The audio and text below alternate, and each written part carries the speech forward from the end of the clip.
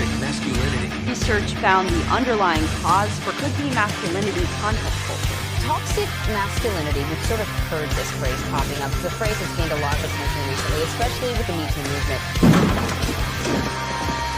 It's showtime.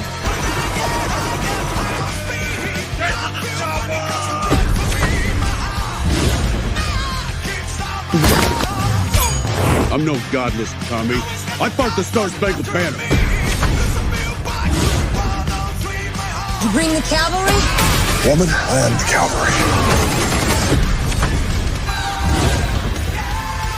They are my people.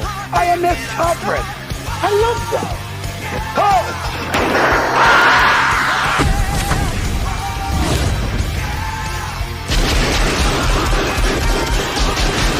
Welcome to the party, pal.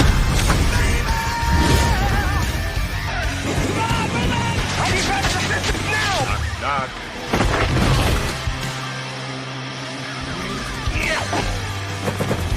Stick around.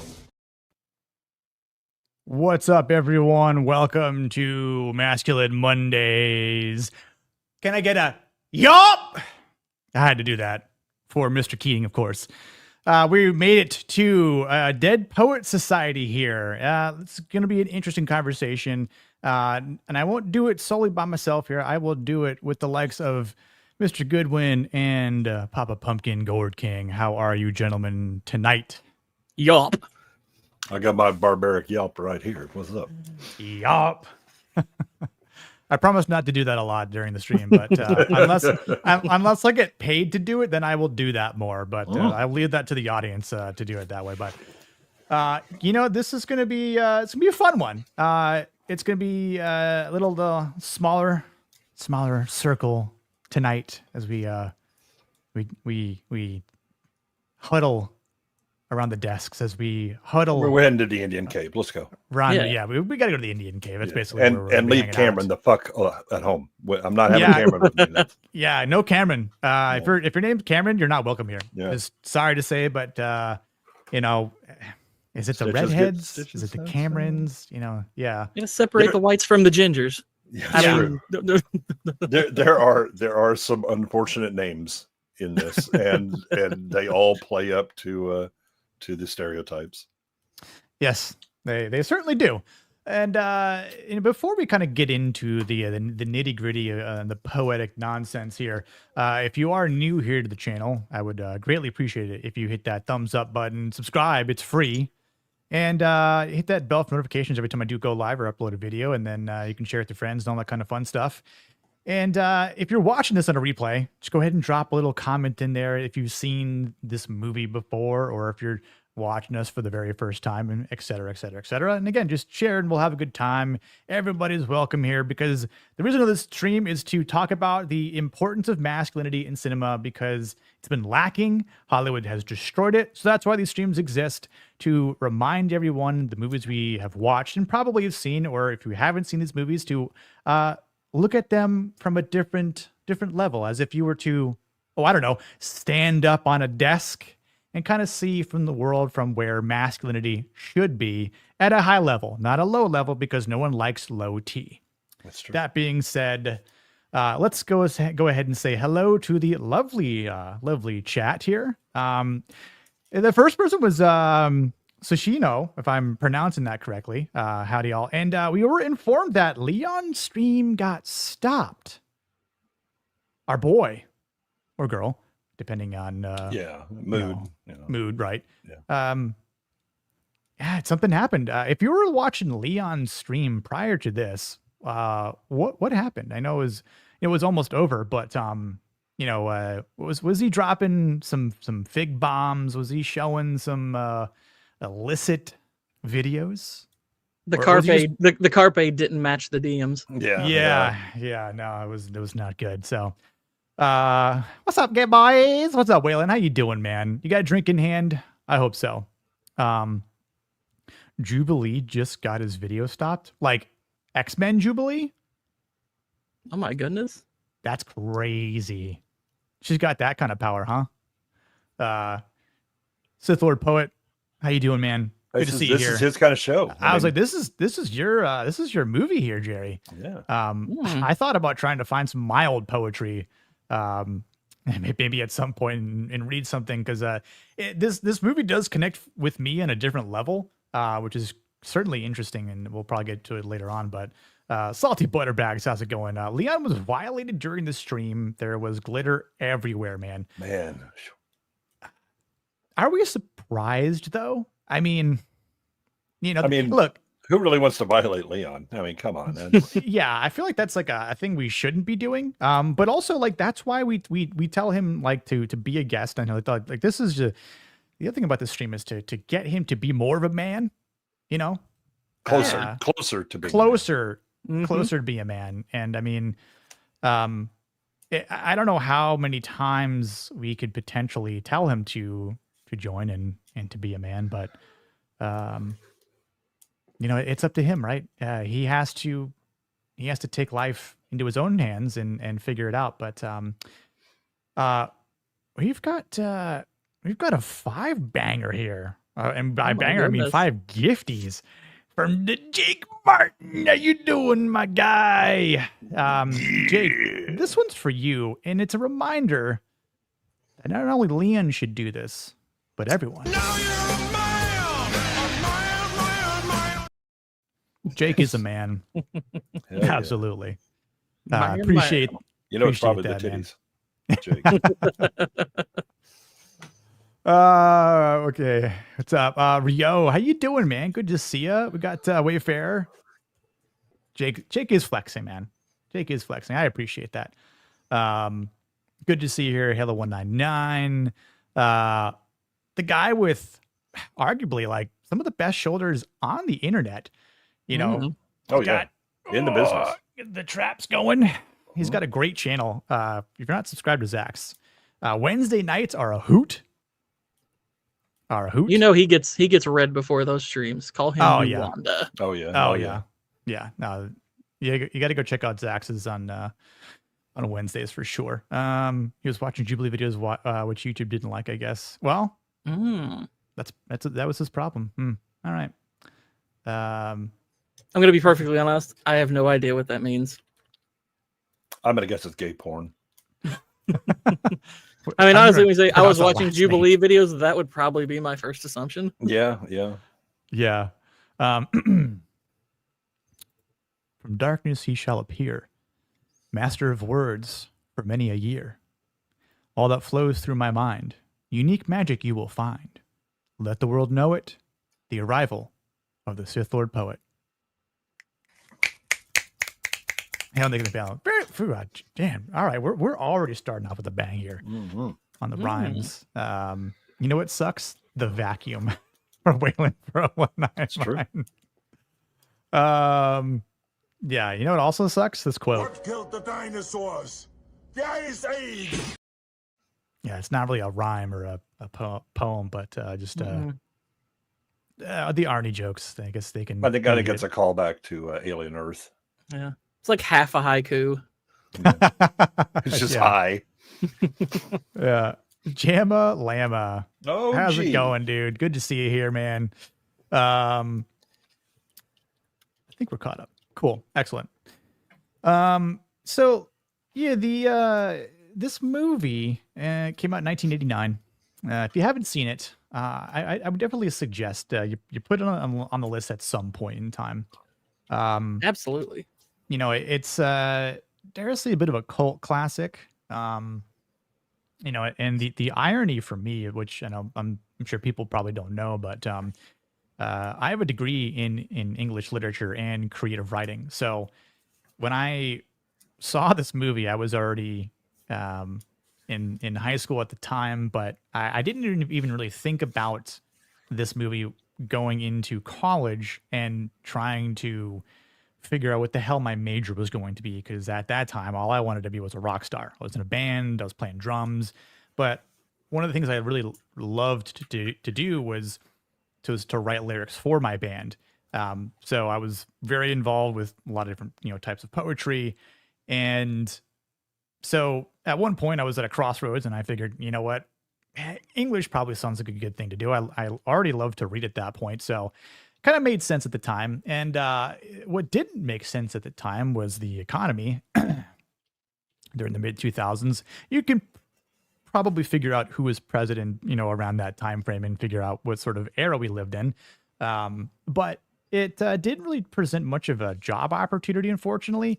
So it was just one of those moments where I at least was focused on writing music and using the skills that I, was sharpening in my, poetry, fiction, nonfiction, memoir, storytelling workshops, as well as reading a mass amount of literature at the same time, and hating certain authors, including Shakespeare himself. I blame my professor for that because I had a Shakespeare class Monday, Wednesday, and Friday mornings at 8 a.m. for an entire That'll semester. wake you up. And definitely will make you hate life to a certain degree, or the choices that I made. So, at that point, I was like, never again, moving forward for the rest of my time in college. But yeah, this is one of those interesting movies where I had a professor that it was my memoirs workshop class that reminded me a lot of John Keating, just the way he kind of presented himself, the way he spoke, the way he kind of taught his classes, that was very kind of like free spoken. And he had ironically, he almost looked a little bit like oh god, Robin Williams. No. I can't think of his damn name. From Nirvana. Kurt Cobain? Kurt Cobain, yeah. He actually kind of looked like him, but he had a more of a rounder face because he had like that sort of long blonde hair, and he had glasses. But near the end of this movie, Neil looks a little bit like Kurt Cobain. He does. Yes. Yeah. It's too bad a woman didn't do it, I guess. But as Leon would say. But it is interesting because again, I haven't watched this movie in quite some time, so thinking about it just reminded me a lot of sort of my college days. And I had a couple pieces of poetry that I got published in my college magazines and stuff like that. And one of my poems got published in one of these books from like the Atlantic, but this was like back in like 2008, I want to say. I don't even know where it is, somewhere in my closet. But getting into the masculine archetypes and themes in this movie, first and foremost, we have Mr. Keating with Robin Williams, and I think for his character, and gentlemen, back me up or tell me if I'm wrong here, but I feel like he, is the model for the intellectual courage, where he's trying to teach, his students to think freely, independently,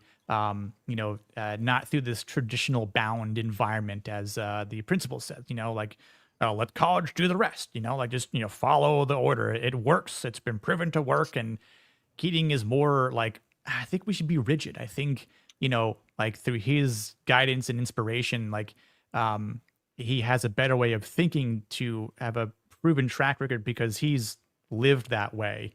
And he's sort of like that living proof, rather than just be empowered by this like systematic dominance. Yeah, part of what's interesting is I don't think he's anti-tradition necessarily. It's more he sees just leaving it at tradition and doing nothing else than there being no individual one is, pretty toxic. I mean, part of what's interesting about this movie, it kind of explores positive and negative aspects of masculinity, and kind of I think an interesting contrast to a lot of the movies that, you've covered here. This explores a subject that I do think should be associated with masculinity, but often gets ascribed to femininity, which is romanticism. Because the romantic poets were men. It's like men are really the romantics, between the two genders. Women are the enjoyers often of of romanticism, but who's the ones actually doing it? So I like that this explores that aspect. This explores a lot of, coming of age themes. Like I said earlier, this also goes into a lot of the negative aspects of, having, trying to live vicariously through your children, trying to be too rigid, forgetting the point. The point of tradition isn't to create drones. It's, to, it's to instill, good things like, routine and discipline and things like that. But at the same time, if you lose your individuality, then what are you, Yeah. Yeah, I think Keating is he's like the voice of a more middle-aged man, that has that wisdom, but I think to some degree he doesn't have enough wisdom. But he's going back and he's basically telling the boys, look, as all young men believe, that they have infinite potential and all that, and be mindful and intentional about doing something about that, instead of I'm just going to go and, oh, it'll happen after college, and then after college you get a job, and it'll happen after that, and at the end you do end up with most men leading lives of quiet desperation. That he is in some way responsible for this, because he doesn't he thinks of the what he's telling the boys, kind of from his mindset. He's not really remembering what it was like when he was young, right? That they came up with the Dead Poets on their own, and so it was like a constrained rebellion. When authority gives you that kind of freedom, then it can get amplified and become worse, right? You are encouraged by authority, so you're not as cautious, you're not as intentional, and you kind of see that with like Cameron's going to join along, which everybody should have immediately been like, what the fuck are you talking about, Cameron? But that Neil and the others, he's like, hey, I'll encourage it because they were kind of like me or whatever. And it was like, yeah, but you aren't them, and what you're trying to bring to them, you have a different role, and it's almost like he's trying to be too much like one of them, but a little wiser and give the knowledge. That there's a balance between, like Gord said, tradition matters, but you don't just do tradition because tradition. You don't have history just because history. It needs to give you a place in the world. It needs to give you a structure in which you understand the world and see things. But then you also have to have the thinking as well. So we really have like these. There's really no. There's no like pure character here, right? They're all flawed to greater or lesser degrees. And you have the rigidity of the headmaster, he's basically become a bureaucrat, but he has a point of view that does make some sense, right? In the same way that Keating has a point of view that is much more rebellious and young, but he's now in a position of authority, but he hasn't really like comprehended what all is involved with that. And then the boys, they're boys. They all kind of take it differently. I think Charlie is probably the best character, except that he's playing with a safety net because his parents are rich, right? Knox is giving up that Chad energy where he's like, okay, I'm just going all in for the woman. All right, you do you, kid. And takes a beating, and he's like, nah, that ain't stopping me. Stop it, because she was thinking about me. Here we go. Yeah. And it's interesting with the group of boys that, they fall in line, but follow what Mr. Keating is kind of awakening in them, with Neil, who he's the dreamer, right? He's the most repressed, yeah. by his family and everything. And Yeah. so this is really water in the desert for him. The problem is he gets a little drunk on it. Yeah, no, absolutely. Because I feel like he wants to pursue his passion, and I totally get that. From just my own experiences, but with acting, but because of his father's control, his courage is repressed, as you said, going to chase like what his purpose is. That he's excited to see for himself, that he's excited to see that he knows he's good, right? Because not just because people have said it to him, or he's gotten the applause, especially since this is like his first time acting in a play, but he knows it deep inside. He knows like this is his calling. This is what he's meant to start pursuing in life. At the age of 17 here, And it really is interesting down the line. We'll obviously dive more into it, but just the way his father, that night when they're sitting down in his office or whatever, is kind of just laying down the law, so to speak. But the way he just completely folds is the exact opposite of what he wanted to do, but he just didn't have he couldn't embody the courage to do that. Well, what's interesting about Neil is the thing he wants to do most is the thing he's really been doing his entire life. He's been acting. And this is something Keating points out to him when he's kind of on that cusp of the play's going to start tomorrow.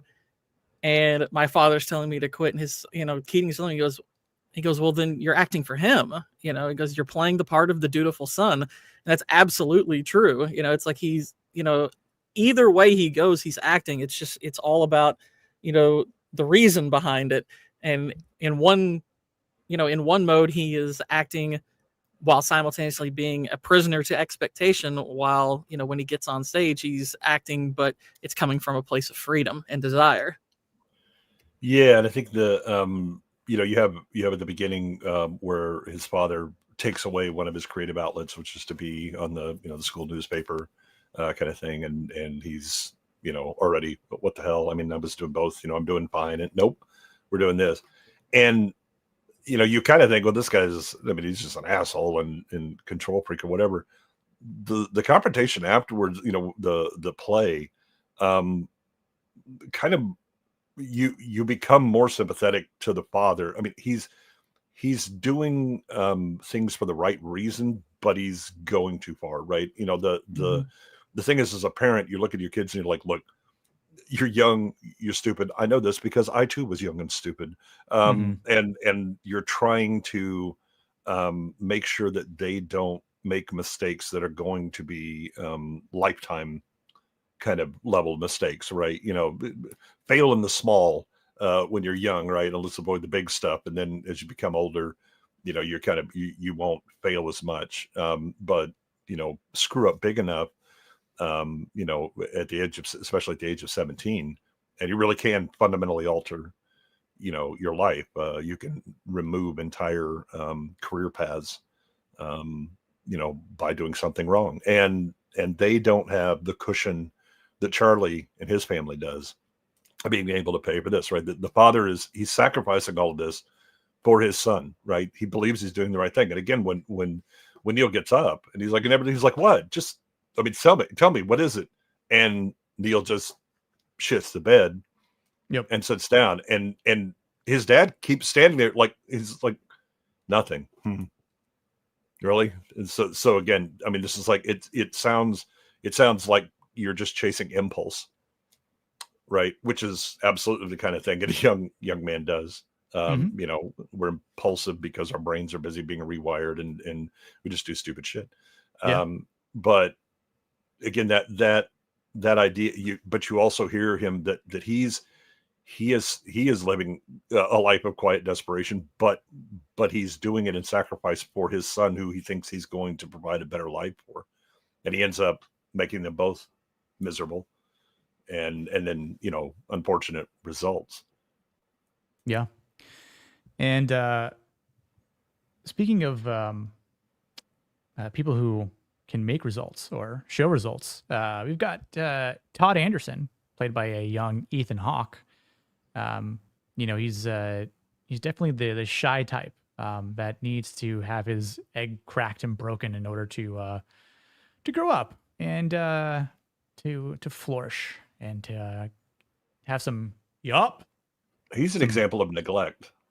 Yeah. So and he's got and someone with an impossible standard to, like, did you hear about his brother when he arrives and he goes, oh, valedictorian, and and at that school overshadowed by his it's like, well, I'm definitely going to come up short against this guy, the older brother, and he's valedictorian. There's no way I'm going to live up to him. And it's the metric he's always been measured against, with his parents.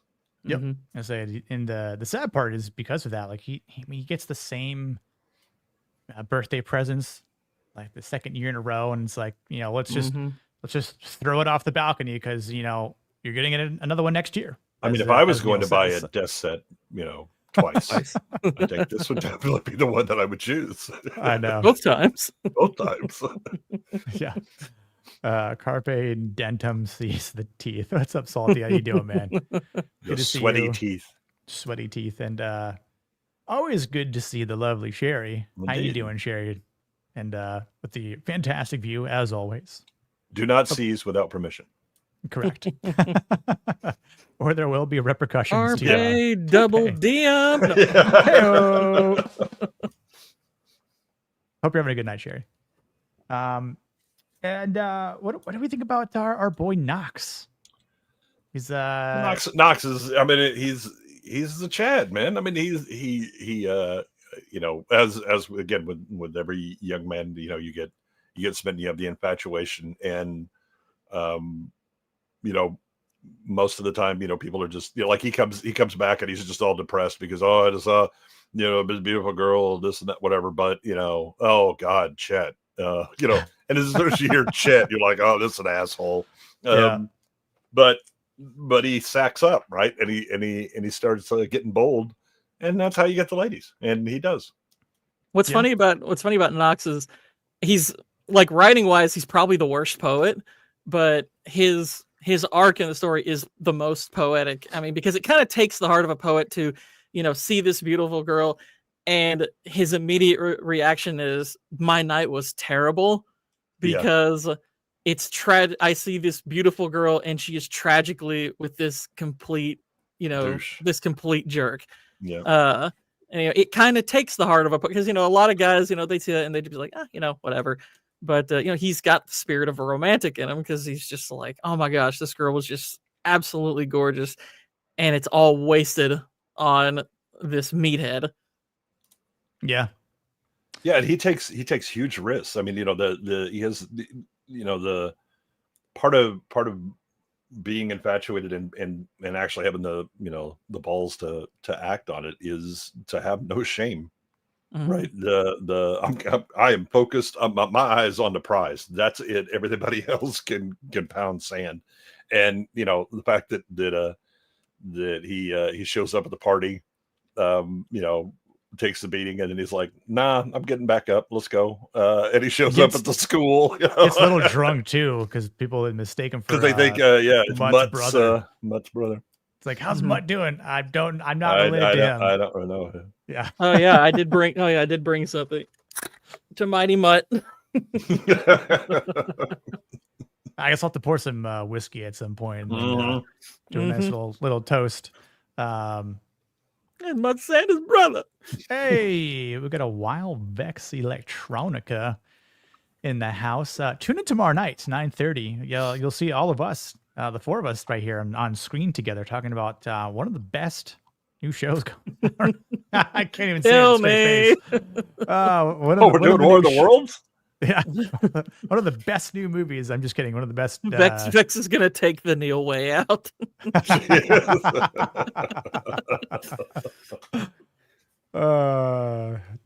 Don't remind us. I mean, listen, we're going to provide the best analytical content you'll be able to catch here on YouTube on this show. Hands down, guaranteed.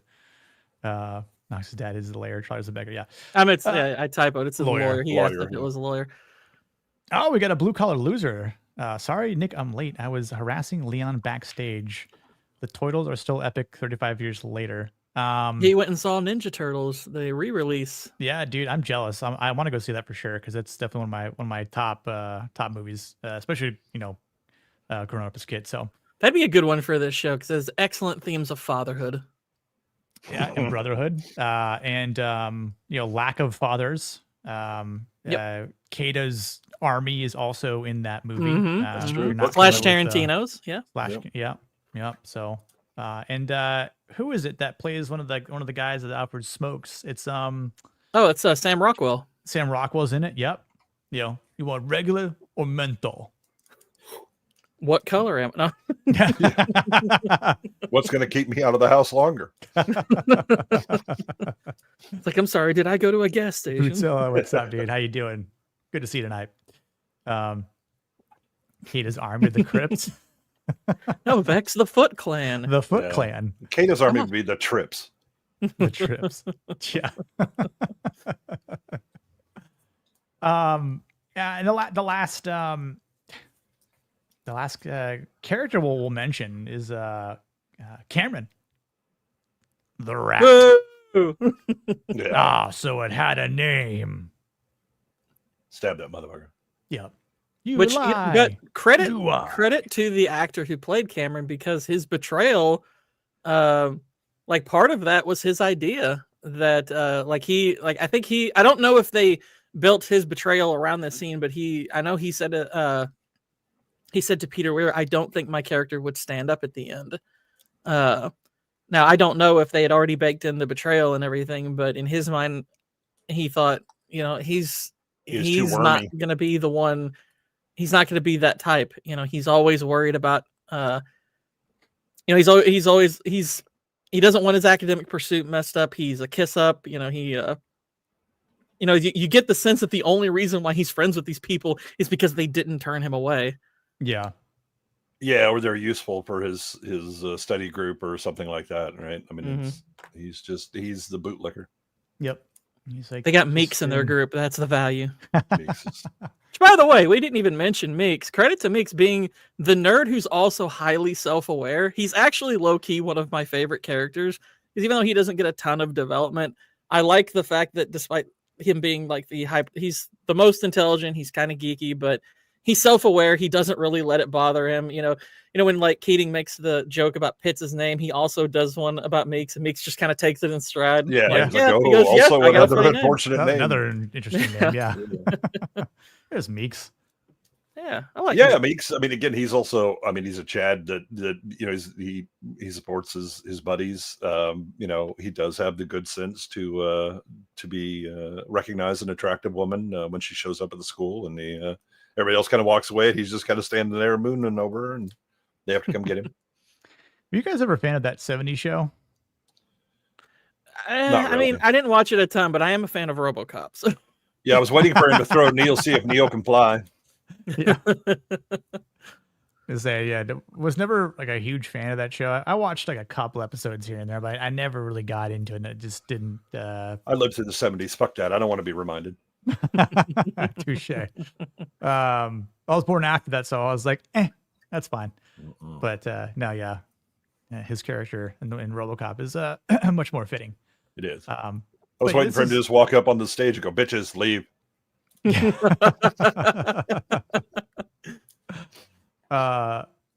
But yeah, this is all basically leading up to the infamous Carpe Diem line that Mr. Keating talks about as he is whistling, and they're all sort of pondering what's going on, because they're just not used to this level of guidance or influence or teaching that Mr. Keating is about to unveil to them. But he takes them into the hallway to look at old photographs of past students going. I believe I have a screenshot of it, but I believe it's 1900 is the 1900. one. Yeah, and just he asks, what is this from? He recites a poem, and then what does it mean? And then Meeks is the one. Gather ye rosebuds while you may. Yep. And Meeks is the one that says Carpe Diem. No, he says Carpe Diem. Does anybody know what that means? Carpe Diem, right. Seize the day. Seize the day. Yes, because he specializes in Latin. They set it up. Yep. I also liked how this scene acts in contrast to everything we've seen up to this point, because the movie starts with it's showing the kind of the traditional aspect of the school. You've got Nolan, the head of the school, talking about gentlemen, what are the 4 pillars, and they announce it boldly and proudly, and he talks about the success rate of the school, all that. They have all these shots of the various classes they're in and how rigid they are. I do like the Latin teacher, because he is kind of a really nice balance between the two concepts. He trusts in the rigidity, but at the same time he is an individual. That's why him and Keating they get along. Like he genuinely is a believer. It's not about prestige. You get the sense he probably does love what he does, and he probably does love the tradition. But then he catches himself getting into kind of that rut, and so that's why he kind of has that little conversation with him and Keating Yeah. Where he's like, I never, pictured you for a cynic, and he's like more of a realist. Yep. Yeah. And so Keating then he does the poem, and he's like, Tennyson? Denison? Keating. Yeah. I've got a clip of that. No, but yeah, I mean, I really enjoy this scene. I think it is important because he's planting the seeds of being independent here. Well, remember, you also had the when the boys get together in Neil's room, and then they go, okay, what are the 4 pillars? And then they, it's excrement and horror and all that stuff. Yeah. But they're in hushed voices. It's right. like, Because again, the rebelliousness is always there because you're young guys. I mean, that just comes with the meal. Yep. Yeah. And I mean, I think this is why it's masculine, I would say, is just because it's, again, like he's trying to challenge the boys to define their own values instead of like, inheriting them inexplicably. Like, I think he's able to frame the action and purpose to them and use the students of old as an example, like those that came before them, right? Going back. Well, it's the reminder that years. That every generation believes that they are the first to do X, right? I used to joke with people. I was like, I know, like my kids or their friends was like, I know that you believe that you invented sex, but how the hell do you think you got here? Right. So let's just slow our roll here. But everything is, oh, this is the first time. It's not. And what he's doing is he's giving a perspective that, just as you are now, these were then, and this is like 60 years ago. And as he said, most of these people are, providing fertilizer to, for daffodils that, that they're dead, but they had the same dreams. They had the same beliefs. They were, they were, you couldn't harm them. They had the world by, the short hairs, and we're going to do great things. How many of them did? Mm-hmm. Yeah. And he's trying to remind him. He's like, look, he's a line where he's like, he brings up these various professions. He's like, look, these are all noble pursuits and everything, but he's basically trying to convey the message, like, whatever, wherever your education takes you occupationally, whatever your job is not who you are. You have to remember why you're doing those things in the first place, which, granted, there's some people who actually become so, great at what they do that they get to do the actual thing they love to have a living. But even if that's not what you get to do, you need to find reasons to do those things beyond just, well, it earns me money or to have a life outside of that, right? It's like you have to be more than that. Medicine, all of these are excellent for life, but romance, poetry, all that. That's just the reasons that we live, Mm-hmm. right? And it's not enough just to go through the mechanics of sustaining life, right? That's not truly living. Yeah. Yeah. I was also going to say, I think, in these scenes here, he's also, I mean, when he's talking about carpe diem and why it's important to seize the moment, because he's teaching them also that, that we're all eventually going to die. So like, this is also a little bit of a lesson in mortality. And he's using that as a motivator, like through what I think is a little bit of a conviction here, that there's, no authority beyond like his presence in words, and that like, respect is earned through inspiration, and that they don't need this sort of reinforcement from anyone. Like, as I think we see later on, which with the Yop breakthrough, he's telling Todd to block out the laughter. Like, don't focus on that. Like, you don't need them to understand like what you're about to bring forth to your own character. And then because then they all end up clapping for him. So like then he earns their respect because of what he's able to do and not be afraid to speak and to recite his own poetry, or just think in the moment, or just start ripping things off of his mind. And even though they might just seem wild or flat or just nerdy, but Gordon, I was gonna say before, I think the worst poet in that class is probably what's his name? The one the set on the mat. The cat set on the mat. Well, yeah. he's it's hard to say because he never tries. He never tries. That's true. However, he is one of the ones that stands up on the desk. Yeah, because I know. Keating, Yeah. Keating doesn't shame him, right? Yep. I mean, he gives him a critique, right? He knows he's taking the piss, but he's like, hey, look, brevity is great, and focusing on something as simple as a cat or a flower or whatever, that's fine. But he's like, I think yours would be the only poem in history to score negative on Mr. Pritchard's scale. Yep. By the way, that is low-key one of my favorite things about this movie is this movie actually has a lot to say about criticism. I don't necessarily agree with every one of its conclusions, but it actually has some interesting thoughts on the idea of criticism. Mm-hmm. Well, and especially with something as subjective as the receipt of, as a someone who is seeing a work of art. I mean, that is always going to have a subjective impact on you.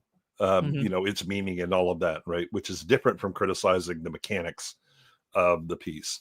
But yeah, that Pritchard essentially takes all of the romance out and all of the real meaning for it and just makes it purely mechanical as to how you can evaluate the quality of a poem or not. It's like, get the fuck out of here. Well, yeah, and what's so funny about his scale is that I'm willing to bet that you could probably apply this to a lot of so-called critics and the way they scale things. Oh yeah, because like what's so funny is like the way it's presented as this really intelligent way to critique poetry. And I'm like, do y'all realize how purely subjective that scale is? Well, we have to measure its importance first, and I'm like, well, how do you measure that? And it's like, what do you mean measure the importance? Yeah, I mean, it's scope on the, is it merely philosophy? Is it meta philosophy? We're talking about metaphysics.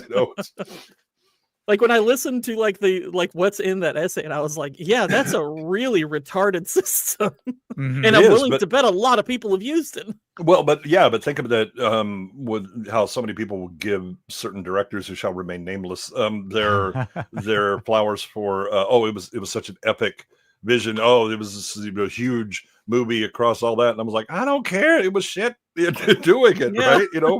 And it was like, well, it was competently, and I was like, it's not. Stop it, But they give extra credit because of its import. This is an important piece of cinema. Is it really? Charge the Light Brigade. Is it here? Yeah, dude, I love me some Tennyson, honestly. And one of the things I just thought about too was we often said this in some of my poetry workshops was that even though we might write some things in college, and if we try to publish them, or and this was again like back in the late 2000s, so Facebook was still in only the college realm. I don't remember. I think MySpace was still up there, but the jokes were that we would like still try to find purpose in publishing or trying to publish your poems or your stories, and because it's not that you would become famous now for your works, but after you die, and then your work would that's how it works for most artists. Like John Keats is one that comes to mind. Man only lived to what, like 20 in his 20s, I think, if I remember correctly. Is it Keats that did Give Me Women, Wine, and Snuff? I don't remember off the top of my head. It might be. But it was one that I was like, so again, for a generation that thinks that they have come up with something new, like sex, drugs, and rock and roll. So you have a poet says, give me women and wine and snuff till I cried out, hold enough. You may do so sans objection till the day of resurrection, because in my heart they will always be my beloved Trinity. Women, wine, and snuff. I know it sounds like sex, drugs, and rock and roll to me. Let's go. Yeah. By the way, one other thing on criticism, if you want to read one of the, in my opinion, one of the worst movie reviews I've read for any movie, Roger Ebert's review of this movie has one of the dumbest paragraphs I've ever seen for a film. Because he did not like this movie at all. And I'm like, okay, it's fine if you don't like it. But the way he frames the betrayal scene with Cameron, I was like, did you watch the same movie I did? What are you talking? Like, he thinks the scene is completely false and was just there to have violence in the movie. So people would cheer at Charlie punching it. I'm like, that's not a scene where people really cheer. It's kind of sad, but I'm like acting like that's like not consistent with Cameron's character. I was like, did you not watch this?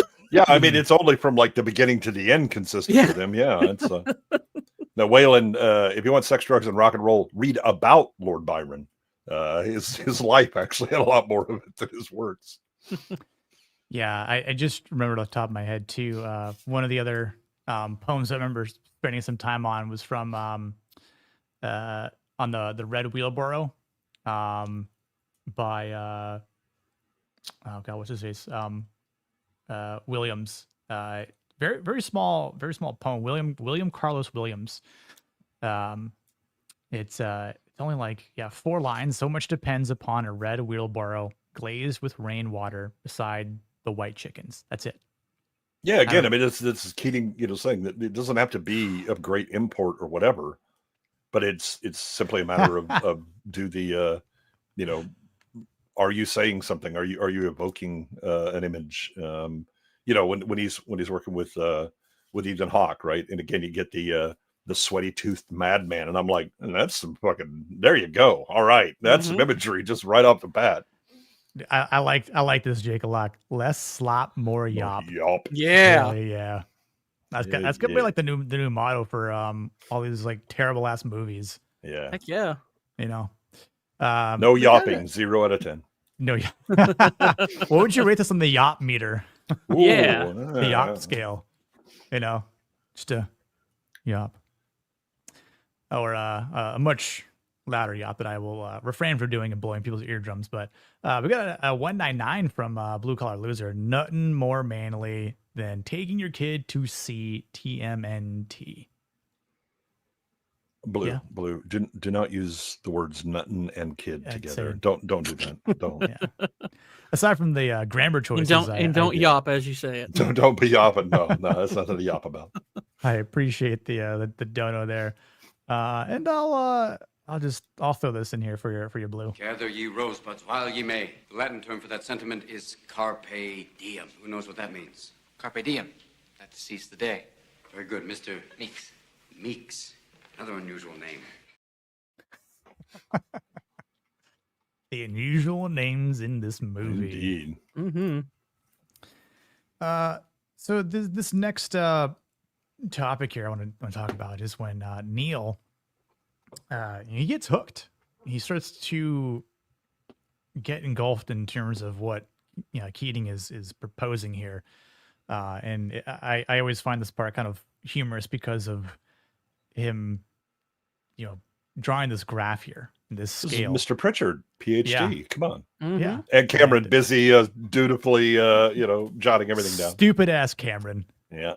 Oh, let me go ahead and just like exactly jot that I should be. Yeah. Well, even after their first lesson, what was the first thing he said? Think he'll quiz us on any of that later? Yep. Yeah.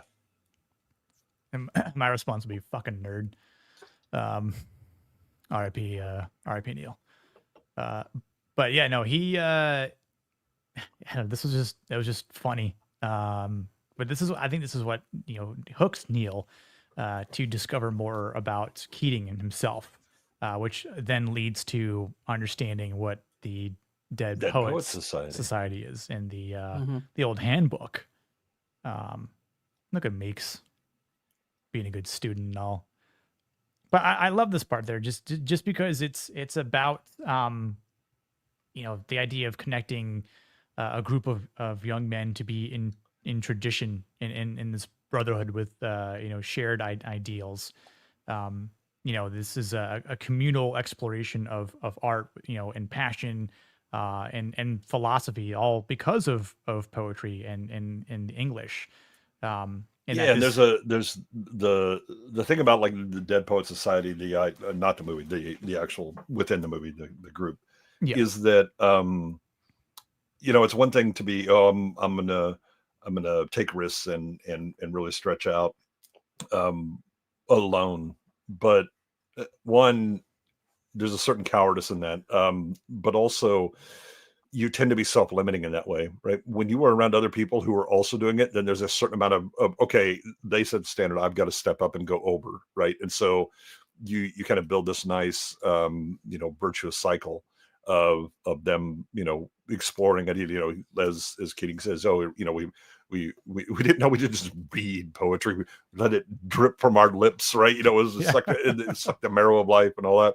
And so they show up, and like the first time is a bit of a shit show, right? Where they're just like, just read some stuff, and half of them are like, I don't know if I should be here or not, right? But they start to get into it, and you have kind of the instigator, the guy that's driving it, Charlie, who just keeps pushing it on. Who also, by the way, is the first one to rip the pages out of the book when Keating offers it.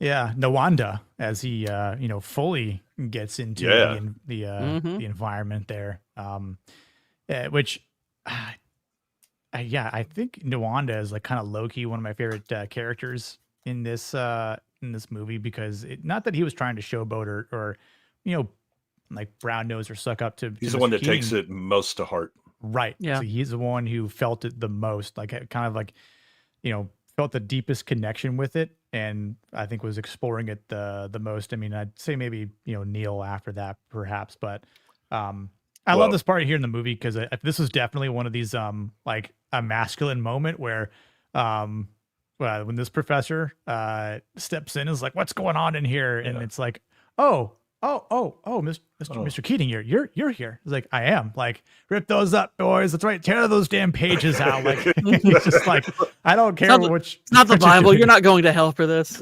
Right. Yeah. But all the kids like look back at him like, yeah, that's right. Yeah. Can't fuck with Mr. Keating.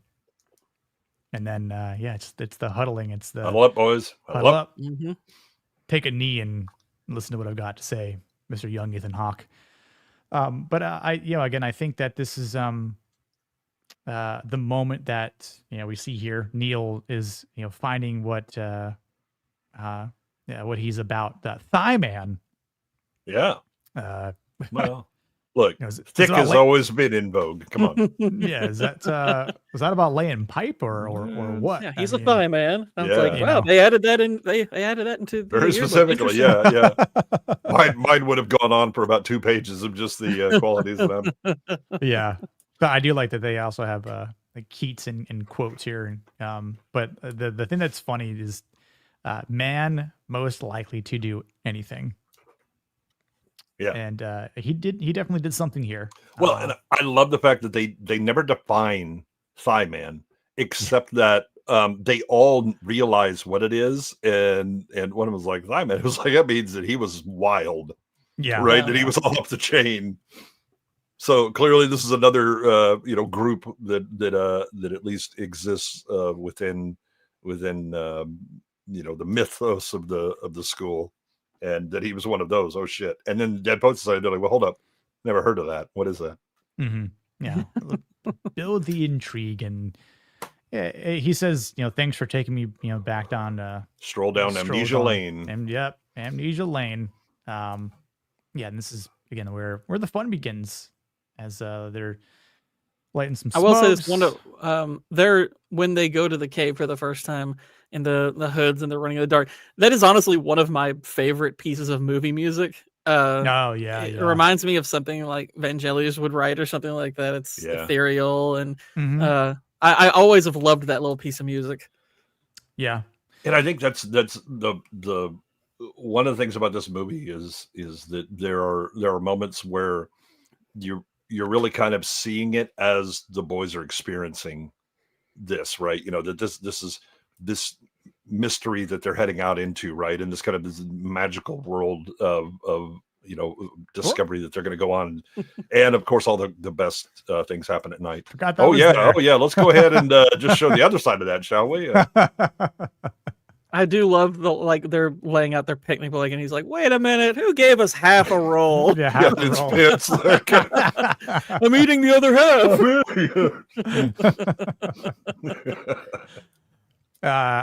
It's like I feel like we would have been the guy that just would have written a poem on the back of a nice little magazine cover like that, because look, visual things always help when what else when did you're I reading have? poetry. Let's go.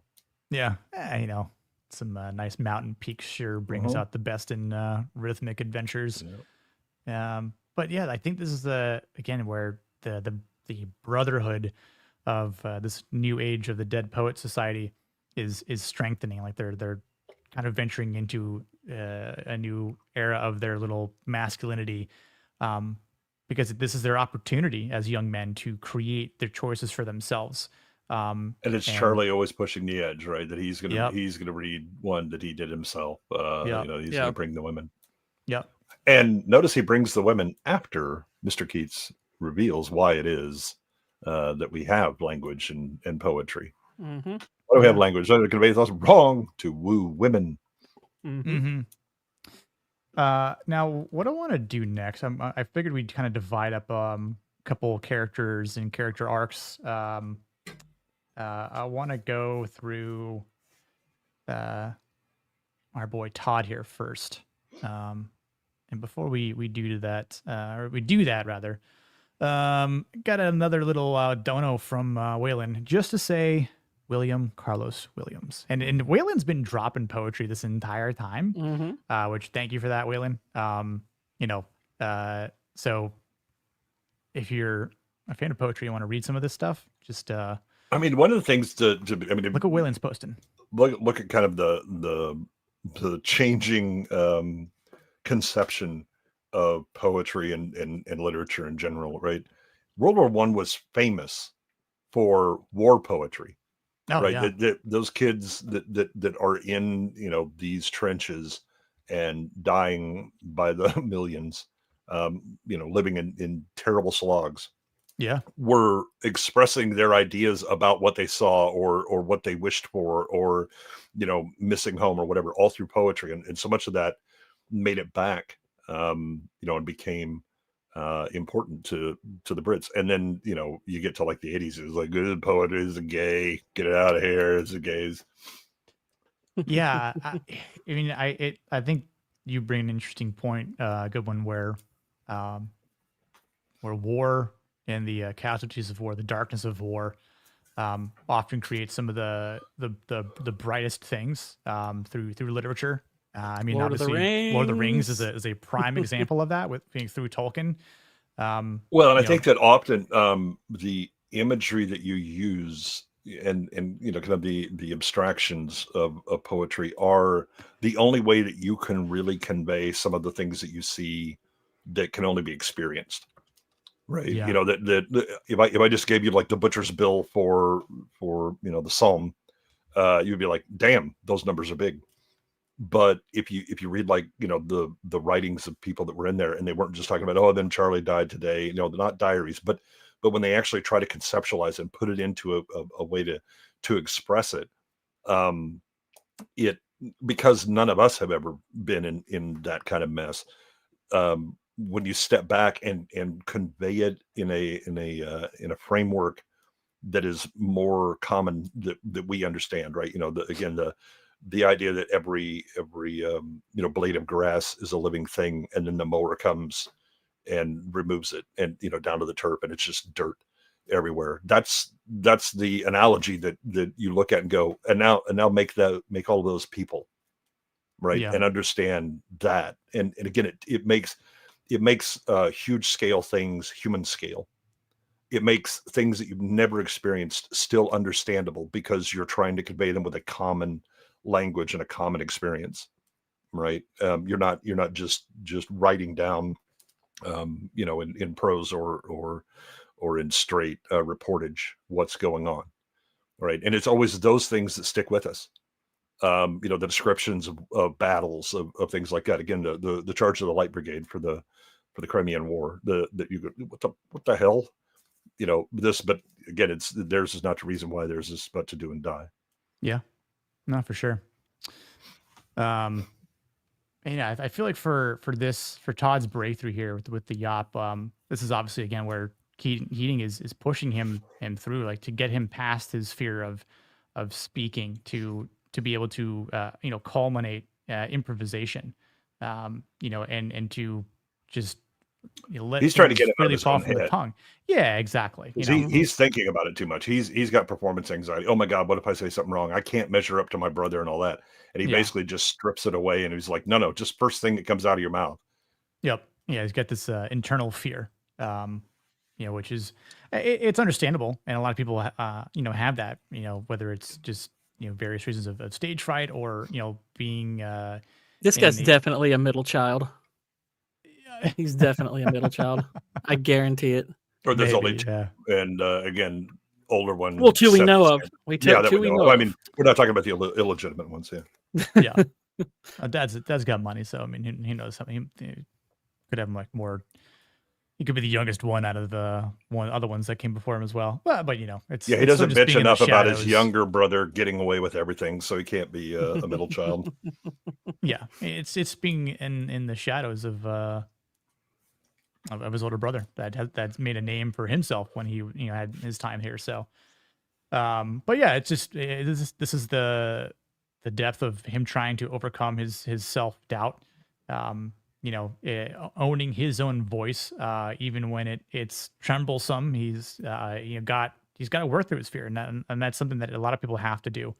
I mean, I can remember the first time that I played on stage in a band, and even being behind drums, it's like I'm stationary. I'm not moving around like my guitarist or my singer, where they don't have to look at the crowd or whatever. And there's only so many places I can look while people are just kind of staring directly back at me. So but then I started taking my shirt off at shows, and I just didn't give a fuck. That was all right. And I was like, hey, you know what? Like, it kind of all worked out for me in the end. But and a lot of times what you have to do is like Neil, you have to play a role to kind of hide behind that and let it be the shield that I'm not really putting me out there.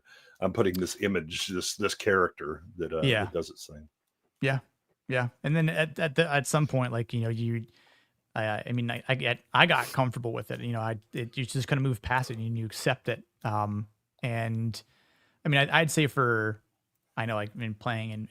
music as an example, where there'd be times that we played in front of larger crowds, playing at a bigger, stadium or whatever it is, playing at a big festival, a noticeable head count has been upped. Means there's more eyes, more ears, that you're trying to make an impression on, that you're trying to impress, trying to buy into your brand, into your product. I mean, even just those small nuances, like, oh God, what if they hear me miss a beat, or I drop a stick, I break a stick, I mean, most of the time, no one's gonna know, and if they do know, it'd be like, he broke a guitar string, or his pick flipped out because it's hot as hell in Florida, and it just it kind of happens from time to time, but you just kind of gonna have to laugh at it, and I feel like that's sort of what Keating does here. I mean, if you want a real boost to the ego. Yeah. When I was I think it was a freshman in high school, and I was doing a vocal solo at a music festival, and I ended up getting like AP performances. But the last one I did there, I start singing. I get like 2 lines into the song, and a girl threw up in the room with us. It was because she had something to eat that was bad or whatever. But yeah, you're singing along, a girl throws up and is like, oh, I see the critics have showed up early. All right, here we go. That'll check your roll a bit. Yeah. Yeah, for sure. But I know it's a good moment, because I feel like after this point, this allows Todd to be the first person to stand up for Keating in the end, and to have people follow him, into believing what he feels is. He has a real sense of, I mean, for all of his timidity and his concern or whatever, he does have a strong sense of right and wrong. Yes. Mm-hmm. Mm-hmm. And that's what really overcomes, where he's just like, but that's not what happened. His parents are like, shut up, you just signed the damn thing or whatever. And you can just tell that's not sitting right with him. Right. And so read it closely. Yeah. All right, Dad. But that's not right. Shut up and sign it. Yeah. I say I'll play. I gotta play some for Waylon. I did not forget. This one's for you, Waylon. Now, in this class, you can either call me Mr. Keating, or if you're slightly more daring, Oh, Captain, my Captain. Oh, Captain, my Captain. I like the fact that that's the only way that they get him to turn around when he's walking across the quad. I know. I love that so much. Gentlemen. Gentlemen, yes. There's an, oh God, what was the other time? That they Well, he had to says do that. "Aye, aye, Captain" after Aye, aye, Captain, after yeah. he corrects Charlie for Yeah. taking it too far. Yeah. Yes. Yeah. Yeah. I think they refer to him as Captain at When the they're play riding as with well. him, See, maybe it was at the play. Yeah. Yeah. Yeah. Like, Captain, is that all right? Yeah. If we walk home, Captain, like, yeah. Go ahead. Yeah.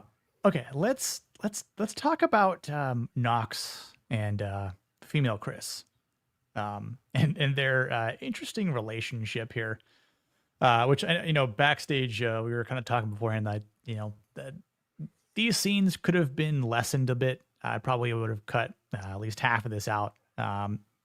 Which would have saved probably several minutes here and there, and I feel like you still would have been able to get the point across as to who Knox is, what he's going through. Because again, like I did think I mean from just because they decide that they want to have a select number of characters really have growth. Knox is probably while you kind of look at it at times and you're like, really? I mean, it's almost necessary to show, because he has to he really has to go from, oh, I just saw this and I'm miserable, and then he gets inspired to take some risks, and you have to show him not just, oh, he just took a risk and it worked, right? That he's getting bolder, right? That the perseverance is there, and he's willing to go through whatever to make this work. Yeah, and like this is kind of like part of what I like about this, because I don't know if I would remove any of the scenes here, because it takes you on the stage of an arc. Here he's like, he's got it in mind, I'm going to try something. He comes kind of dressing the part of probably one of them. He kind of has like, he's got the sweater tied around him, and he's got kind of this preps, this preppy look to him and everything. It does not really look like him. But he shows up and, he sees her and he's like, okay, I'm going to make move. And then he sees Chet, which, by the way, parents, if you want your son to become an absolute douche, you name him Chet. Name him obviously. Chet. Yes. That's just asking for it. You don't see a lot of fat guys named Chet. Who's the bigger douche, Chet? This one or the one from Weird Science? Oh. Bill Paxton does a great douche. I would say Bill Paxton, because this guy, honestly, we don't see a lot of his douchiness. Like even him beating up Knox, you're like, that's totally understandable. Yeah, I mean, made a move on my girl. Yeah, we're like going. Chet's not necessarily a bad guy in this, other than what we're told about him. It's like, pretty much everything we know about him, it's like, these are reasonable reactions. He's just I don't think he's in the wrong for responding the way he did. No, I feel like he's totally right. Yeah, especially him being at a party where you're intoxicated. So, I mean, the first thing you're gonna think about is like, whoa, bro, like you just kissed my girlfriend on the forehead, and she's unconscious. Other mood, yeah, unconscious. Like, you trying to yeah. Use that 4-letter Mud R word Santa's or brother. what? Yeah. He's feeling up your girl. Yeah. So no, warranted. So yeah, it's like what else aside from that makes him to be a bad guy, right? I mean, he does. That, I'm like, that's not bad. I'm like, that's a totally understandable. Maybe Knox reaction. is the real. He is. I mean, he's been well. Knox is definitely a douchey teen. He also understands. I mean, Knox knows. I mean, this is the man code. I mean, if you're gonna move in, and we all have, you take a risk that may involve, throwing some hands. But I think that there's like one scene where Chet is like speaking in a very like possessive tone, not to her, not get away from him. Right. It's basically like, I own you kind of thing or whatever. And I was like, all right, slow your roll, bro. That's getting a little beyond the pale. You haven't put a ring on it. Let's calm down. Yeah. Right. Yeah. But I mean, like, I will say for Knox, right? Because again, like it's cool that he sees her and he has this massive crush. Like he's infatuated with her, literally. Yeah. And what's funny is, and I don't even know if you see her more than just a glimpse of her in this movie, but the Danbury's daughter, who she actually brings up, it's like, I can't remember her first name, but such and such Danbury is here. It's played by Lara Flynn Boyle, who wasn't a bad looking lady either. But no, yeah. But I'd say for Knox here, like he is making this risk, right? And this is obviously what he's learned to do through. But why is he showing up for this? Because she was thinking about me. Yep. You know, in the so you're saying there's a chance. Yeah, I forgot who it was that said like, well, she's probably not going to be alone, right? So no, it's not like, dude, she's not planning to go to that party with you. It's a chance or whatever. All this stuff. He was like, that's what it was. Yeah, but that's not the point. He's like, what is the point? And it's just kind of he fumbles for a bit. He goes, the point is she was thinking about me. He's like, actually, I didn't think that far. No, I just heard what I wanted to hear. Yeah, he gets thrown down on the ground. Was it a table and then the ground? I forgot. But then he's getting that sort of right punch there. Nice little bloody nose, but it's Chris that kind of intervenes, but still same thing. Like the entire time he's like, I love her. I'm like, bro, you don't even know her. It doesn't matter, man. Which she says, but yeah, like, it's not. Yeah, I mean, like that's the whole thing that Keating talks about, like the power. That's the power of love. Well, that's the power of infatuation, especially it's first teenage loves. infatuation. Oh shit, here we go. Yeah, right. I don't think that ever happened to me. I don't know if that's ever happened to anyone watching. Which if it has, and it worked out, and y'all are together this day, a date and time, then kudos. I will say that I may or may not have engaged in behavior like this, and at least I learned. Yeah, I did get the girl. That was a mistake. I should have not. In hindsight, I should not have done that. That was problematic, but it did teach me some valuable lessons. Yep. Yeah, it's interesting how Knox definitely keeps playing his cards and tries to woo her, and I mean this is a ballsy move here. I mean, that's why I say it. I mean, again, if you're gonna go, you got to go bold. Yeah. All right. You got to be fearless on that shit. Yeah. I mean, he goes all in. He goes into her classroom, and then reads the poem in front of, again, people that he, might know he's from never school, met, but like, and he's already been laughed. And he's already been like laughed back into his seat by his peers when he read his first poem. Now, granted, this is a better version of that. I will give him that. He saved his better poem for when he actually went to her school. But it's like, holy crap, he's kind of humiliating her in a way, but it does have the desired effect. To speak on one other thing though, because you brought up thinking maybe there was too many scenes. I actually would have added one early to I would have added I would have given a slight addition to his interactions with Chris, because her thinking of him, I don't think there's enough there to even kind of justify that.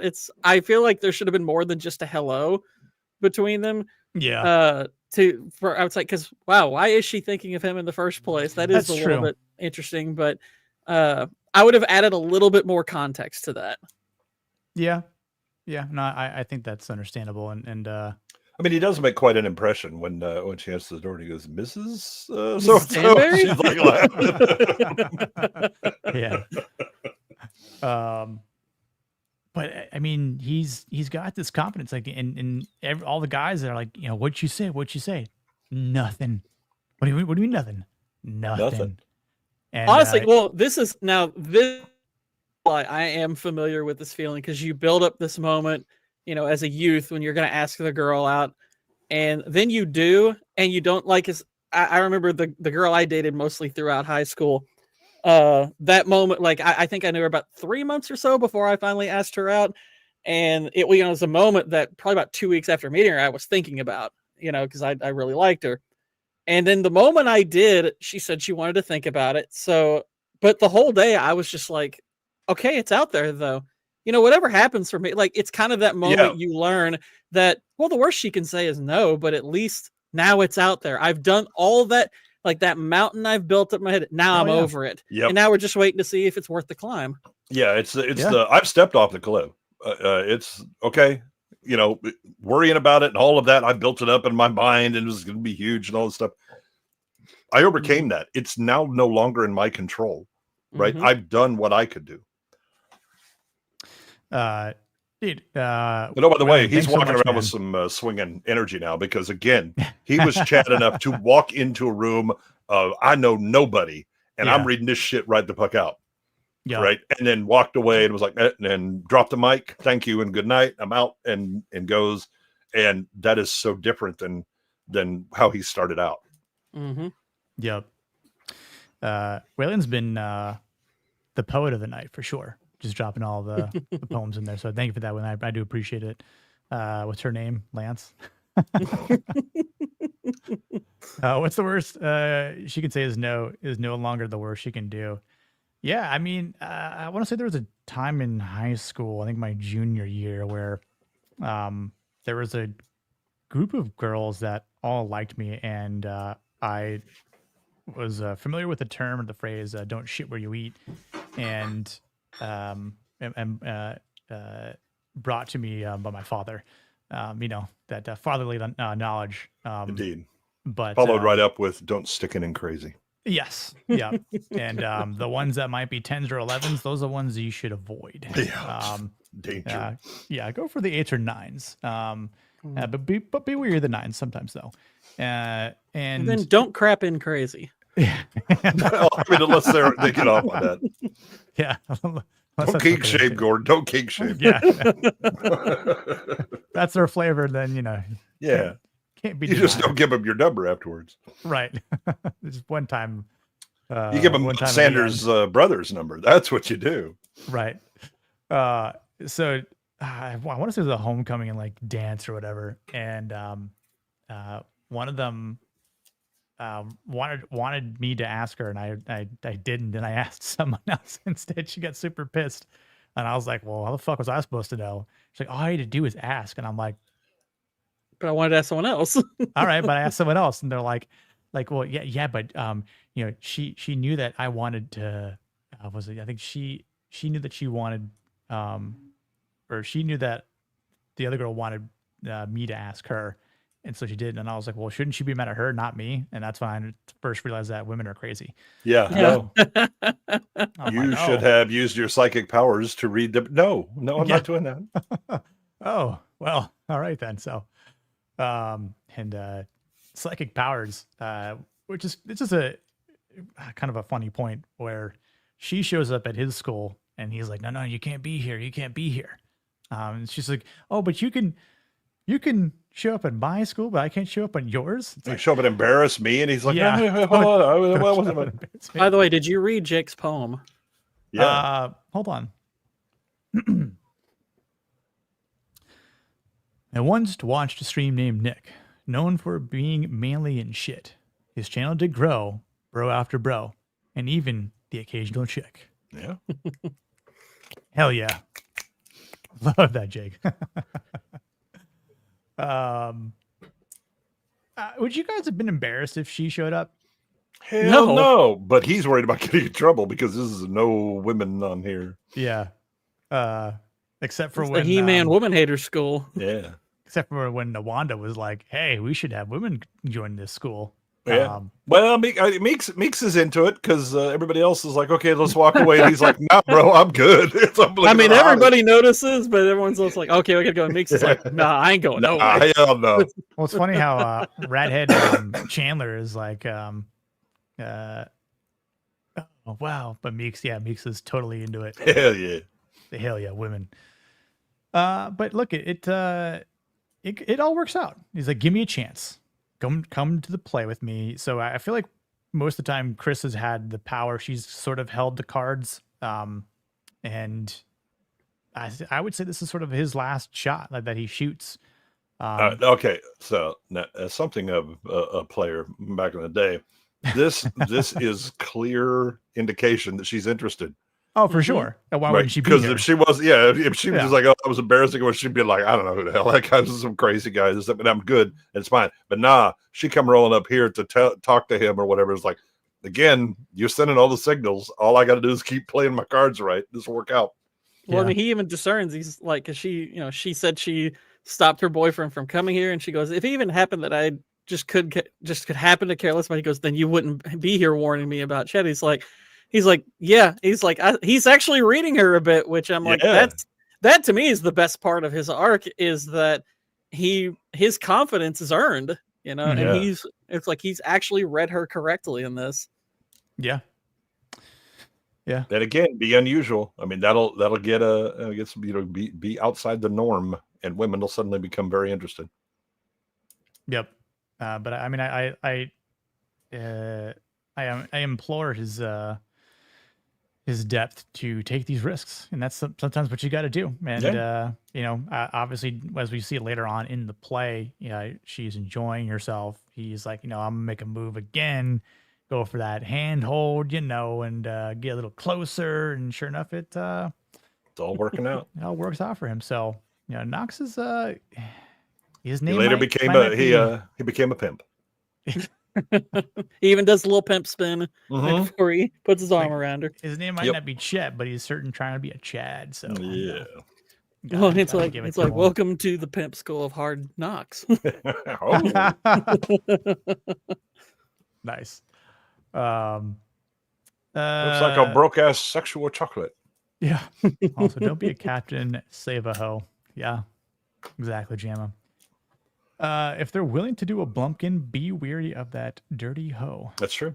Yeah, or even to look it up, Bex. Yeah, so if you don't know what it is, you can ask our dearest friend Vex as to what. You can also ask Hosty, because Waylon and I got him to look it up. Oh, really? Oh, no. Oh, yeah.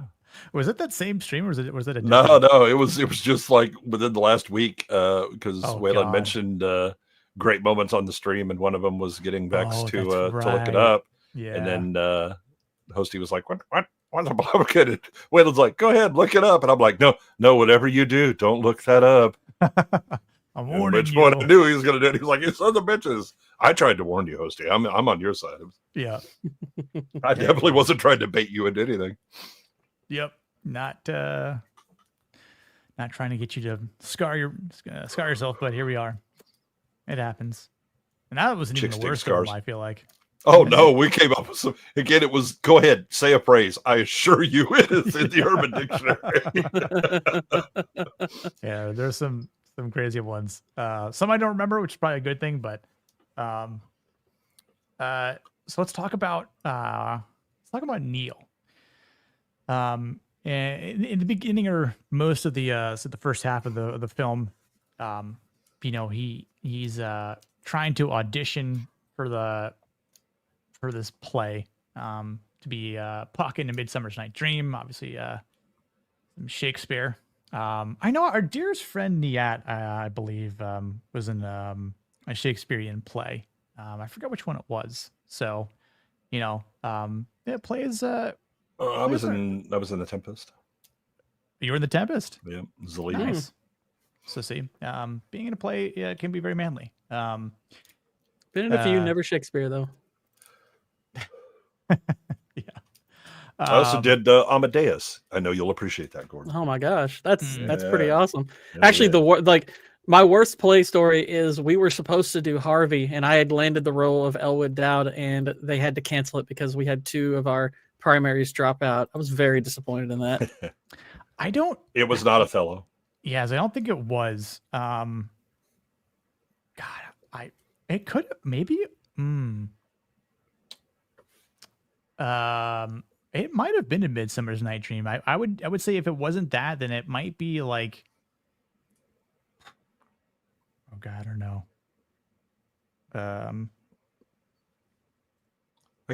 Was it Henry V? It might have been Henry. I don't know. My favorite Shakespeare is Titus Andronicus, because it is the most violent. So just okay. There's some violence here in Shakespeare. So it was the most violence, I should say. There's obviously other violence in other Shakespeare, but Hamlet has some great like side characters that you're like, okay, I don't want to be the lead. I want to be like one of these guys. It's get a lot more fun out. I hope it wasn't Macbeth with an Aussie accent. Well, to be fair, it was in Australia, so they all had Aussie accents. Yeah. Although that would have been funny if it actually was. So funny enough. Like she does protest too much. My my old punk band when I was in high school, like going into college, our band's name was called Drowning Ophelia. Oh, nice. Yeah. I was like, I kind of want to bring that back, but so someone else might have taken it by now. I don't know, but all right, we got a fan of the Tempest. There we go. There is a Tempest in me. Oh God, no. No. Wait, what? You have not seen what I have seen. Yeah. Worst announcement of a period ever. Exactly. Yeah. So the whole shtick of Neil here, as we can see him writing as typewriter. This is not some of your best ideas here, Neil. Stop it. Yeah. Writing on behalf of my son, which he's pretending to be his father, because he's defying his father's prohibition to audition for a play, because his father has already set the role to go to Harvard, they become a doctor, and that's it, and it's like, well, that's another 10 years of life. So it's like, I'm just doing this because this luxury wasn't given. I'm giving you opportunities that I never had. Right. So and that's not what Neil wants. Neil doesn't want what his father wants, and I know a lot of people go through that same. The good news is that as a parent, you listen to what your child wants. That doesn't mean they get it, because they're children. Yep. And the one thing that obviously could have happened is maybe his father did listen, and he did give the opportunity to Neil to speak up, right? It wasn't like he didn't. Obviously, maybe in the manner it happened wasn't the best. It wasn't the most inviting. It wasn't the calmest. But again, if it's this is your passion, okay, then tell me. Yeah. And nothing. Oh. I mean, granted, he does add to that, is it more of this acting business? Because you can forget about that. Yeah. But at the same time, it's like, if he, it's kind of like what Keating said, is like, you think you're in prison, but even if he says no, it can only last until you're an adult. It's like when you hit 18, you'll be able to make this decision yourself, which he's not far from. Yeah. But he's got one more year. But also, as a child, he thinks everything is now. Yeah. Right? Well, and what he doesn't understand about Neil is like that grip his father has on him. It's more than just orders. It's the expectation is part of that weight that's on him. Yeah, and the sacrifice that the father is making to make sure that he goes there again. They're not rich like Charlie's parents. Yeah, and there's a scene that I'm glad that Peter Weir and them deleted from this movie, because I think it would have just solidified the villain role in his father, because you got the part where they're leaving the play, and he tells him, I want you to stay away from my son.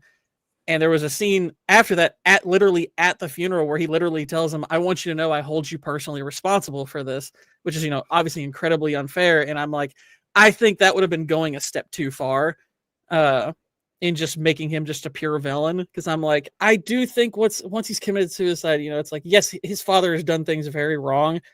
But there is good intention behind him. It's like, I don't think it's wise to vilify him. I remember seeing that deleted scene and just thinking, I'm glad that's not it makes him two-dimensional, one-dimensional mustache twirling bad guy. Because again, when he discovers Neil, I mean, you see it break him.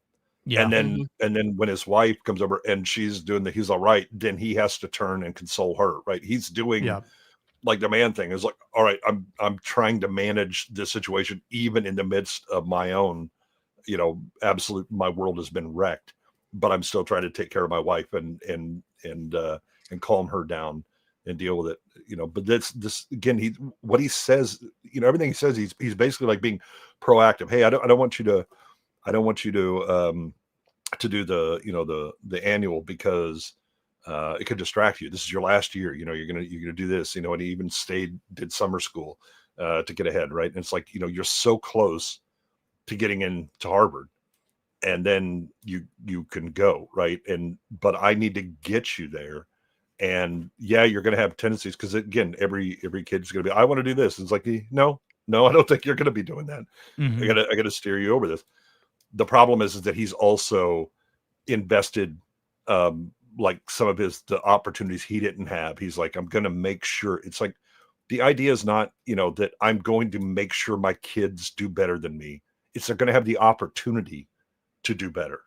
Yeah. Right. That's a subject, not the outcome is better, because they become adult, they make their choices, right? And it's their lives to live at that point. But you try and make sure that they have as many options available as they can for when they start making those choices.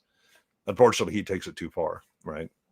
Yeah. And again, I think it's from the right motivation. It's just the wrong methods that he chooses. Yeah, no, I agree. Because I feel like this is the moment where he's able to seize that power away from his father. Obviously, he kind of lied about it. That power gets up and shits itself as soon as he sees somebody in the back. Yeah, it's right after this moment where he's like, "Oh shit, I thought he was gonna be away for this," and then, boop, let me go, kind of cower away a little bit, And they're like, "And you're on." Like you're on. And it just, I mean, but kudos to him for, feeling this sense of dread, and then just kind of just putting it away, plowing through it. I got a performance to do. Oh, the best part, He though, knows- is that final speech is aimed right at his dad. Oh yeah. Oh yeah. Yeah. And he knows, like, this is going to be the only time I get to do this role, so I'm going to give it everything I have. Yeah. Well, and he's hoping that that last bit of Midsummer's, where the puck is giving that speech, that those words will impress upon his father what's Yes. going on. Yep. Yeah, like he's. I But mean, as always, he's not willing to use his own. Yeah. Yeah, I mean, he's hiding behind a different character, right? He's almost hiding behind a mask, as he's always done. Yeah. But he's done such a great job that his friends, Chris here is thoroughly impressed, and I mean, obviously Keating is as well, but Keating knew and believed in him all along that he could do this, and has, pushed him to this point of. I love when Charlie reaches over. He's really good. Yeah. Right. Yeah. Realizing, oh shit, it's damn. not just, he's doing the thing. He's really good at it. Yeah. But this is his calling. Like in, there's that sly dog Chad move. Let me get that handheld. But no, I mean, he's doing what he has to do here. And I love the fact that he's just staring down dear old dad in the back, that no one else knows who he's looking at and then why he's looking at him. But it's, in this moment that he's like, he's got the joy, he's got the confidence to do it. And sure, like you said, Goodwin, he's not doing it as Neil Perry. Yep. He's doing it as Puck, but he gets a standing ovation. The rest of the cast pushes him, or gives him a nudge forward. Like, this is all you, bro. Like you take your killed bow. Like you need to take your bow here. Like you this is well earned, warranted. The unfortunate thing here is as his dad is a dick, and it's his greatest moment. It's about to be his destroyed. greatest failure. Yeah, like it's such a bittersweet moment that is just like ripped, beneath his feet. He can't even have a full night, to enjoy it with his friends or Mr. Keating. It's definitely a part of the movie that kind of bums you out a bit, because you get a glimpse as to what could have been, right? Like, Mr. Keating comes out with all your friends, your classmates, all they want to do is talk about what a great job you did, like, to be embraced by that brotherhood, to get, some actual words of encouragement from your mentor, someone who actually believes in what you can be, as a young man to grow up into adulthood, all of it just to be ripped away by his own flesh and blood. But he sets it up himself, tragic. right? I know he does, but like, unlike Charlie, who is willing to step and be like, it's a phone call for you. It's God. You know, and it gets posted. And he's like, all right.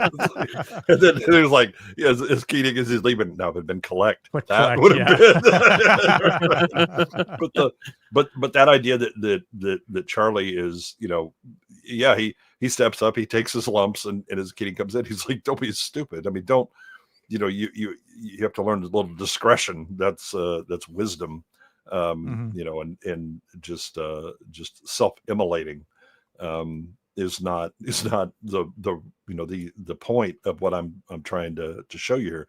It sees the day, but there's other days, right? You know, yes, seize this day, but make sure that you've got the next day that you can also seize.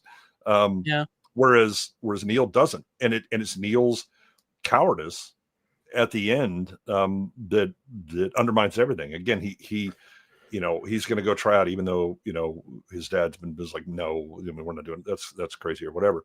And you know, Ethan Hawke was like, well, what are you gonna do? He's like, I'm just gonna try out. I mean, just after that, I'll figure it out. Yeah. And then when Keating, when you know, talks to him, and he's like, no, I talked to my dad and this and that, whatever. And it's like, see, you earned this ass kicking because you didn't want to step up and actually deal with the confrontation and all that, right? That's kind of the interesting part of this movie, is that you think that Neil is the kind of the lead through all of this, but he's fundamentally flawed, and he doesn't overcome that great fear, whereas Knox does.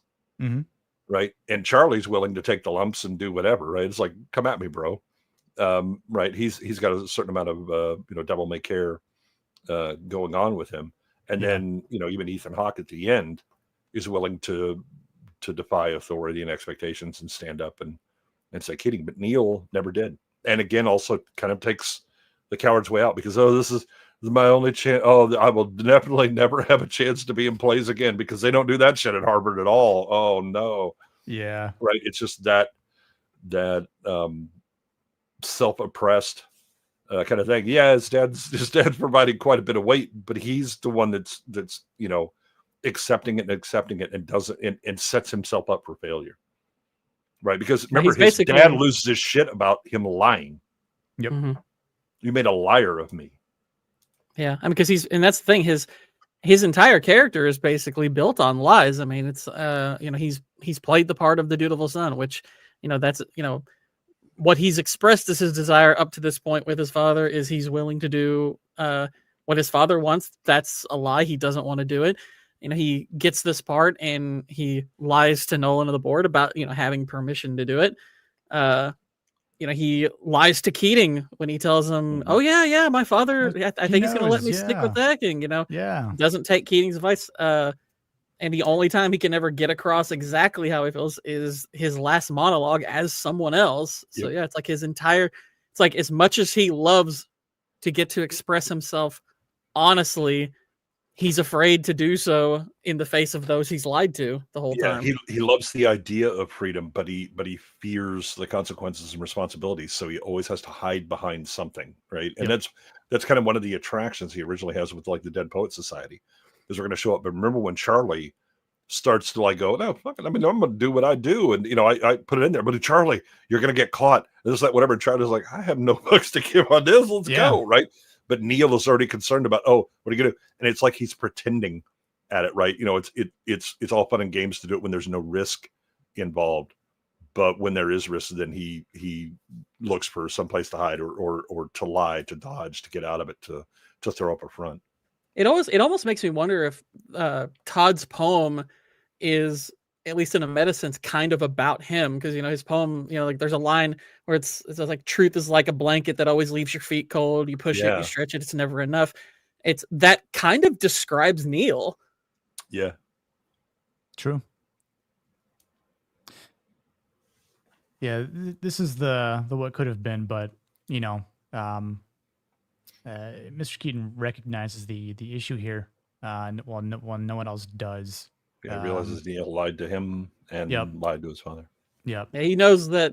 I mean, I'm not saying he knows so far as to like, oh, he's gonna kill himself, but he knows this is probably the last time we're seeing him. Right, like he's gonna get taken out of the school, you know. So, which is essentially what's going to happen. He's gonna get sent to military school.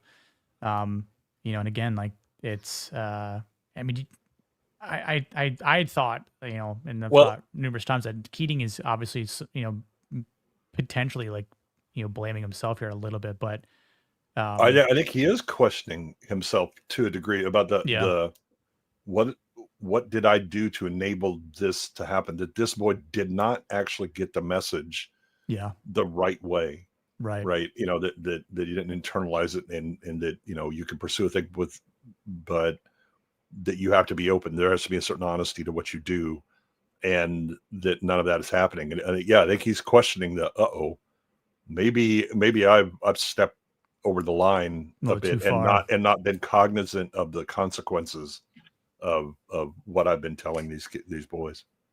Yeah. And I mean, you know, not that everyone thinks this way, but just, you know, it could be one of those moments where thinking of the conversations that he had, you know, speaking of the one where it's just, we, you know, passed by it on the other slide, but it's just the one-on-one conversation, you know, and he's like, did you tell that to your father? Like, do you know, speak the way that you're speaking to me to your dad, you know? And it's like, yeah, I did. And then obviously, my brain goes to that moment where he's like, but I wonder if that was true. You know, it well, couldn't Keating looks at him a bit like that sounds sus, but I'm okay. Yeah. I'm glad that worked out, you know, or whatever, but it's kind of, and now he's realized he's like, oh shit. Maybe it didn't.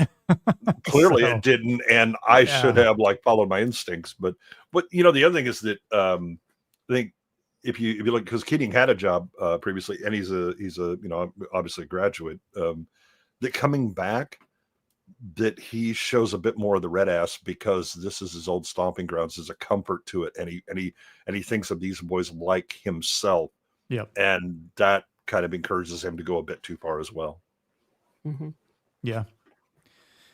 And yeah, a bit of a moment of opportunity here with dear old mom finally in the picture, which, you know, she's just chain smoking away a little before bit. they show up, yeah. You know, teary-eyed, and, you know, obviously just sort of, you know, concerned for her son, but it's there's like, no question of the power dynamic in this family, because he never even bothers to appeal to her.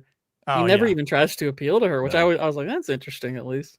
Yeah. And she doesn't really even say it other, you know, like, you know, he kind of leans out and reaches it, you know, when he's like, okay, we're going to bed and all that. And she just kind of touches him, and that's about it. Right. It's really unfortunate, because it's like, you know, that's the role that mom plays. You get the sense she probably wishes that her son could have both, like do what he loves, but also do this. But because, like, you know, she, you know, he's, you know, the husband's having to comfort her as they're going to bed and everything. But yeah, it's like he very much has to answer to his father, not the mother. Yeah, and that's when he knows that his options are extremely limited, because if it was just, let's say, you know, dad wasn't in the picture, but, you know, he had somewhat of a name still, and, you know, again, he was getting all A's, right? So he's doing well in school. It's not like he's a flunkard or anything to that degree. So, you know, he could still get into Harvard if he wanted to, right? But if it turned out like he's just having to have a heart-to-heart conversation with dear old mom, and it's like, mom, like, this is my passion. Like, I understand what you wanted from me, or, you know, let's say dad passed away, you know, in recent years, right? You know, this is what, you know, dad's dream for me is, but what about my dream for me? Like, you know, let me try it. And if it doesn't work, then I'll go to school, right? Like, I mean, it's, again, like, he has the conversation, or he had the opportunity to have that conversation with dad here. But I think just because he's so, you know, as we said earlier, he's so repressed, you know, he doesn't have, the boots to stand on to talk to him, you know, like a young man to man, like, you know, it's like, it's right there. He's like, he's almost at the cusp of being able to say, like, dad, this is my passion. Like, I want to do this. Like, give me a chance. Like, just like vouch for yourself, you know, like, well, like, to me, his trump card tonight. Yeah. And his trump card, I think, and this is part of what Keating conveyed to him. He could tell him, it's like, look, he goes, I know that you want me to do this, that, and the other. He goes, but you have to understand, when I'm 18, you won't have a say. You know, it's like, I'm going to be out of, it's like, bye, Harvard. I'm going to be out of your hands. You know, it's a, so, you know, well, there's only so there's a rejoinder to that going, am I paying for Harvard? then I mean, you're no, that's goddamn true. But right he's I just have like, a say. yeah, I mean, that's true, obviously, but it's like, does he even want to go there? So, although I'll tell you this, him ending his own life is really only the second most tragic thing about this movie. The real tragedy is that a family that is not particularly well off has a home this nice. That is the real tragedy. Well, actually, you can have a home this nice. Well, I mean, it's the 50s. It was a better time to understand. Yeah, better times probably. So, but also that he's not, he doesn't lack wealth. I mean, he's probably upper middle class and bumping above that, but he's self-made, and he doesn't have, again, it's not Charlie's family, who sounds like they probably inherited wealth in addition to having banker and all that. Right? That's just rich, straight up rich. But he's sacrificed a lot, to make sure that he's got, because the cost of this school and all that, while they can't afford it, is not inconsequential, right? It is, we afford it because we do a little budgeting and all that, right? But he's kind of the self-made man, but he started much lower, and he's looking at his son. He's going, I don't want you to go through that. I want you to build on success and to keep going. But that's also, I think that's part of his motivation, is that he doesn't recognize the value of the journey of building yourself up from nothing, or at least modest means, and becoming, even if it's not, I'm going to do even better than you, even if I'm equal or even less, but I did it my way and I'm happy with it. That's good. But that's not really the ethos there, because again, he has that American dream of your kids do better than you. Right. But that's kind of a warped version of it. It was your kids have better opportunities than you. Yeah. Right. They can be better educated, and you may be able them to do certain things that you weren't able to, but that doesn't mean they have to. Right. Yeah. And Neil's just obviously just acting pretty emo here, as we would call it nowadays. Which,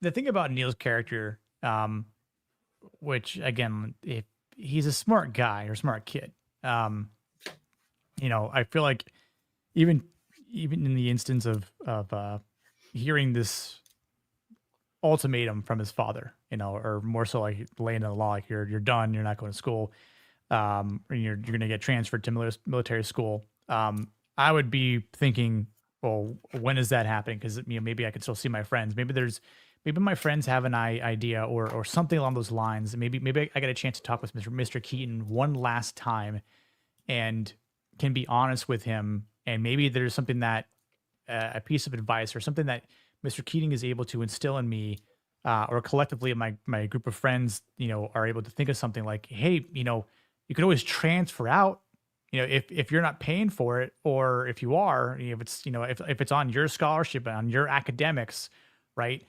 Maybe you could transfer to another school that allows you to, partake in plays, has something along those lines of the arts, like just something along those lines. That so happened, that would suddenly be antithetical to Neil's character. I know.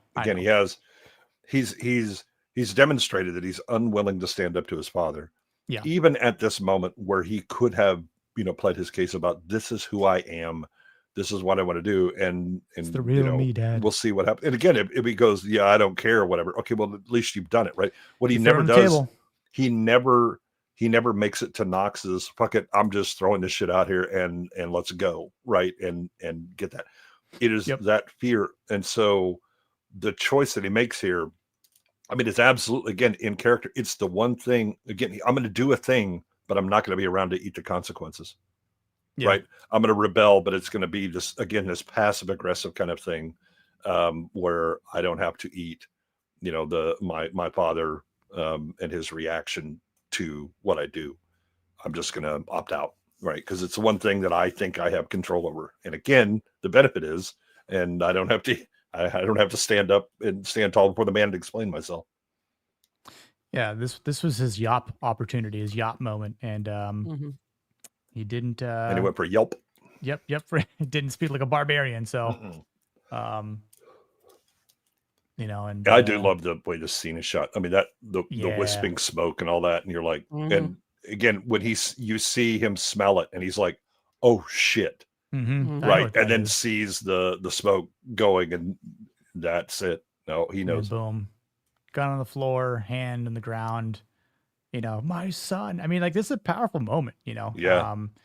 Again, like watching this again today was just like, man, like as much of a hard ass his dad is. Like, you still feel for him. I mean, you know, it's one of those moments where like the regrets of his father, but obviously like his father is vengeful in the moment where it's like he didn't once think that maybe I was too hard on my son, or maybe I didn't could have done more for him in a different again, it's everything I was doing was for his benefit. Yeah. Look And what again, look what has brought me. Yeah, and I think this scene highlights why it was a good idea to delete the funeral scene. This is a much wiser place to leave his character. It's like, okay, he made mistakes, but don't dehumanize him. It's like that. That's going. It's like if you just turn him into an outright villain, that's cheap. Yeah. Yeah.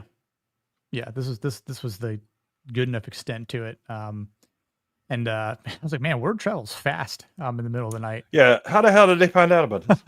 That's all I was like. It's not even daytime. I mean, it's yet. morning now. I mean, it's morning that's now. true. So, I mean, it's been a few hours, so it's probably right. But again, I mean, you don't have a professor or some like it was like it's the kids. Like, somehow the kids found out first. I mean, it's. I mean, we don't. I mean, it's possible it was passed down like from Keating, perhaps. I mean, it's possible like maybe like the school found out and then the teacher. Someone overheard. One of those morning meeting things or something, but kids. Or just it's. Or it could have even been that they have. It could even be that some of them have parents that are friends, even. Right. Yeah. It could be grapevine stuff. Yep. But I mean, I think this is really interesting too. With Neil's death here, how all the boys they react mostly the same, except for Notice who's missing in this. Cameron. Yeah. Old bitch, the rat. But it's Todd. Todd takes it the hardest here. He refuses to believe that Neil would do it. Yeah, his dad did it. His dad killed him, and they're like, no, but it's interesting for him to go to that point, right?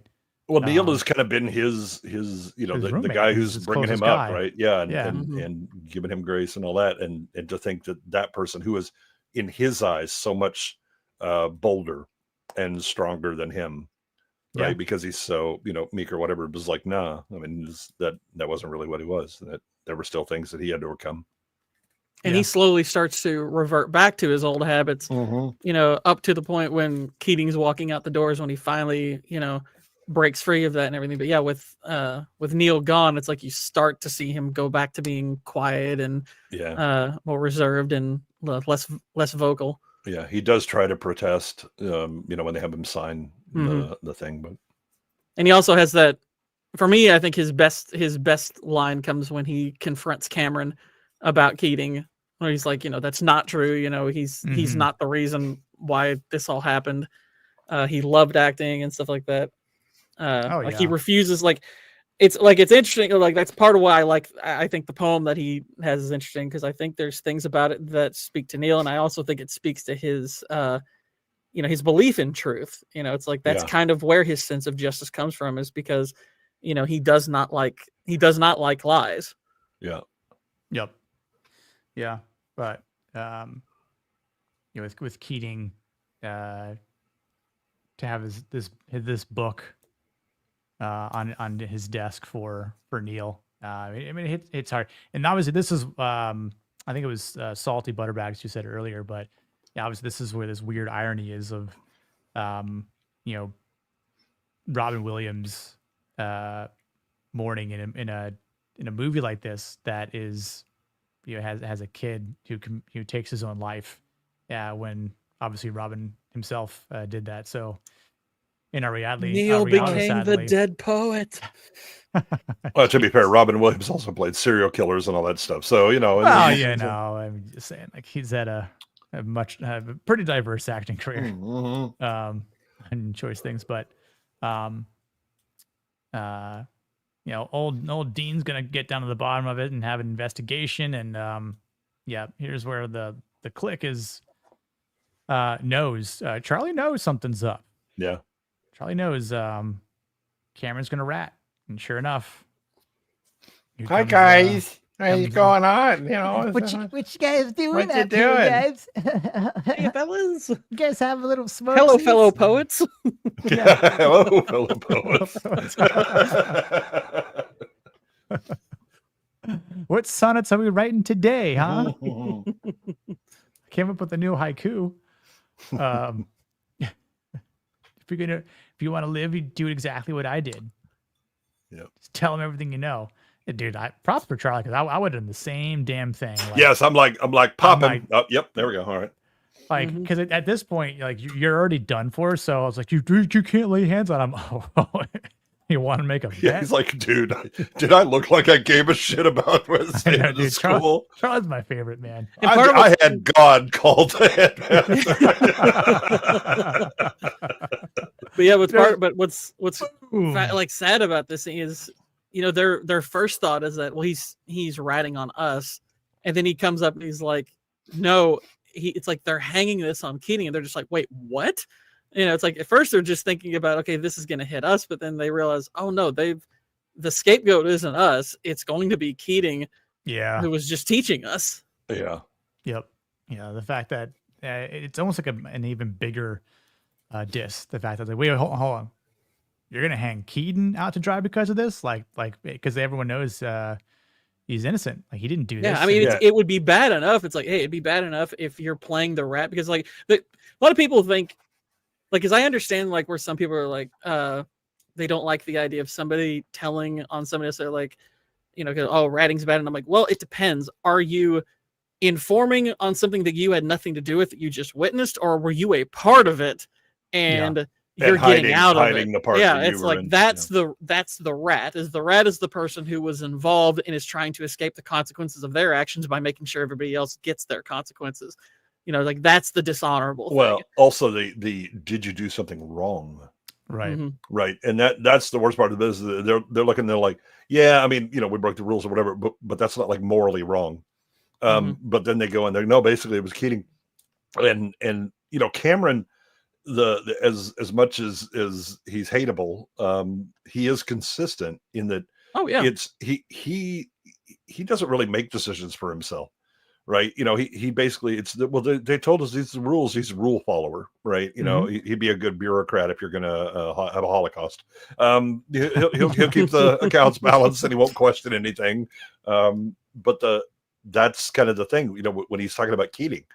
That you know, this was his responsibility. I mean, he was a teacher, and he was encouraging you know, Neil to do this stuff and all that. And they're like, and again, he's like, that's not what happened.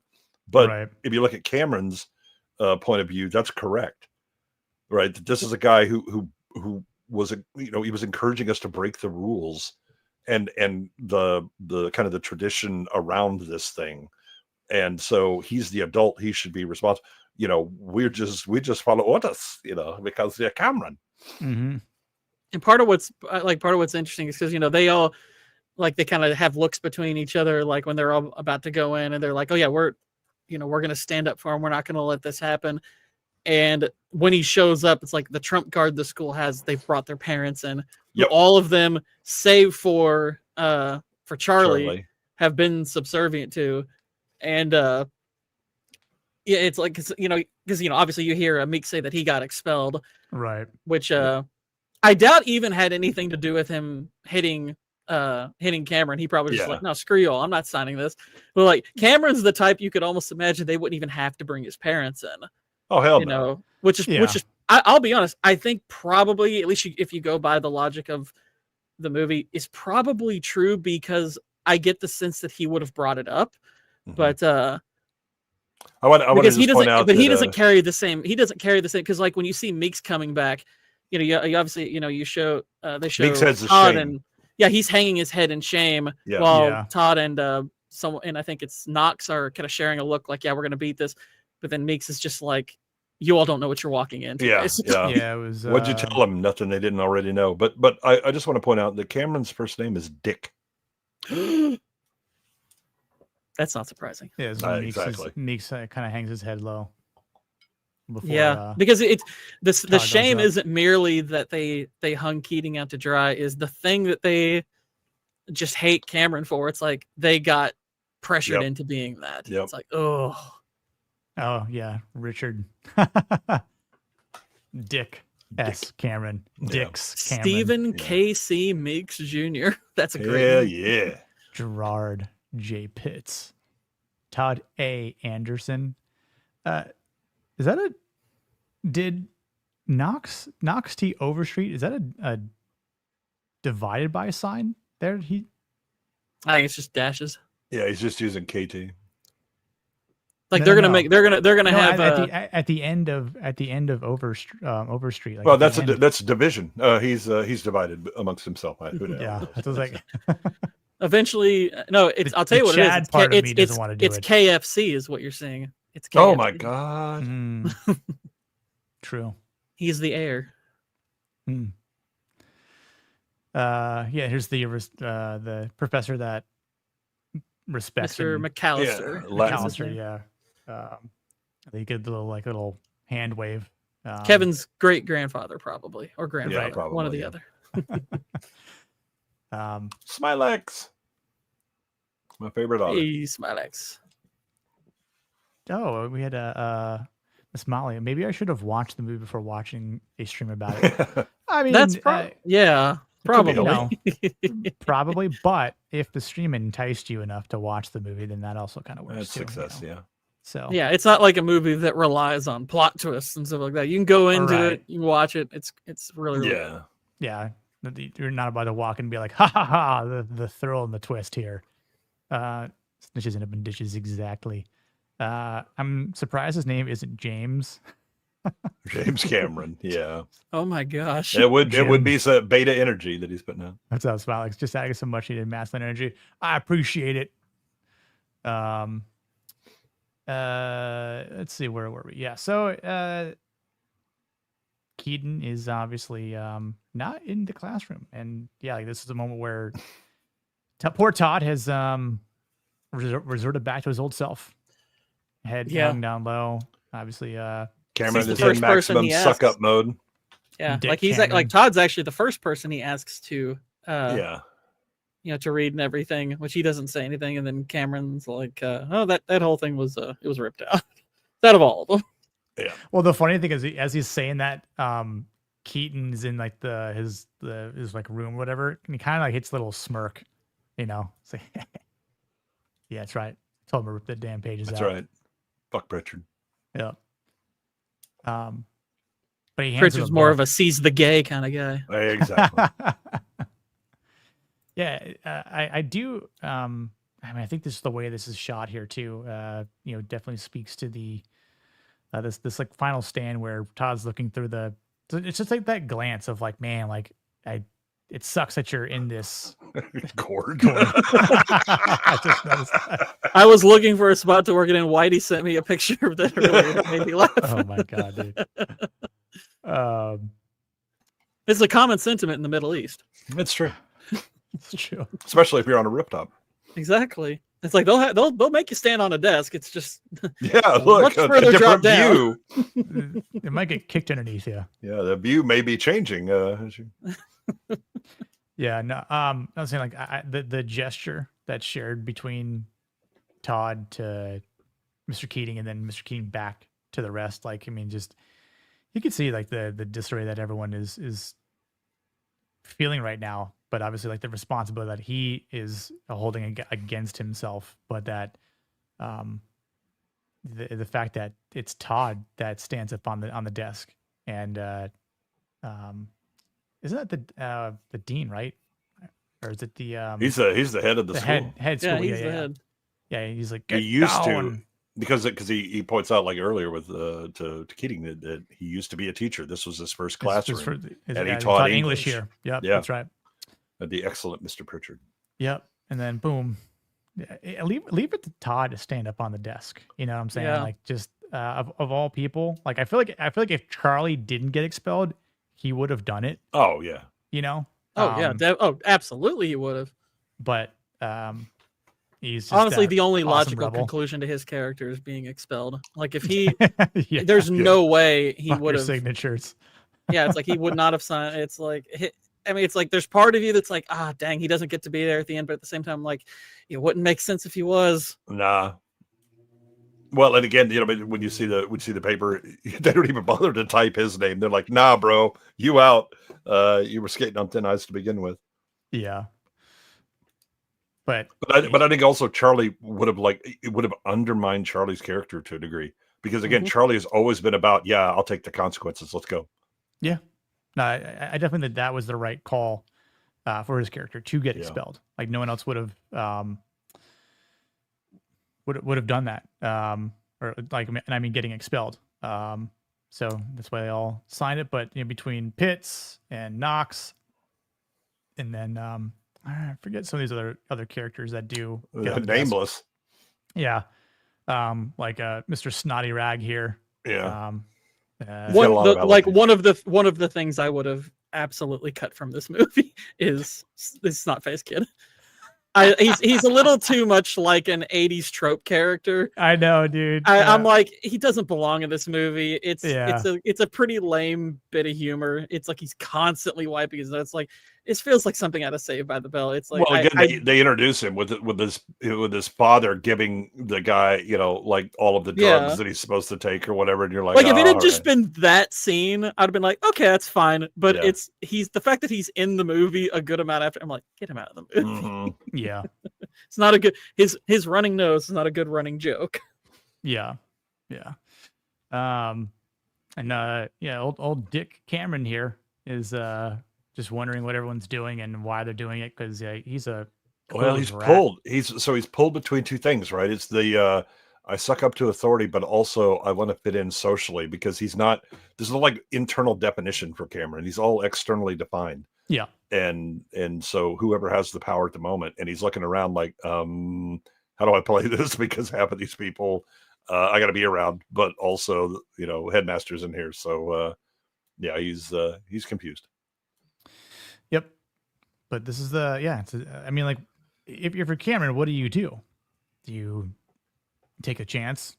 Hell no, you've already sucked up. Everybody hates you anyway, man. You just go with authority, and hope the guards can keep you safe at night.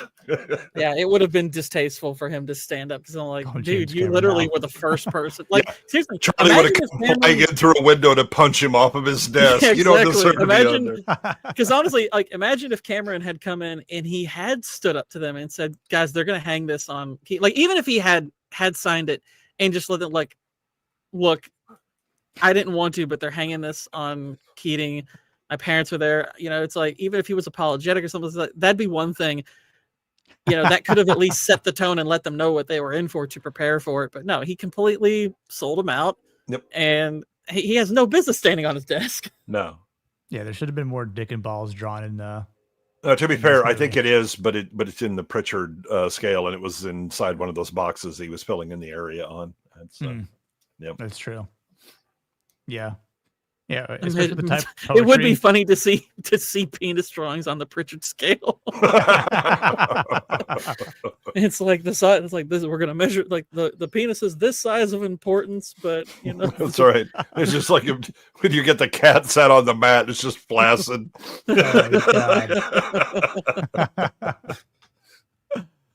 But even the cat sat on the mat. I forgot what's his name. Oh, I totally forgot.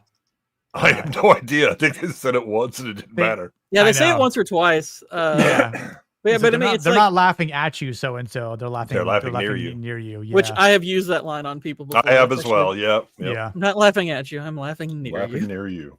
But even he stands up. Like, he's like, yeah, you know, I mean, I've given my all. I mean, even if, you know, he didn't inspire you as a teacher, I think there's more to stand up for than just that. I mean, you're if nothing else, you're standing up for him because you're like, dude, you got screwed over. This was not your fault.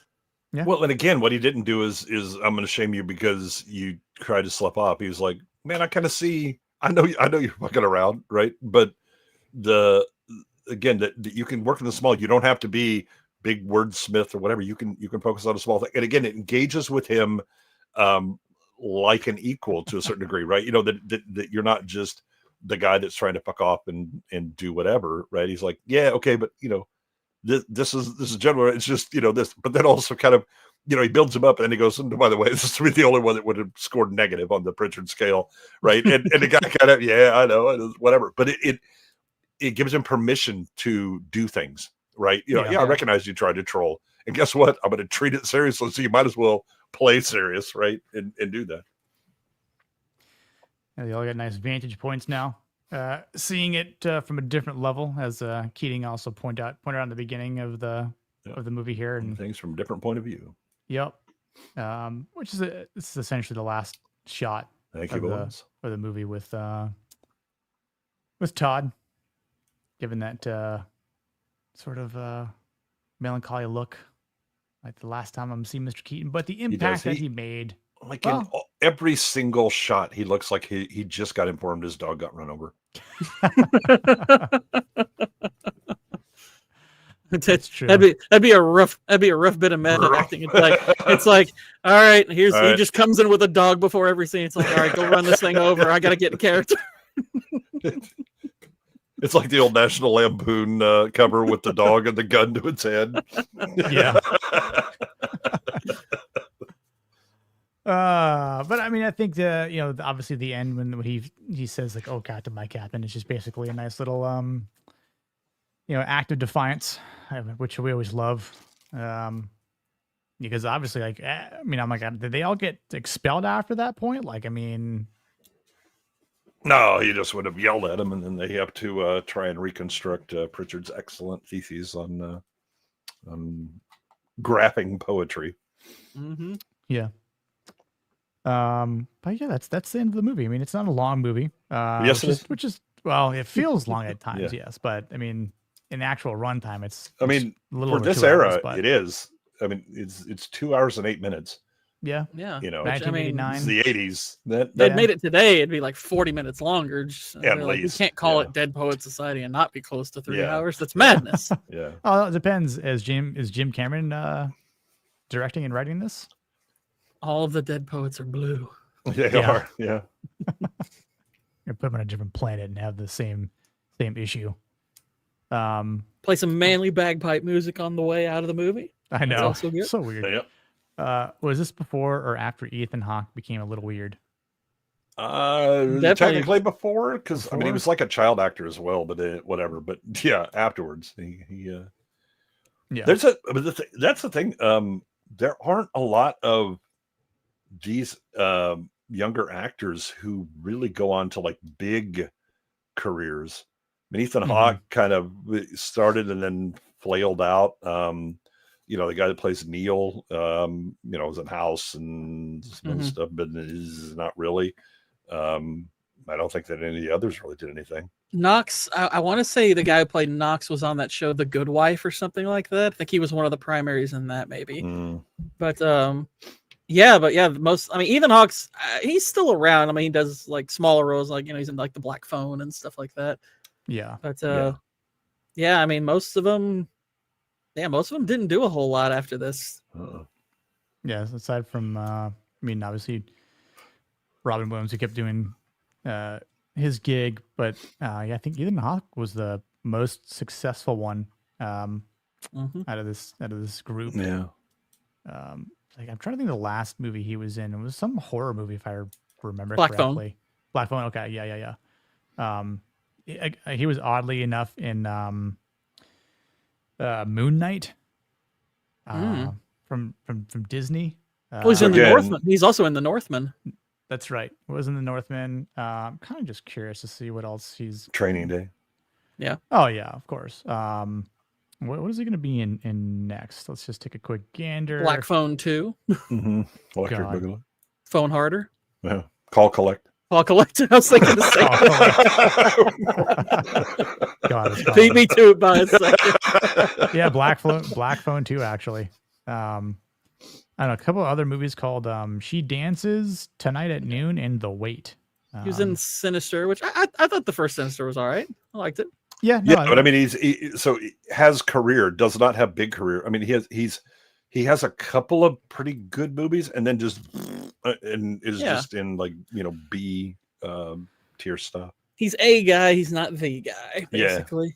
Like you show up and Yeah. you're like, oh, it's Ethan Hawke, and then if he doesn't show up, Oh. you might think you might remember 10 years later, oh, where is Ethan Hawke? Where is Ethan Hawke? Oh, he's in that. Oh, that's No, awesome. I was his best work I would Purge. say is the Before trilogy that Richard Linklater did. I think those 3 movies are really, really good. Hmm. I don't think I ever saw those actually. They're basically like they're shot more or less in real time. It's him and Julie Yeah, Delpy. Smilex It's like the Gattaca. first one is them meeting in Paris. The second one is them reuniting sometime later and and them spending the afternoon together. And then the third one is a day in their life as a married couple.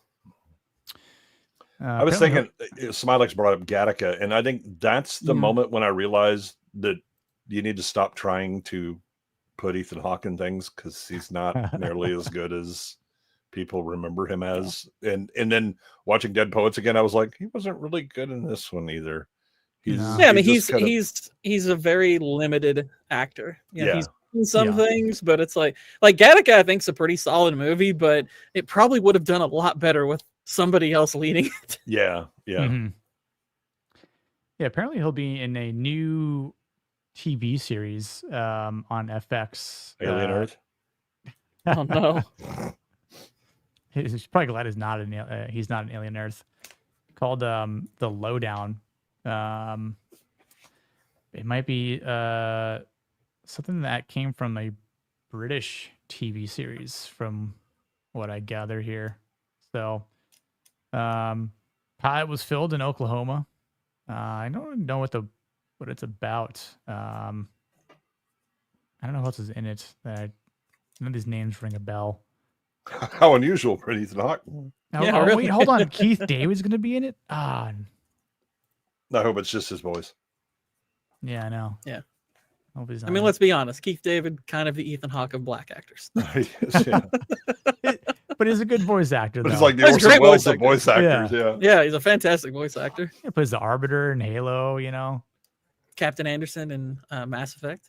Yep. And he's now the new Zavala after Lance Reddick passed away in Destiny. So there's that. But yeah, Ethan Hawke just Pitch Black. The original Riddick movie.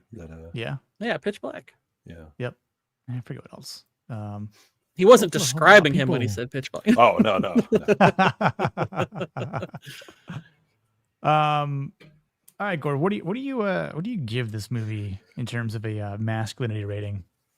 This one is actually really difficult because it does explore some masculine themes very positively. It almost focuses more, or at least as much, on certain like negative masculine qualities. Now, granted, I try to rate these as far as how it depicts each one, not necessarily like, like the one that's the most macho is the one that's going to get the best rating. It's like it's like I like to see, it's like, okay, how honestly are you going to treat these various things, or at least how well are you going to flesh these things out? And for the most part, I think it does a good job, not necessarily a great job. Like, I actually think the movie itself is better than the masculinity rating I give it. I'd probably go like a 7 for this one. Okay. Good one. What about you? What you got? Yeah, I think this is an unusual one because I think we have flawed masculine characters across the board. I think the two closest we get to really being good masculine characters without any real flaws and showing character growth are Charlie and Knox. I think Keating is much like the father. I mean, they both have good intentions and both have questionable means, and the outcomes are unfortunate. I think that it is a much as we talk about like the masculine movies that we should have to show full on man level masculinity. I think it's important to have movies like this that show the becoming men because, you know, too often we think, oh, you just start as boy and then you just skip to man, and that's not how Yeah. that shit works, right? And Yeah. and the idea of you know, thinking for yourself, but that that always sounds good, you know, along with the rebellion of youth and all that, but the balance is the wisdom that you need to know when to pick your battles and how to choose them. And I think it does a good job of showing both the, you know, the behavior of young men, and how, you know, often we will you know, take absurd risks, and sometimes they pay off in the case of Knox, and then other times they don't in the case of Neil or even Charlie. But Charlie at least is aware of what the consequences are and is willing to take them on. Neil is trying to hide from them, and I think everybody can kind of look at this, you know, and recognize a piece of you within all of these characters to one degree or another, right? And not just the idealized version of what you think you were, when you're young, but actually how you were. You know, and this hit, so this came out like the summer after I graduated high school. And as friends, we still went and, you know, saw this and whatever. And it, you know, kind of hit because you could again, you could see different pieces of all of us in those different characters.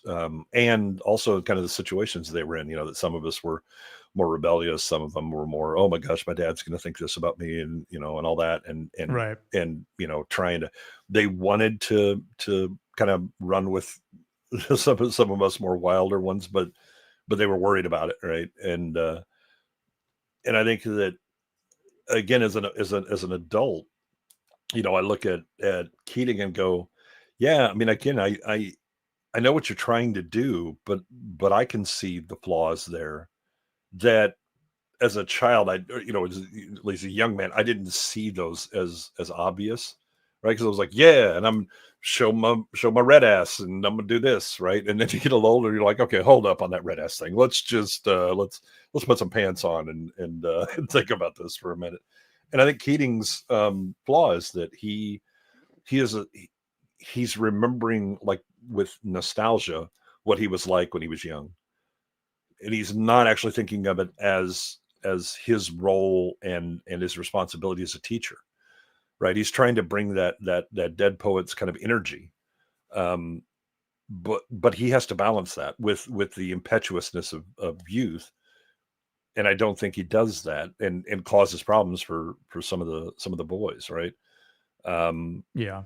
So yeah, I think it's a from a masculine standpoint.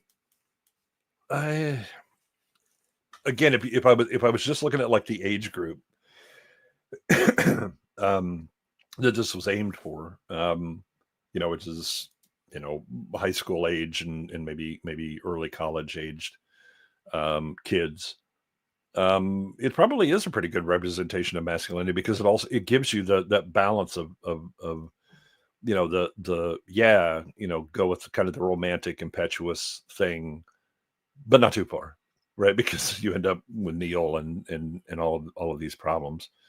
I think I'm a little less happy with the portrayal of some of the adults. Not that they are unsympathetic, but they're only sympathetic to adults. They Yeah. don't make as much sense to kids.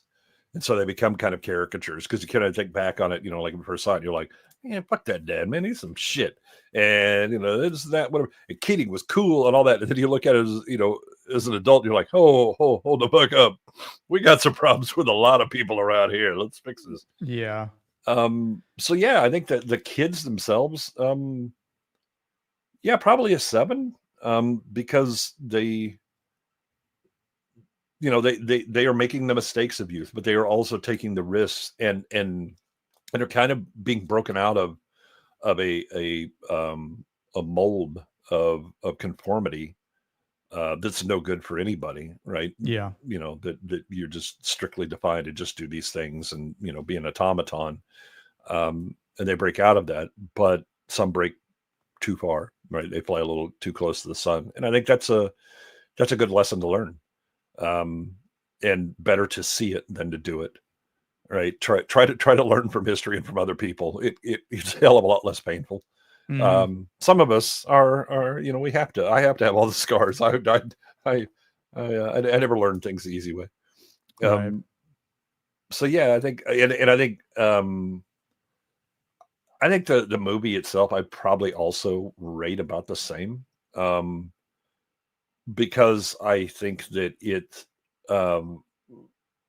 it's written from an adult's perspective, and if you're an adult, the other adults make more sense. But the problem is the audience you're targeting isn't adults, right? And so if you look at it, if you were actually like young and looking at it, you'd be like, oh, no, you made some caricatures, right? They really look like, and especially the scene that you're talking about where they where they cut Gord, that would have just been over the top. And so they knew what their audience was, but I don't think they quite conveyed it well enough. So I think it's probably like a 7 movie wise as well. Still a wonderful movie to see, and there's some great atmosphere and some good characters. Yeah, no, for sure. And that's one thing, by the way, that that's I like about Peter Weir. It's like if you go through at least the movies of his that I'm familiar with, his movies tend to be primarily focused on men, and in various circumstances and situations. It's like if you want to watch a filmography of a director who has a pretty good understanding of the male experience, and he's a good one to go through. Yeah, that was the because we were talking about it, off stream, and I was like, Peter Weir, was he this? Because I knew he had done like a really good naval battle movie or whatever, but I was thinking of Das Boot, which is not the same guy. But as soon as I was like, oh, Master Commander, and then Gord mentioned one from the 80s, where he said Gallipoli, and I was like, oh shit. And so I went and looked. If you're not aware of this man's work, the 80s are fucking killer for him. I will excuse Witness, which is not a terrible movie, but it's not the best. But he rolls out Gallipoli, The Year of Living Dangerously, The Mosquito Coast, and if you haven't seen The Mosquito Coast, fix that shit. And The Dead Poets Society. That's the 80s for him. Yep. That's a pretty good fucking run. Yep. Then he does The Truman Show and Master and Commander. Right. Yeah. No, he had a pretty decent run here. Which I mean, I forget. Someone had as movies product. Someone just on X had said like not really the top Peter Weir movie I go to for lessons in masculinity, to be honest. And I was like, yeah, no, I agree, but there's this movie is worth exploring. I'm like, we can. We'll get to more Peter Weir movies in due time. 100% can guarantee that. Yeah. So if you're a fan of his works, then don't worry. We'll definitely be doing more films from him. Obviously like Master and Commander. I would be down to do Mosquito Coast. That's one of my favorite movies. Gallipoli could do that, honestly. Like Truman Show would be interesting. I mean, I adore the Truman Show. Like as far as like masculine themes, no. I think the primary themes of the Truman Show are more spiritual than I don't know if it's really. Obviously it is focused and a on meta commentary and yeah. But, I love the movie, but it's like I don't know how well it fits the mold necessarily. Right. Yeah. But. Yeah. But yeah, and you, like I think you said it just a moment ago, Goodwin, where you can't skip from being a boy to a man. Like there needs to be a coming of age. You need to go through experiences. You need to have trials and errors, trials and tribulations. You need to get experience under your belt. You need to understand facets of life. And in the video that I did for those of you watching that haven't seen it, for why masculinity is important in cinema. There are 3 things that you can find in movies where it's aspiration, inspiration, and Affirmation. Affirmation. So I was like, Affirmation's the lowest. Yeah, and so and you get to see them in this movie, and you get to see the fact that it starts with young boys, 17-year-olds. They're not even legally adults yet to make their own choices outside of their parents' control. But you could surmise what they could do after that point. But yeah, I think it is important to cover movies like this. And I understand like this might not be the end all be all in masculinity type of type of choices, but I think it is important to highlight it. And I know a lot of people probably haven't seen it, so this is definitely one of those movies where, as a plain movie, I think it's definitely worth seeing. I'd probably like rate it a little bit higher just as a movie itself, but like I mean, it's definitely in like that 7 to 8 range for me. In terms of masculinity though, like it's not super high. Like I feel like it's probably like a 7 as well for me, just because of not to just compare it to other movies that we've done so far on the show, but just what we get at face value here with. I would point out like the failure of the masculinity with regards to like family, because you see a lot of parents that are essentially just dumping their kids off or living through them. You don't see truly masculine family behavior. Right. Yeah. And I would other movies that are like this that cover this kind of the transition from boy to man in a masculine way, and also misunderstanding as younger men tend to do the idea of masculinity. So like Taps is an excellent movie about that. I think it was Tom Cruise's first movie as well.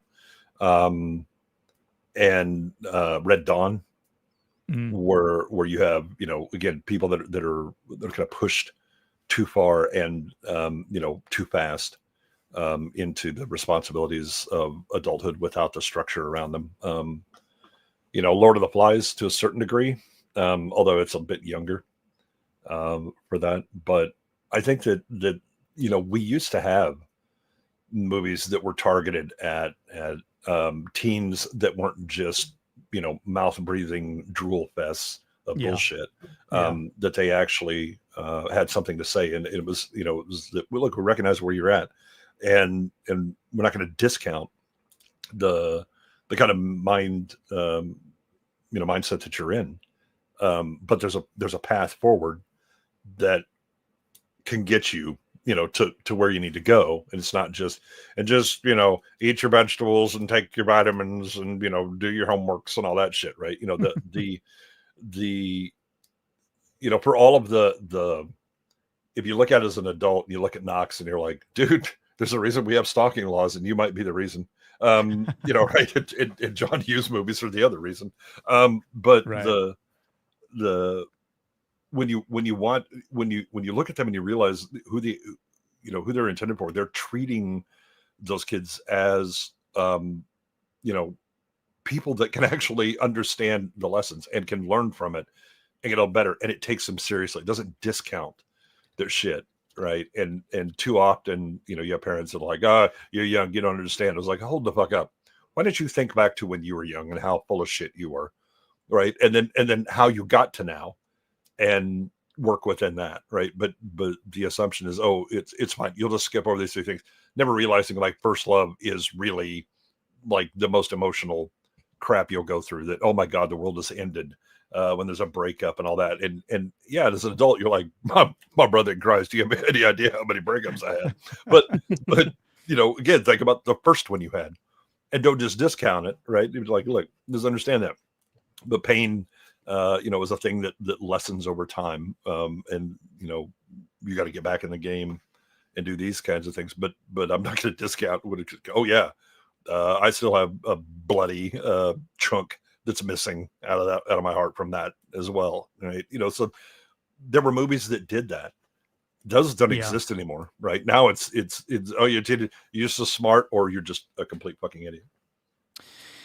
Yeah, I mean, and I think in some cases, like there are people that are lucky to and maybe fortunate to not go through certain instances of life than others, right? Like I have a one one of my really close friends that he and his wife met in high school and are still married to this day.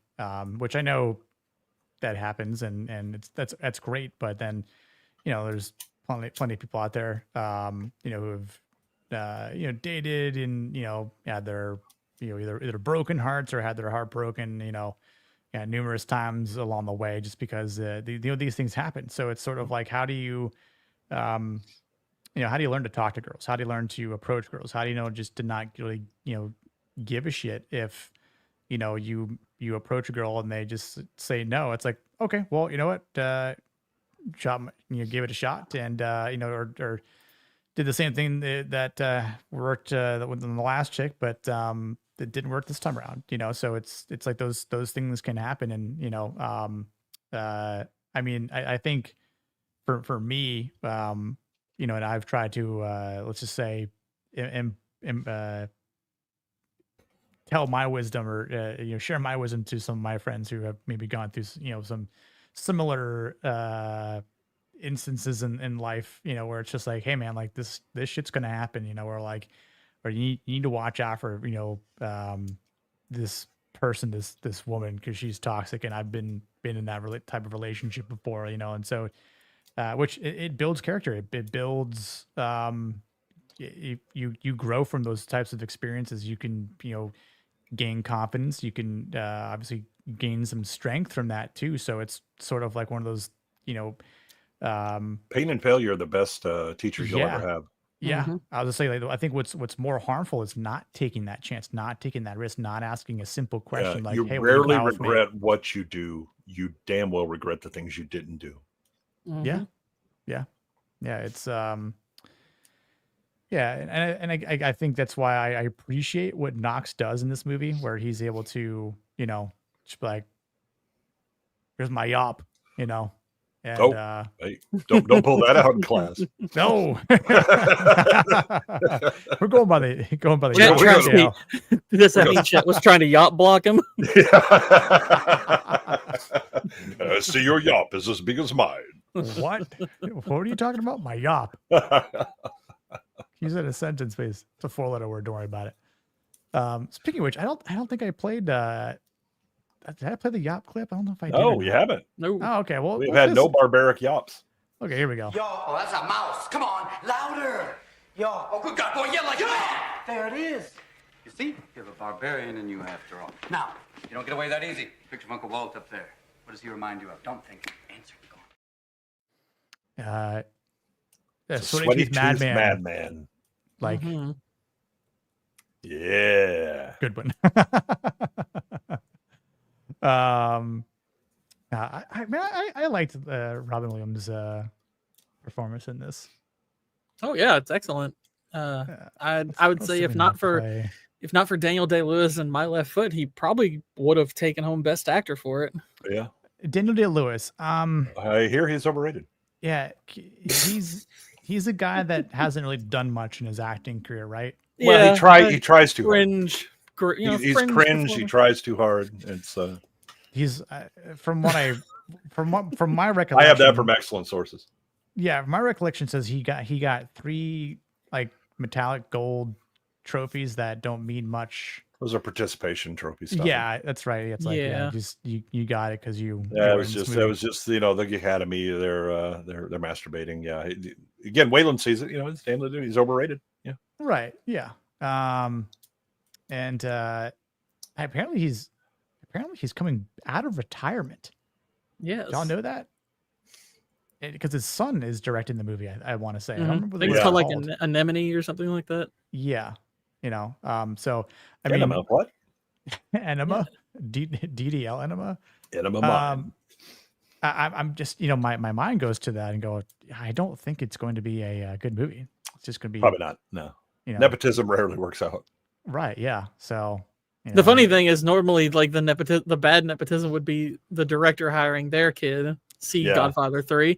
But no, this is actually where the director is actually hiring an amazing actor. It's just, we don't know if I have no idea what the movie even is. So I have no idea if his son can direct or not. I know. No, yeah. All jokes aside, I'm just like, I am really concerned about his son being the one that's like doing it.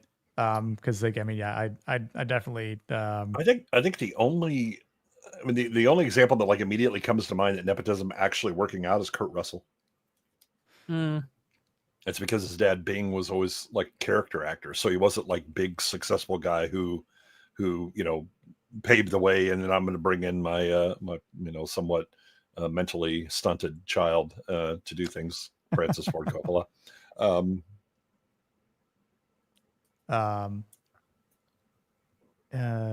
He's got a good cast for the movie. I'll give him that. I mean, he's got some pretty solid. Yeah, no, the cast probably because his dad called up and was like, "Hey, you want to be in a movie I'm in?" Yes, I do. Hey, Sean Bean, you want to live in a movie for once? It's Sean Bean. That's off brand. I can't do that.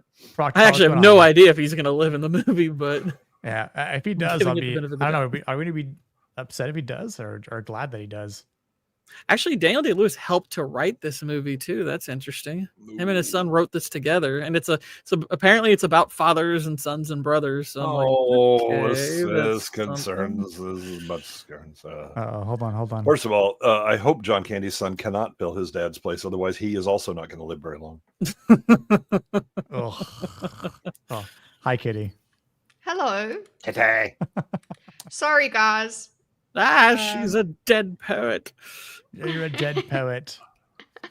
I'm so sorry, guys. Yeah. My bad. Well, let's do a quick summary. Go ahead, Kitty. Summarize the movie and then point out all the masculine traits for all the characters. I'm gonna go pour a drink and I'll let me know when you're done. So I came to represent femininity. Yeah, this has been the Welton Academy the whole time. Yeah, you see. This is I just came along for the ride, okay? And I'm not going to take responsibility for my actions. Well, that sounds feminine, all right. Yep, that's definitely representing femininity. Yep. You definitely brought the femininity. Yeah. You were it's like what's his face? But his mom, right? I would like to bring the idea of I don't know. Have you guys spoken about the dangerous masculine? The danger that you're supposed to, because we just saw the little madman kind of act thing, like you're a monster, or whatever, you're an animal or something. The barbaric yop. Yeah. I do agree. It's dangerous to be a redheaded man. I agree with that. Well, especially if you're Cameron. Yeah, no, your but name's Jim Cameron. I wanted to say though, like that is actually a topic that I've been fascinated with. Because of Sargon of Akkad, he's been making videos where he said that a woman needs to believe you're a bit dangerous. That's true. Because notice what happens with Chris when Knox shows up, and he is taking social risks that she has not seen before, and she is intrigued. Mm-hmm. Yeah, I think it's there's truth in that. There's nuance to it. It's like I think it's not necessarily a bad thing for a woman or a man's children to think their father is dangerous, but they don't need to believe what sense he's a danger to them. It's like, is he unhinged, or do you mean it's like, oh no, he's actually protective, or it's like you understand he's capable of something, but man's also supposed to be very much in control of his emotions and whatnot to temper that danger. Yeah, if it's got to be there, it's got to be in control. Then, so if it's out of control, we're not going to respect you, because then you're just as unhinged as we are. Oh yeah. The difference is we don't have much. We're like a little dog, and we're like a little dog that's growling and carrying on. But nobody's gonna take us seriously. Like it's like, oh, that's cute. Yeah, one swift kick and you're outside in the yard. Yep. Yeah. Yeah. Well, I think again the thing about masculinity is that you're always like balancing different bits of it, right? And it's like so men should be willing to take risks, but not to the extreme, right? There's a certain moderation that always exists within there. I always remember like Heinlein's definition of a gentleman. That he can make a perfect egg, that he can dance in the ballroom, that he could speak prose at the drop of a hat, and also be a cast iron son of a bitch when the situation requires it, right?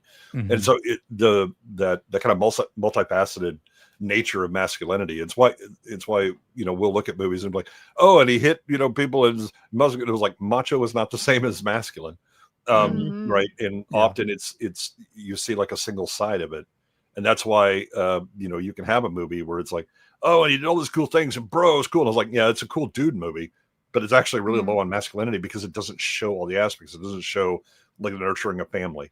It doesn't show the attempt to build things in society.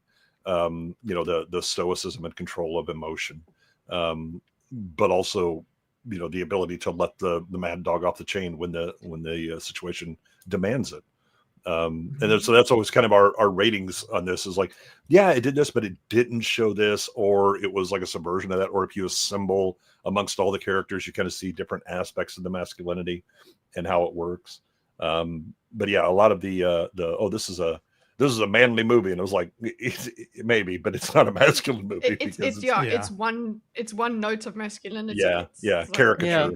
It's kind of like it's part of why like when True Lies, when that came up, Nick's birthday stream, and I'm not trying to crap on Leon too much, but when he brought up like, oh, it's like a super masculine movie, it's like, well, not really. Actually, no, it's not. It's like, I know it's got the guns and it's got the good looking women and all that, and it's got the fun one-liners and whatnot, but let's really examine the actions of this character because they're really not that masculine. If we self-cucking, this is terrible. This is not good. It's like there's some fun in the movie, don't get me wrong, but it's like it's not particularly masculine.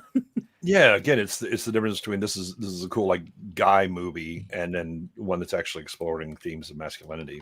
What is the masculinity within that? And we're always, I mean, we're attracted to caricatures that kind of take masculinity to a crazy degree because there's always a fantasy. In the same way that the women always have the most perverse fucking tastes in media. With I need 50 Shades of Grey. I'm gonna be tied up. But as long as he's rich, if he was an ugly motherfucker who was poor, that's now a horror movie. Yeah, it's a horror movie. That's creepy, right? But again, it's always that extreme of things. Do they actually want that in life? No, because if they were actually given any of that, they would be like, I'm press charges. But the phrase "I like to be tied up" should always be responded with "if they're rich." Because, like, they're rich and attractive. Yeah, we understand. There's a caveat to that. There's a caveat. just own it. Yeah. Yeah, True is no T1. That's for sure. No, it is not. Definitely. Going back to that, you should. Sorry. The host speak. No. Go ahead, Gary. What do you that comment that you brought up earlier. Of which one? Whalen? Children should fear their father. Child should fear their father. That's pertinent to the movie. I would say.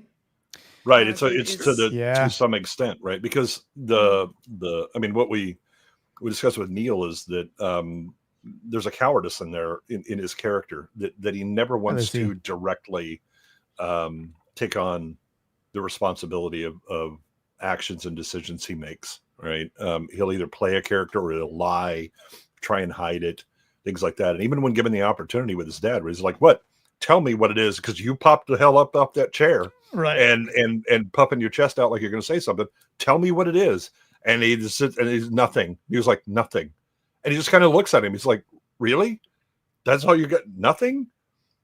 And so what does he do? He also takes the bitch way out where he's like, I don't actually have to eat the consequences of my action. I'll just shoot myself instead because I'm a bit of a woman on this and being emotional. But that's the father, you look at him and if you like, when I saw this movie, I was just out of high school. And so you look at him and go, what an asshole and all that. When you look at him now as an adult, you're like, I understand what he's trying to do and he has the right motives.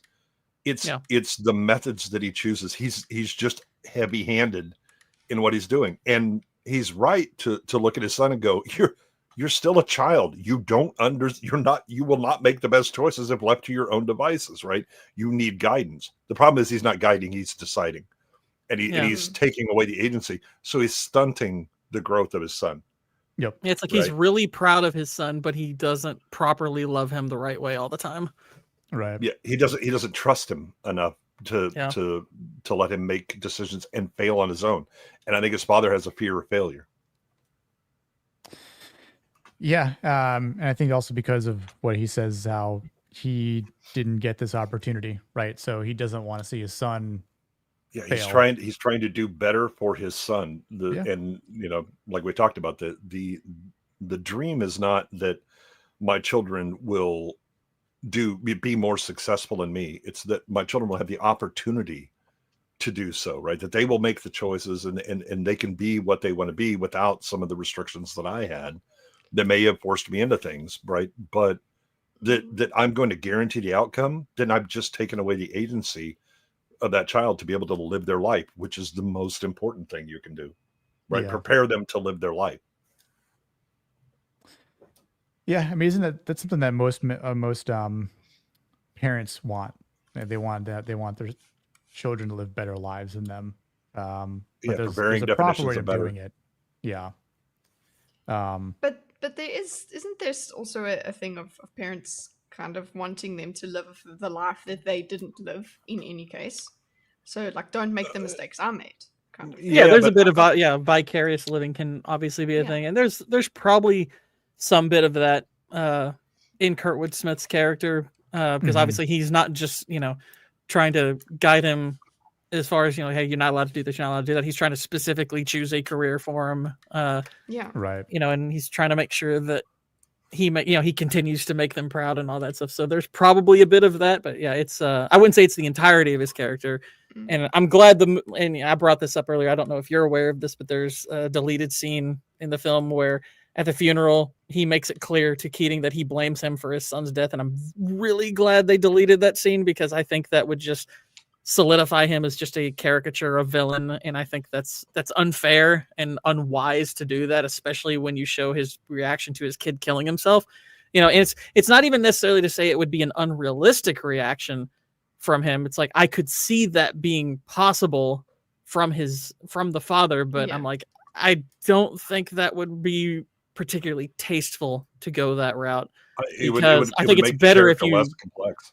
Yeah, I think it's much better if you have a bit of empathy for the father, even if you disagree with most of his methods. Right, that he's trying to do the right thing, but he's just made poor choices about how to achieve it.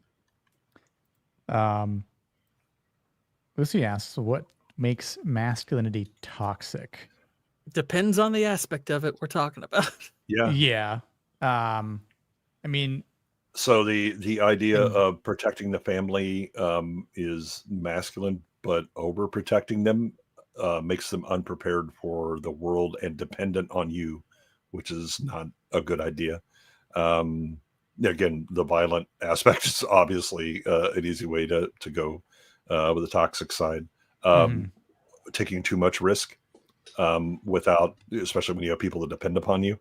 That you have to balance out the two, being more concerned about social situations, society, and your civic mindedness to the detriment of your family or your own beliefs. To believe in yourself so much that you essentially like reject reality. Right? All of these are just take it and just turn it up. Right, just turn it to 11, and that's toxic. Yeah, it's like I mean, this is why it's like when you have groups out there who try to act like something like masculinity is just bad. It's like this is just a bad thing. It's like okay, those people you can reject as just outright idiots. But no, masculinity is a good thing. It's just like, but like any good thing, it can be bad. The aspects balance each other, right? Because again, the I want the best for my kids, but I want to protect them. And it was like, all right, well, you're going to have to find that happy medium in there because the best for them is not you constantly providing safety nets and bubbles and all that, because then they never grow. They never become independent. They never become their own person with agency. Yeah. I feel like, maybe a good point or a good example too would be like when men are being told like to man up, right? I mean, you've heard that phrase for quite some time now, right? And so, most men will be like, all right, I got this. Like, it's almost maybe like a challenge. Like, it maybe like just like again, like some men can take that as inspiration, and some, like your friend could tell you to man up, right? and like, dude, like you got this. Like, why are you complaining? Why are you fretting? Like, like you can beat this thing. You can do better.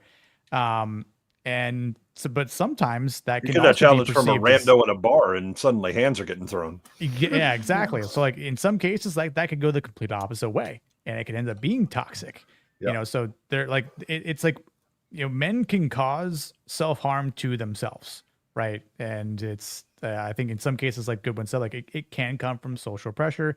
It can come from like inner pressure as well. So it just really depends on like the whole sort of setting, the scenario, the dilemma, right? As Gord said too. So like, but I'd say in some cases, go ahead. I think often your best metric are looking at results, not intentions and not motives and all of that, right? And to some degree, that's like the in opposition to femininity, right? Femininity, you're like, well, I really care, and I would do this and whatever, right? And they think that the caring is enough.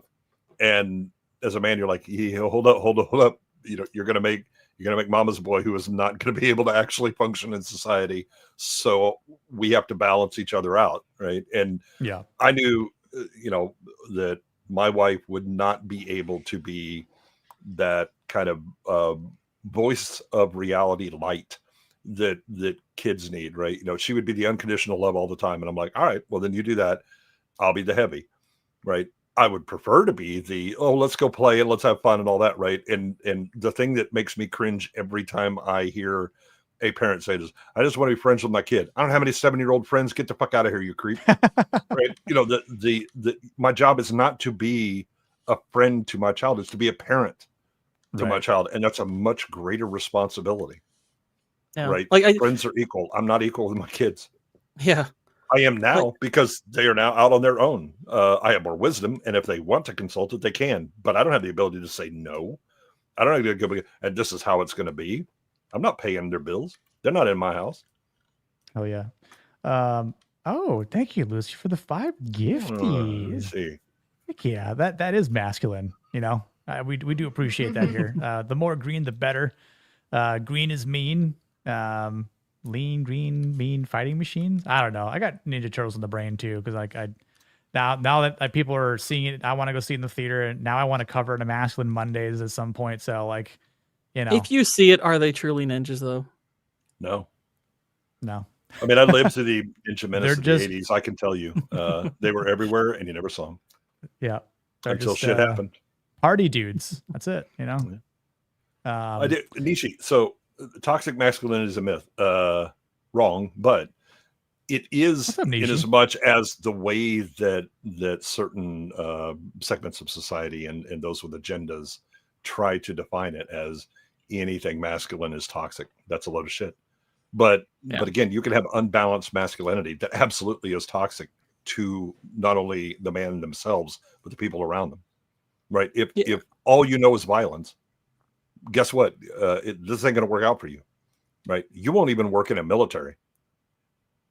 Yeah, and like there was an interesting discussion going. So there's this clip that's been circulating about this kid. He's going to Nebraska, and he's a punter, and he's from, I think, Australia. Yeah, and they had him on a podium, and he was really weepy and stuff like that. And this kind of sparked a discussion where like there was guys saying, this is so effeminate, and it's like, oh my gosh, he's crying like a baby. And then there was some women who were just like, no, this is, it's like, we like this kind of thing. And there was one tweet I responded to him, kind of touched on a bit, was that this woman said, like, I wish men understood how attractive it is when they can feel and, openly show their emotions like this. And then I basically said, well, I agree that men shouldn't be sociopathic and never, ever show their emotions, but you have to understand, it's like, we're not supposed to be ruled by those. Women are not biologically wired even to be attracted to men who are subservient to their emotions, because it's like, okay, I'm not saying there's anything. It's like, I understand why the kid is crying. He's thousands of miles away from his family. If he's close to them, that's perfectly understandable. But as men, there's also that instinct within us when we see this kind of thing. We're like, okay, kid, I understand, but get it together, because you got to be in control of that. Because if you are subservient to these kind of emotions, there's a good chance you're going to be subservient to ones such as fear. And if you are ruled by fear, you're not going to be much of a protector. So you've got to rein that in a bit. You've got to learn to control that kind of thing. It's, and to the woman I was talking to, I was like, look, I get, it's like, I agree with you that we shouldn't be sociopathic, but at the same time, what you're probably attracted to is the novelty of seeing, a bit of emotion. If you were to see that all the time, I highly doubt you would stay attracted to that for very long. If that was a constant thing, you'd be like, "Oh, okay, nut up, you pussies." Yeah, I mean that's why never listen to women when they say this is what I want, because then I look at their behaviors and that's never what they choose. But the bigger thing is that stoicism is not an absence of emotion, right? You still have emotion. But it doesn't make the decision. A stoic can use their emotion to their advantage, but they make the rational decision first, right? That I look at this and go, this makes me angry because of this, right? Like somebody's bullying someone, right? And damn sure that my anger is going to be awfully useful when I decide to address the situation. But I don't let the anger make the decision, and then I kind of post hoc rationalize it, or just go, my emotions are in charge and that's it, right? That's the biggest thing. And again, I would ask that woman, whoever you're with, assuming you're with someone, and I'm going to bet not, but if you're with someone, do they cry a lot, and does that really turn you on? Do you like it when they cry in bed? Is that you lying like sack of shit? Right, it's bullshit. I mean, I'll give the woman credit. She wasn't especially combative with me on the thing. Now, granted, she has a decent sized following, so maybe she was just interacting with other people, but at the same time, it's like, I gave a response and was fairly well reasoned out, and she didn't argue with it or anything, and she didn't even push her point too hard or anything. But I was like, look, I understand that you may find an instance of this attractive here and there. It's like, oh, my man is vulnerable. It's like, okay, but you would get tired of that really quickly if that was a regular thing. Once every decade might be allowed. After that, they're going to be like, all right, I need to get rid of bitch made and maybe go with a manly man. I was noticing that bad boy over there. Let me play a little clip for Lucy for the 5 gifties. Let's do this one. Show me the heart unfettered by foolish dreams, and I'll show you a happy man. But only in their dreams can men be truly free. 'Twas always thus, and always thus will be. Tennyson? Keating. And just for shits and giggles, because we could use some more. Yup. Yo, oh, that's a mouse. Come on, louder. Yo, oh, good God, boy, yell like a man. There it is. You see, you're a barbarian in you after all. Now, you don't get away that easy. Picture of Uncle Walt up there. What does he remind you of? Don't think. Answer. Go on. Emperor Goodwin. I'm just kidding. Only because it's in his title. That's right, Sweaty Tooth Man. So Nishi, men should be allowed to say they're having a bad day. That doesn't give them the ability to go, and I'm opting out of the rest of this day. Right. I told my wife very early on, I was like, look, if we're having an argument or something like that, and I'm like, I need to walk away. You need to shut up and let me walk away, because I'm starting to lose control. And that's a very bad thing for you, because I'm a grown-ass man and you're clearly not. And so I have walked out. And she, to her credit, was like, and then I came back in. Okay, now we can talk again. Right. But I'm having a bad day, and my job is to be a paramedic. I don't get to go home and have a big cry and sob. I understand you're having a bad day. Too bad. Get the fuck on with the work, right? You're doing something that's important. The world is spinning whether you're feeling good or not. Yep. Yeah, that's why we just take a bottle of whiskey or something like that, and just have a nice little drink and chill the fuck out. Yeah, but drink it too. For a woman, right? It seems like a woman should also behave that way. It would make her life a bit easier, wouldn't it? I'm not. I mean, anybody's life is easier if you're not ruled by emotion. Absolutely. Yes. Yeah. For women, it's different because they have to strike a very different balance, because obviously they're in a more nurturing role and whatnot, and that kind of requires, a bit more emotion and whatnot. So, and there's nothing inherently wrong with emotion. Obviously, it's just, if you're required to use more of it, the temptation to take it too far is going to be greater. Yeah, well, and women build their power on empathy and sympathy. Okay, yes. Wants to say something? And so that again is that socializing and social network. system that they bring up with. So the I'm reacting emotionally to someone who is having an emotional thing is how they build bonds. Men will be like, what the fuck are you doing, bro? Set the fuck up, right? I mean, you might pat him on the shoulder and be like, it's okay, man. But if you've been bitch made, I mean, people are going to call you out, especially your buddies, because they're going to be like, nah, you're getting in your head too much, right? You're not allowed to really do this. We understand you're having a problem, but you're overreacting, right? Always. Yeah. Well, always. Well, but for women, again, it's why women, I just want to talk. And I was like, no, because if you talk to me, I'm going to come up with a solution. Because that's the way I'm wired is, okay, you have a problem. Let us fix problem. And women are like, no, I just want to talk about it to emote. And it was like, this does not even make sense to us. So we're just like, what? No, that's just bitching to bitch. Nobody wants to hear that. And they're like, I do. And you just need to listen to me. No, I do not. Life is easier when not really emotional. Yeah. I think maybe we've got more to deal with. Okay. Maybe we're just, we have. Well, I mean, the tools of hormones are control. different. And and it's just plain hormones, I guess. We're not even merely talking about emotions like getting weepy at movies and stuff like that. I mean, it's like, it's far more than that. It's like getting weepy at movies. I'm like, that's fine. I don't care. It's like, there are movies that extract a tear or two for me. I won't pretend They otherwise. need to. I would like Yeah. that. Mhm. Yeah, it's just, I mean, if I start openly sobbing, though, it's like I'm going to slap myself in the face. Like, cut that out. What are you doing? Yeah. Gordon will take himself outside and kick his own ass for that shit. Man, so. Yeah, I mean, it's like it's I always like to refer to it like it's like fan's a bit dusty in the room, got to clean it right. After Oh man, my allergies kicking up. Damn. Yeah, it must be allergies. Should have closed the damn window. That pollen's real bad right now. There's a scene in Saving Private Ryan that, man, I don't know what the hell. It always seems to kick up dust. It's probably from the DVD player or something. It's I literally made that seem in a room full of onions, and I can feel it. Yeah. I saw a funny meme that said that women finally know what it's like for Sean Bean, what men feel when Sean Bean dies in Lord of the Rings when they give childbirth. It's true. Yeah. Okay, I mean, that's maybe. I mean, they get a little taste of. Yeah. I mean, those were big arrows, and he got shot with 3 of them. So I mean, like, listen, and still standing. Yeah. There's no epidural he's getting halfway through. He still fought off a couple urukai after that. Before having last breaths to his captain, his king. Which again, just I mean, when you move King of Middle Earth like that, I mean, it's going to hit any masculine man. So I mean, again, it gets dusty in Middle Earth. Like let's just be real. Yeah, I mean, they didn't have dust. vacuum cleaners or ACs, dust filters. There's no HVAC system in place.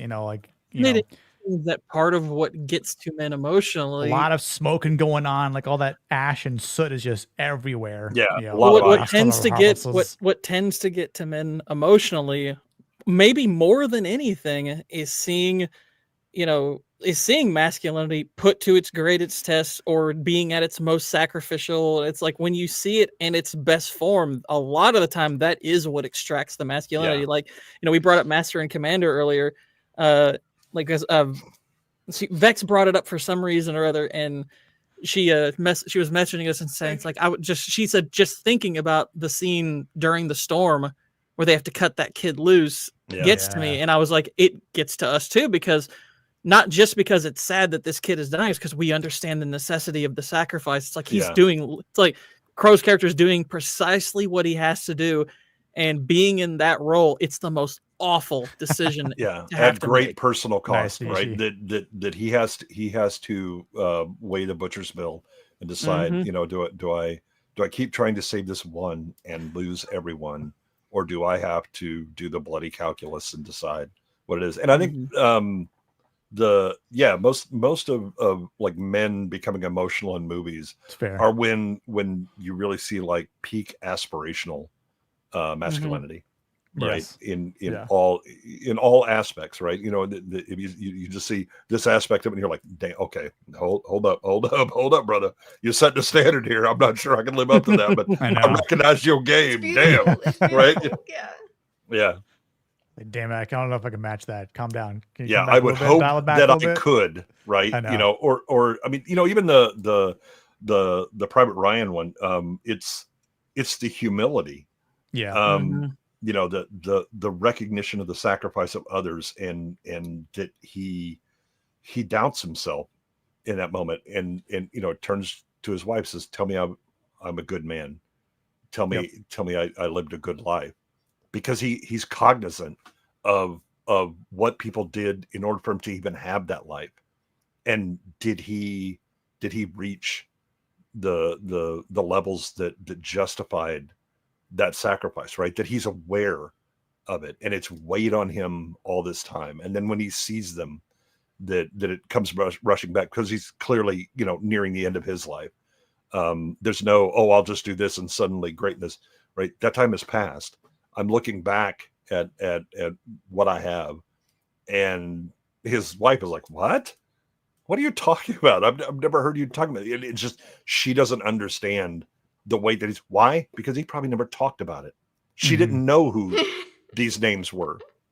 Yeah. Right? You know, she's like, oh, did you know him? Or something like that, right? He's never told the story, but he's carried it the whole time. And how could you even begin to tell it? It's like, honey, I'm here because what is it, 9 of them? It's like, I think it's something like 8 of them die, or like 7 or 8 of them die, and that's why I'm here. It's because these guys sacrificed their life on a mission that probably most of them didn't even believe in, but they did their duty, and I'm alive, and your children are alive because of these guys. And he was plucked out just like by the fickle finger of fate, because his brothers died. 3 brothers died, and somehow the you know, the army just goes, okay, get him out. And as he argues at the time, these are the brothers I have now. I'll stay here and fight. And you know, they're like, all right, well, let's do this. And then you see the sacrifice.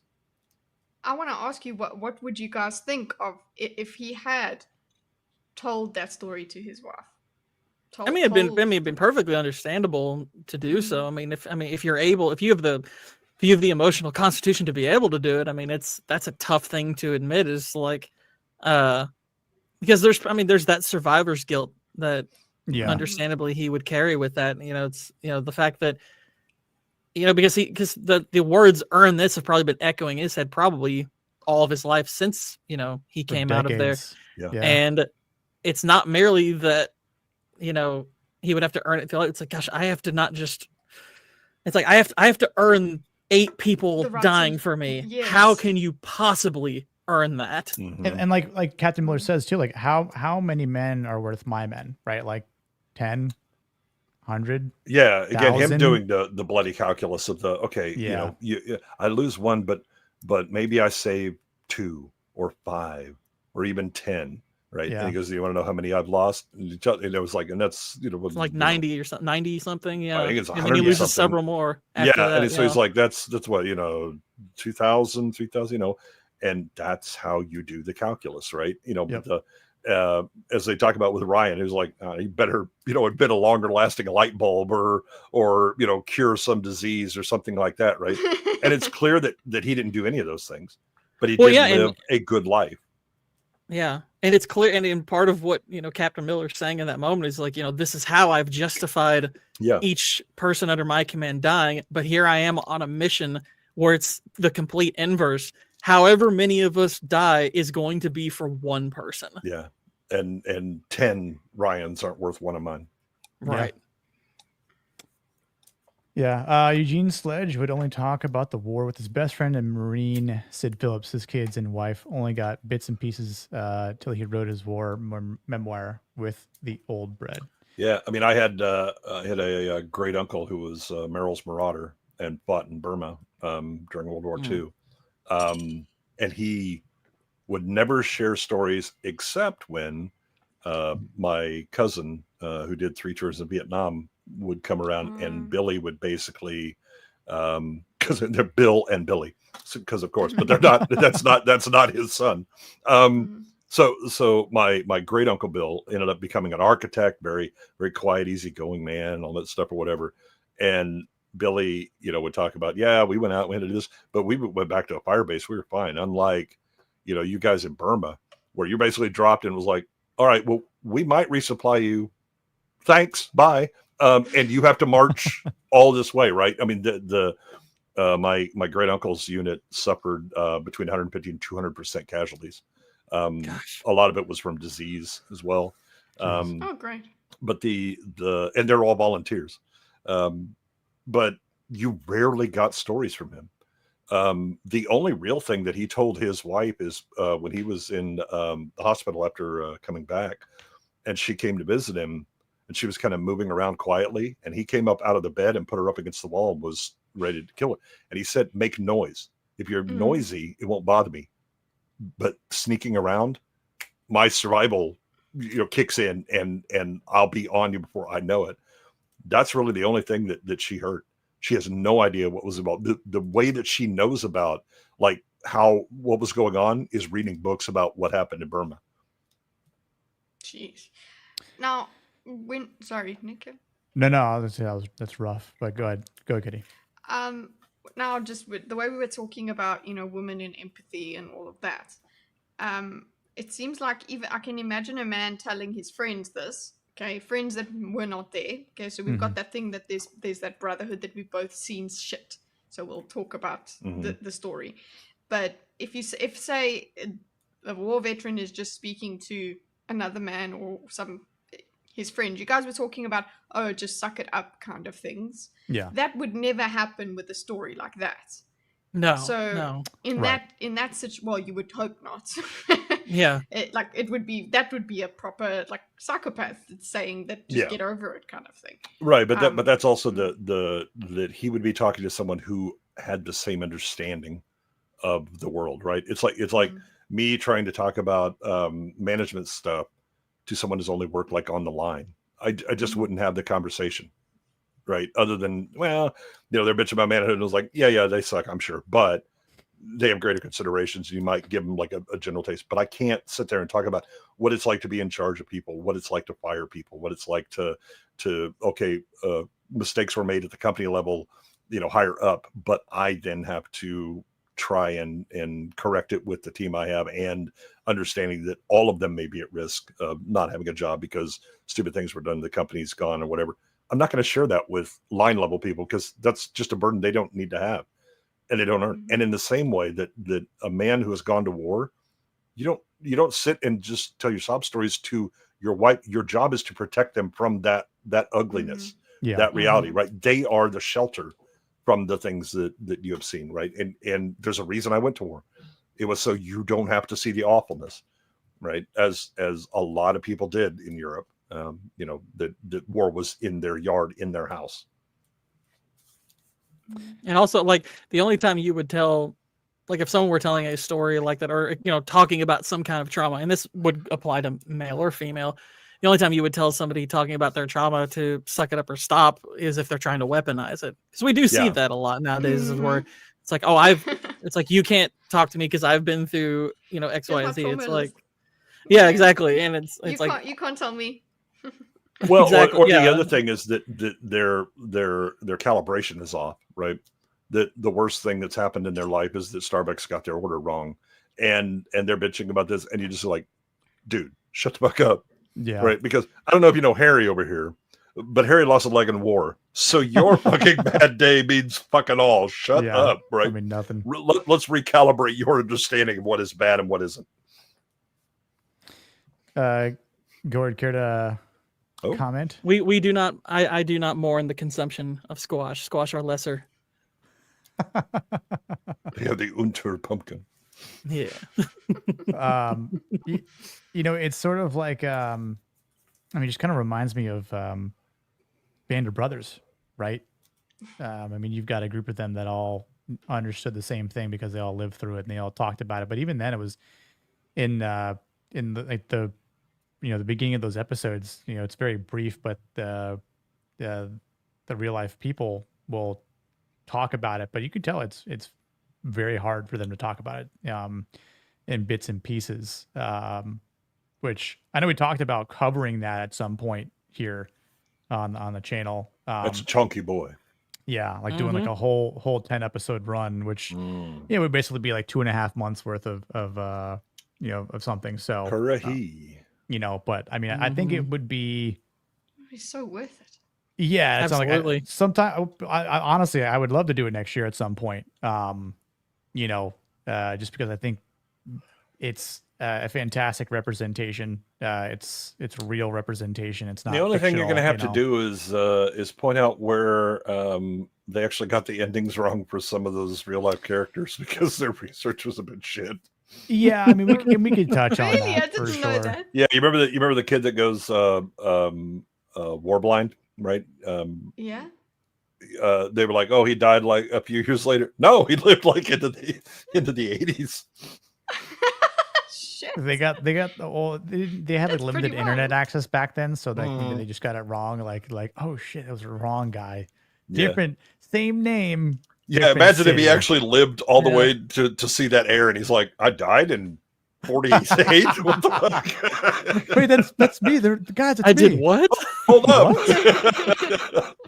I'm dead.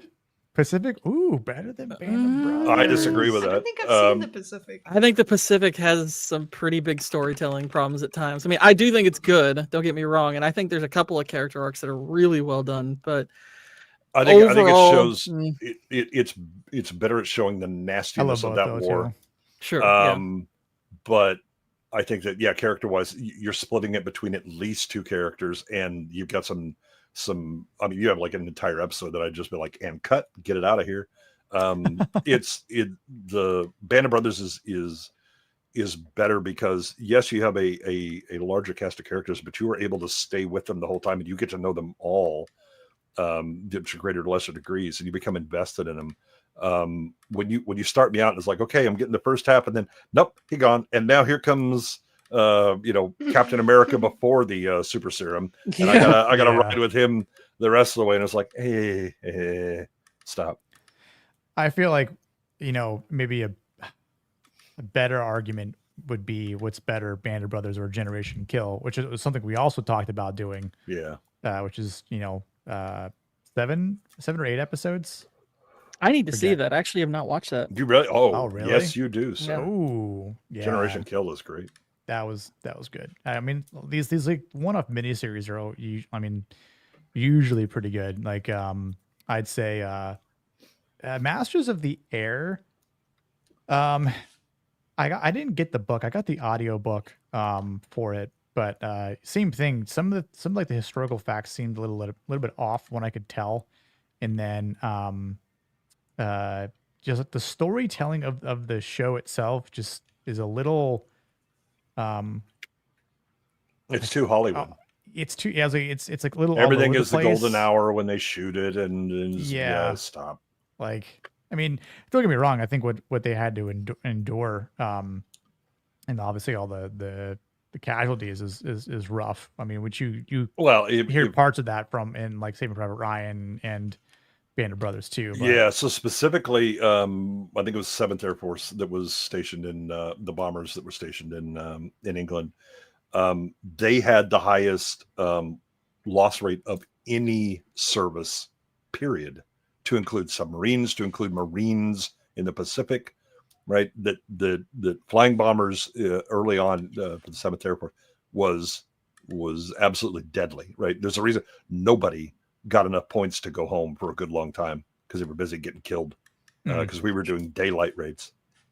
The English were like, nope, we bomb at night and to hell with that. And the Americans were like, no, we have the Norden bomb site, which is the most overhyped piece of shit ever. And we can be really accurate. And we lost tons of men. Yeah. With that. Yeah. Yeah. So there's some good plans. That we've got coming for sure. It'll be interesting to cover a show like that on the channel. I mean, because I know those episodes are a solid hour, but I feel like for what they offer, like there's enough that can be like deduced from them, and a good amount of characters that are being repetitive through both series, and then just even talking about some one-offs, which would kind of be funny, just like fucking Jimmy Fallon just appearing like Throw an episode of Or Simon Band Brothers. Simon Pegg showing up out of nowhere. It's like, oh my god, Yeah. it's a lot. What's It's his- funny how many big actors are in that in that? before they were big. Yeah. Also, the Pacific, the kid who played Tim in Jurassic Park has a pretty big role in that, and is really good. Yeah. Yeah. I've seen it. I know I've seen it when I looked at the pictures, but I don't remember. Yeah, he's the kid. He plays the guy who basically his war experience pretty much causes him to completely lose his faith. I mean, he goes in a very spiritual person, and he comes back just spiritually dead. Yeah. Yeah, how can this happen? How can I've seen too much. Is this really what God lets happen? Yeah. Is there a just God if all of the things that I saw were allowed to happen? Yep. Kitty was gonna say, did you have like we obviously already gave it, but we did like a masculinity rating on Dead Poets Society. I think all of us gave it a 7 across the board. Would you tend to agree or have any reasoning for it to be lower, or with the caveat that this is very much aimed for young men who haven't become men, right? But that process is important, right? That too often we go, hey, boy, just become man. It's like, hold up, there's a gradual process to this. You got to make some mistakes and learn from it. I think 7's fair. I definitely wouldn't go higher, and actually lower as well. There's, you know what? I think the basic bit would be like, but there's so much emotion in this movie. That's not masculine. But it's like, no, because of the themes, and that is what's going on for them at that time. You're still an emotional thing when you're a boy. Puberty is a hell of a drug. especially Ethan Hawke's character? Yeah. Well, one of the things I brought up earlier, and part of the reason I touched on it is because I think the poetry and everything gives off the impression of femininity, and I'm like, no, men are the romantics. It's like romanticism is very much a masculine trait. And it's like, but we tend to associate it so much with women because they love it so much. Like they get really into it and everything. But it's like we don't love it from each other. We want it from a man. We want Exactly. a man telling us these things. Well, Right? and the movie covers that with the why do we invent language? He's like, to convey our best. No, to woo women. Yes. That's exactly that's one of the most memorable. Now, just thinking about, because I forgot about everything, so I didn't watch it last night or anything like that. But that's one of the most memorable scenes in the whole thing. Obviously, the captain, my captain one, and all of that. But the to woo women, and then the way that they speak about I think they write about women or whatever in the cave. Knox does. He talks about the girl Chris. Yeah. Yeah, so like that is also the fact that they do cover sexuality in that way as well, what the male's role is, and getting into it, pretty good. Yeah. Low key, one of the funniest lines of the movie is the first time Knox reads a poem that he wrote about Chris. That Keating pats him on the shoulder. He goes, "No, it's a good effort." And I was like, "I'm glad you didn't say it was good." Because it was the effort. Yeah.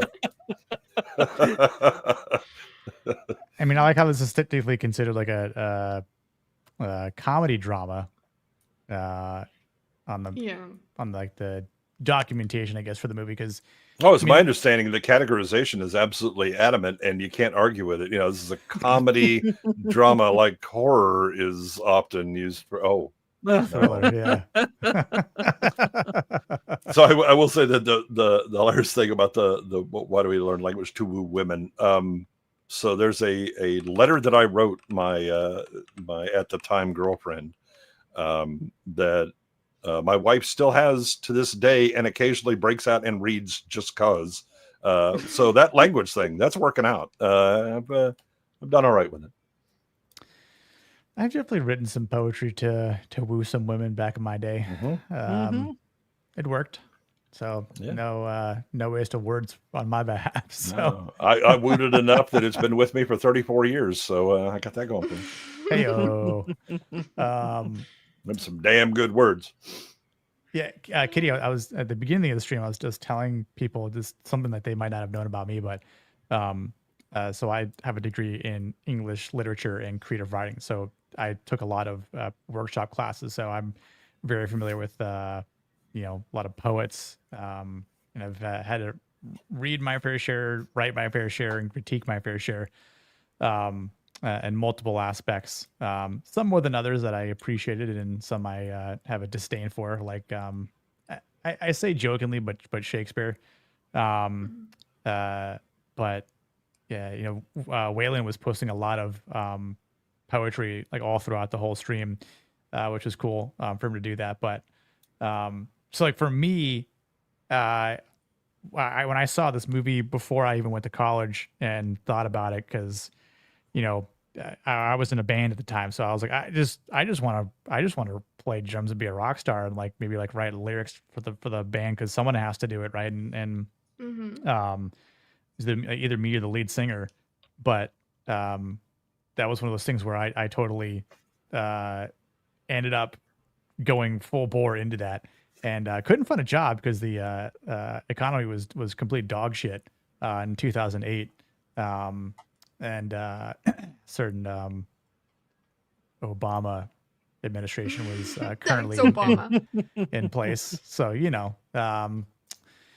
but yeah, so that was one of the reasons why I first appreciated aspects of this movie. But, and it's just interesting to kind of watch it now. It's been a while since I've watched it, but like we said earlier, like it's important to kind of cover these types of movies, even when they don't present the best forms of masculinity, but it does represent things that needs to be discussed, because there's not a lot of movies that will address, like, here's a bunch of young men or teenagers that are going to be venturing forth into becoming men, like what do their dilemmas and choices look like, where are their fathers, where are their families, where are their mentors, where are their actions lie and emotions and so forth, as we've all kind of said. So but yeah, no, it's I appreciate your rating. What was I just saw a weird tall figure just jump in the chat here. I wrote some poetry for Goodwin once. It worked. It's my next victim. Gordon, his little shoulder friend there. Yeah, my Pikachu. I didn't get the reference at all, and then it just happened in the chat, sort of. Yeah, it was a chat thing. Yeah, the Julie said you should put that on your yarmulke. Yeah, they said you should put that on your shoulder, and I was like, yeah, all right. Yeah, he's very cute. Yeah, it's Leon's favorite Pokemon.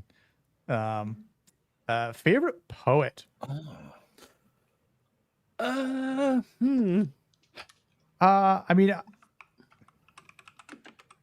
like Uncle Walt. I do like Walt. I like Robert Frost. Thoreau is Frost. I mentioned this earlier. I liked Keats. But like Tennyson's also great. Like, and one of the things that I didn't notice this until I was already in college, and I went back and watched the X-Men 92, the original run, and Beast is quoting authors and poets like all the time. But it wasn't until I had started to read more of them, especially Tennyson, and I'm like, oh my god, like they actually put some knowledgeable shit in this cartoon that, like, most kids aren't going to understand what the hell it is, but it's something as an adult or being older I appreciated them including, and I was like, wow, it's like almost they kind of cared about some of the writing back then, that well, it's like watching old Warner Brothers stuff where you're like, they actually, this was written both at multiple levels, right? Because there were things that I picked up as a kid that were culturally relevant from Warner Brothers, and then you'd run into it in English class, like your sophomore or junior year, and you'd be like, oh, I know this. Wait a minute, that was in that Bugs Bunny cartoon. You got a sense Bugs of it. Bunny, man. But I think that's where you heard it the first time. It was, yeah, exactly, and it made sense, right? Because it was always kind of in context that would happen. The Treasure of Sierra Madre is referenced in a couple of Bugs Bunny cartoons, and then when you see the movie, and you're like, oh, that is, can you spare a dollar, for a poor American down on his luck? And you're like, oh, that is Bogart. Oh, okay. but I think for best poems and poets, I mean, there's a reason I can remember that Keats poem, because again, it was such a demonstration that people have been people for a long time, and they're always going to be people, and so the idea of sex, drugs, and rock and roll versus women, wine, and snuff, this is the same things, right? And that it's also that it's got a bit of the blasphemy in it, that these will always be my beloved Trinity. You're showing it, yeah, edgy young guy. Okay, yeah, I remember edgy young guy. I was edgy young guy when I ran into that poem. You wanted it. Melville? I don't mind some Herman Melville. Nobody's I mentioned yet. Wasn't Melville? Melville was kind of a degenerate, though, wasn't he? A little bit. I mean, I love. I don't know much about his actual poetry. I've read a little bit about him. I know a lot of the like gender studies. I mean, like they like to focus on him a bit. And I'm like, Why do they focus on him? Sorry. Go ahead, I think Katie, because apparently he was very open with his sexuality and stuff. So now, granted, just because a figure gets snatched up by a gender studies movement, critical doesn't necessarily, studies, yeah, it doesn't necessarily mean that that's what that person was. I think They're certain trying to groups claim them. They like to claim certain people, certain pieces of art. That They happens tune all the in. time. Pieces of history. It's all Yeah. They tend to project like IMAX. Yeah. I also it was Wayland says Keats is the best English romantic poet ever. It's not close. So I was reading some quotes from Raymond Chandler, and his statement was, the English may not be the best writers, but they're the best writers of boring things. Okay. Actually, now that I thought about, I mean, I took a whole class on him in college. Is John Milton. You'd have to take a whole class on him just to cover one book. I know we did basically. I mean, Yeah. we covered a couple. Paradise Lost. epic Okay, poetry, let's but- go. Hold on to your butts. Yeah. We did. We saved Paradise Lost to the end, thankfully. But no, that was God. There was someone else I'm trying to remember in college that I covered. Yeah, I think they're always the ones Camus? that Hold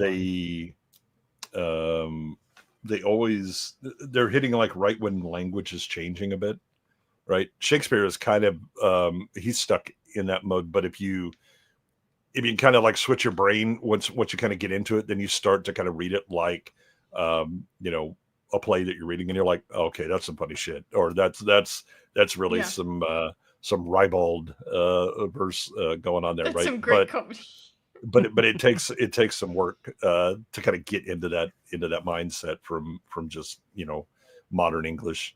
Milton's the other one that's like that, where you're like, whew, all right, I'm gonna go, and then like 20 pages in, you're like, all right, I'm started picking up. Now I'm gonna go back, start again, and read that back over. That just what I had to do to get into the language.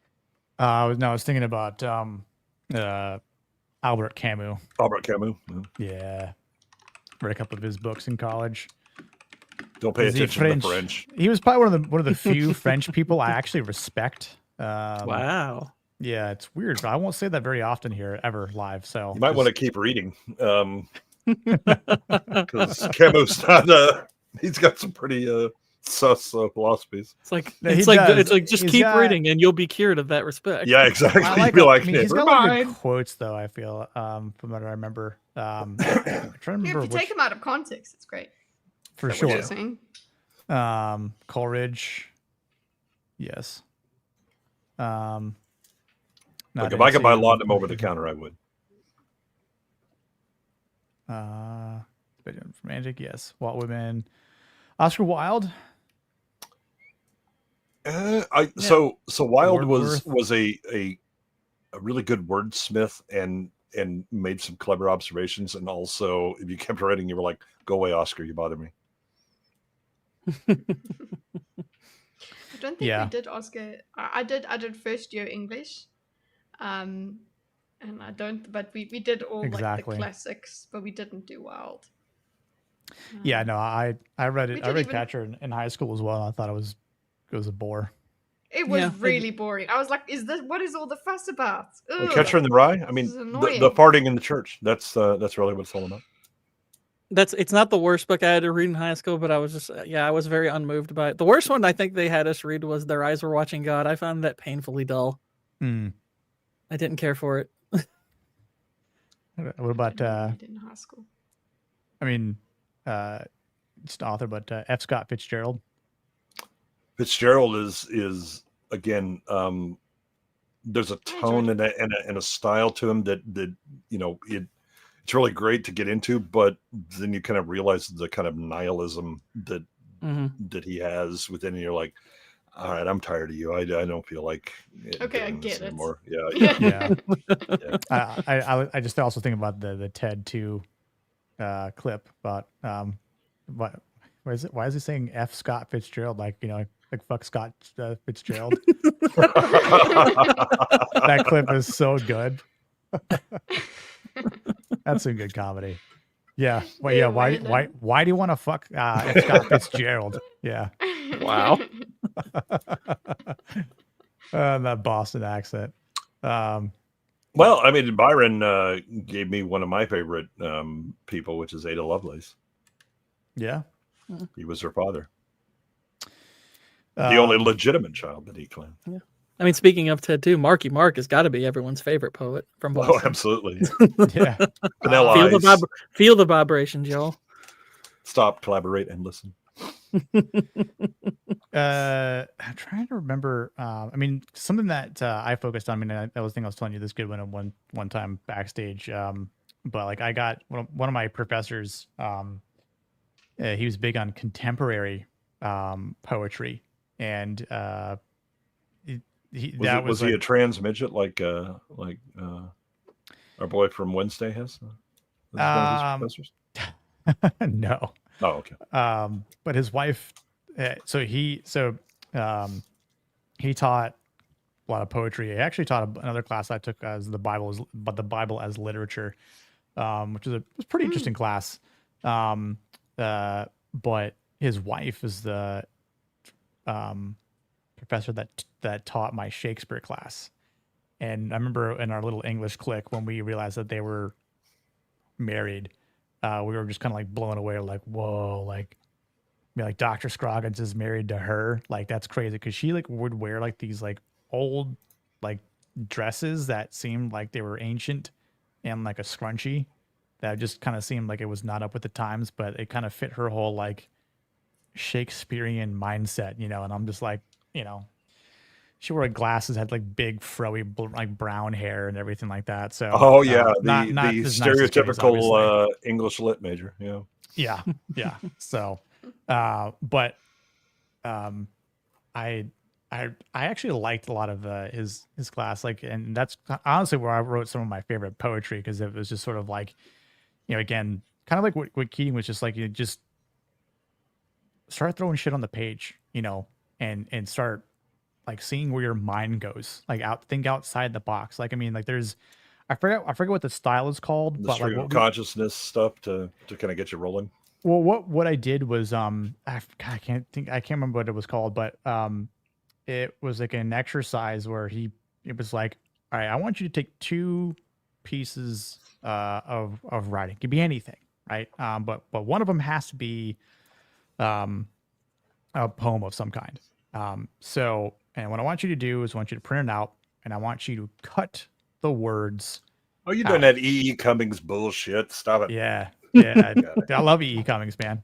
Get the fuck out of so here. what I did was I took Nevermore, and I took the opening scroll from Star Wars, and I cut them up, threw them in a hat, and just blind picked out all the words and just let them be the actual poem itself. Interesting. Yeah.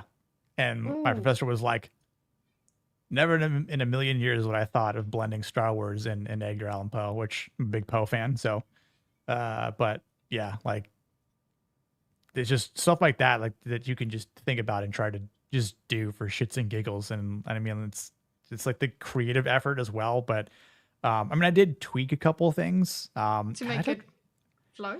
Yeah, like because sometimes it was just sort of weird. I mean, I'd have to try and find like exactly where it is, but I mean, I know I've got it saved somewhere. But there was that, and then there was like one poem that I did was the plot of the poem was that it was sort of like I kind of just had this idea of like a hitman, like someone in the mafia, right? Like there's someone it's in the hospital and he's on a bed, right? He's in a room. Guy has to go in and basically just plunge a needle into the IV drip and finish him off. But the way I was doing it is the lines of the poem would go back like, a heart monitor, right? And as it's, more things are calm, things are more spaced out, more elongated. But as the poem starts to pick up, that's when it starts to get shorter and shorter and shorter, more frantic, more tension building, and then it just sort of like ends. Yeah, see, I would have used the lyrics to "Me So Horny." I don't know how that would have done definitely, but they would have loved it long time. Yeah, that's right. With my experience in English literature, it wasn't creative writing, so my essays were always analysis. That's all I had to do. So I love analysis. That's all I want to do with it. But geez, I cannot imagine having writing assignments that are creative. For creative, Oh you my didn't God. you didn't have to take creative writing. No, I didn't have to. What the I hell? wasn't a major. It was like a sub. It doesn't matter. I mean, we were required. That was like basic stuff for bachelors. You had No, to, in school, yes, we did creative writing, but I don't know. Just the thought of doing that in college. I don't know. Like, obviously, I did it in school and I was fine, but it's like I blocked that out. And just the whole thing of having to write poetry, maybe that's it. Having to write poetry as opposed to prose. Like prose, at least I don't know where I'm going with it, whatever. I haven't written in a long time. I don't know. I don't know what you're talking about. You're a woman. Poetry should be perfect for you. It's just emote. Just do the emote. Just emote? No, Yeah. no. There's Be a in the difference moment, between fuck consequences. There's a difference between journaling and writing poetry. There's a difference. Well, I mean, there's always so Kitty, how musical are you? I used to be able to play the guitar. Right. Well. So that kind of sense of rhythm of timing of the way to stutter things to give it, that's all part of writing poetry. So it's, if you have any kind of musical experience in addition to writing, and poetry should be fairly straightforward, at least until you have to deal with much deeper versions of things. Yeah. My mom sent me a picture of like this poem I got 100% for in school. Damn. But it was like grade 7, and I was like, oh, that was back when you could see that like I was writing about rock music. Rock music was the best music and all of that sort of stuff. Hell yeah. I did kind of abandon the creativity thing, which is now, need to get back into that at the age of 34. Maybe I'll do it. I think you always have to, because like I've been programming computers for 40 plus years. But there's always all right, I've had enough of the analytical. I gotta do something creative, right? Whether it's like building animatronics or just drawing things, writing things, or whatever, that if you let it stagnate too long, I think you lose the ability to also be able to be analytical, because you kind of get in that rut of it's just the thing, and you stop thinking at oblique angles to come up with novel solutions to things. Yeah, programming itself is also so creative as well. Yeah, like you are finding solutions a lot of the time. That's the point. Is like I need to find, how do I get from A to B, and that, but it's still a creative process. You still Yeah, can there's get still into an that elegance and flow. art to it as well. So, right. So it's Yeah. I made it. It's functioning. Now I need to make it beautiful, and fast and all of these things, right? And optimized in a certain way. Yeah, and readable, right? That I can come back to it at any time and know what's going on. It's not just wall of code bullshit. My husband, when his first programming job, he was like thrown into someone else's code, and the guy just hadn't done nothing. He had not noted anything. He didn't have the. I met that guy. Oh yeah. He was I've seen his work. self-taught. He was self-taught, so he didn't have the habits that you get when you are told, like when you're taught to program. There's like, comment it out, say blah blah blah blah, say what this does. Just those clean habits.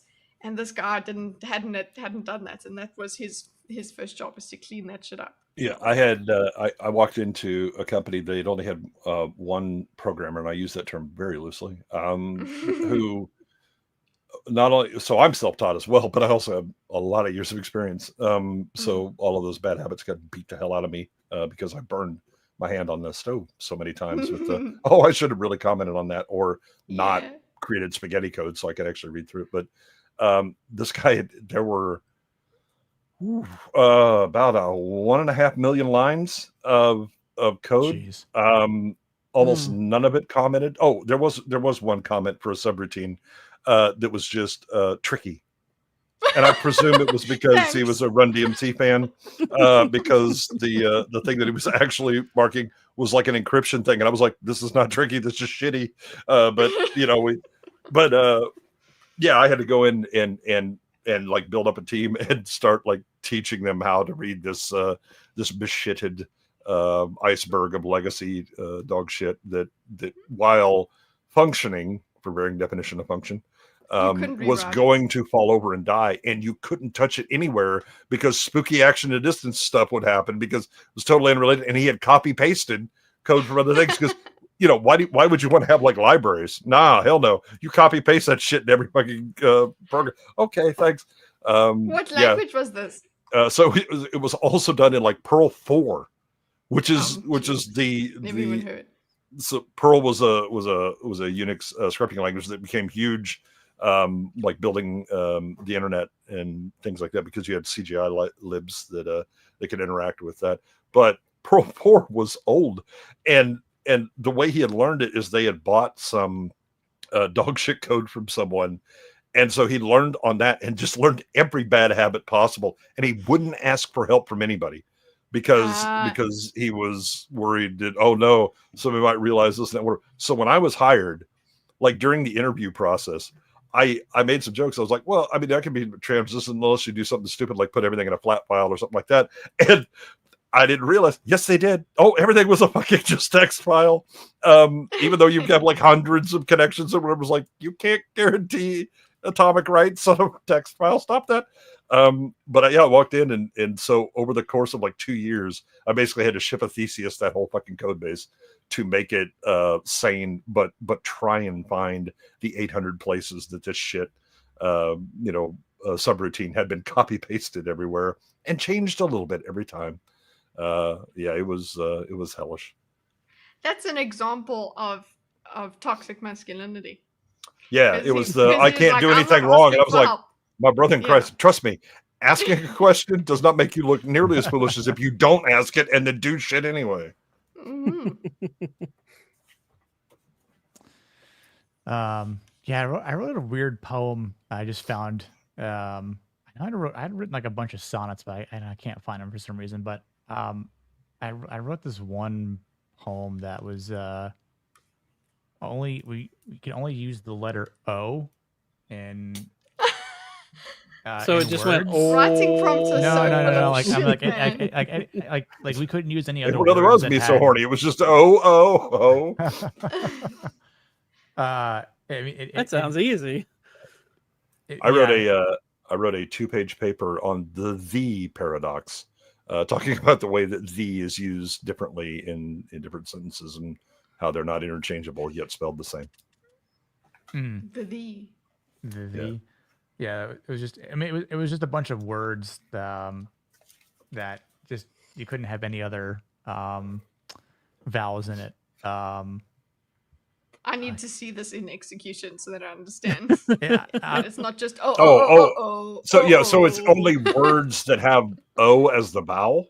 Yeah. Oh, okay. The Well, title is good old Oslo. Yeah. Yeah. So Gook. That's racist. Yeah. I'm trying to remember like what my idea was behind this downtown globs of gook from glowworms on socks, onyx polygons from horrors, showdowns drop cowboys, Dorothy drowns boys follow flocks of frogs, fawn songs of food for gloomy ghosts, cyclops contorts clowns chops broncos, bombs blotch blocks, storm drool fog, dolts don't go to doctors, Bonnie confronts Tommy. Look, condoms. All right, yeah. 2 o'clock. You know what? This could be. This is rap. Sorry. Yeah. This is slam poetry. Okay, to turn this into a song. Just kidding. 2 o'clock. Goofy goons. Bobby throws snow. Norm shoots longbows. Wolves ploy to plow down wobbly doors of plywood. Slowly stops. Solomon follows God. Monks conform. Top-notch books. Top-notch books. Toy trolls. Moon owls hoot on rooftops. Cyborgs prolong robots' glory. Stockholm stomps Morocco. Monopoly orthodox. Troops lost protocols. Moot jobs. Noon. Dogs confront condors. Brown brood borrow bloody blossoms. Oh Lord. I remember I was definitely into fucking alliterations a lot. I had a buddy that wrote this poem, and I can't remember all of it, but I do remember the title of it was "I Have 5 Bibles," and the statement was, "I have 5 Bibles. All of them are holy, but none of them are wholly true."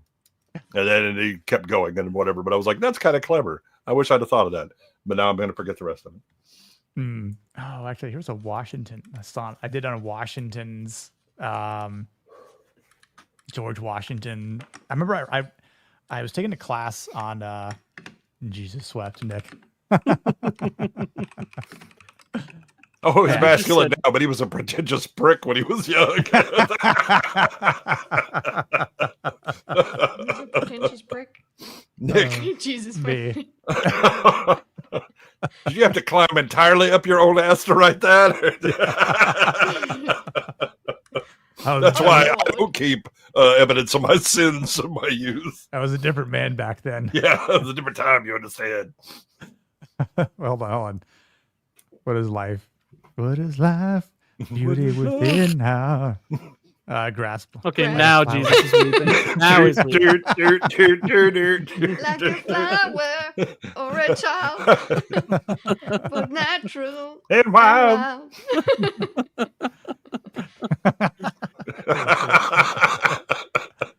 I hope it was his last dance. Yeah, I wrote that one. It's gay, I know. Yeah. That's so. It's the men. Okay, you write poetry and then you're like, who's gay? Well, Like, I think part of gay. it is no. So the thing is that we look back on like past self and be like, you were cringe motherfucker, and I would beat my own ass if I met me from 20 years ago or 30 years ago, right? Oh God, reading my journals, it's the same thing. Like, okay, girl. Like, okay. All right, calm down. This is why I would never journal. I don't want there to be a record. Exactly, but I'm not keeping a record of my crimes. Hell no. Basically, if you took mine, it would just be the same thing over and over. You just did the same I'm doom good, loop. I'm bad. I'm good. I'm bad. We overlay your mood with the stock market and start making picks of stocks. Yeah. I did one time have the idea of writing a fictional journal of a vampire going on a fast. I'm just trying to think of the direction it should go, because it's like you could take that comedically, you could actually do some interesting things with it, but it's like that idea has always stuck in my head, and I'm just like, I gotta figure out what I'm gonna do with that. Yeah, it's just like, day 15. Is it Edward Cullen? Fuck Vlad. No, that bullshit no. he told me about beats was a total lie. Just leave it at that, right? Oh, I tried. Oh my God, yeah, no. So this is where I would probably punch myself for calling it this, but I called it a Raven's Hope. Oh no, Yeah. you did not mess with Poe. Stop it. I told you that it's it's called the Dadaist, this type of contemporary poetry. Yeah. So that's where I took the opening scroll from Star Wars or A New Hope, right, and then picked Nevermore, and then just cut them up and at pieces at a time. So like I'll read it, but it's called Plume as Heart. Sure, you need to see it. You need to see it. Yeah. We need the full effect of the anesthetic cotton. Yes. Yeah. Hold on. Well, Okay, first of all, you said Dadaism. I already know it's shit. Yeah. Well, this is we had to cover it.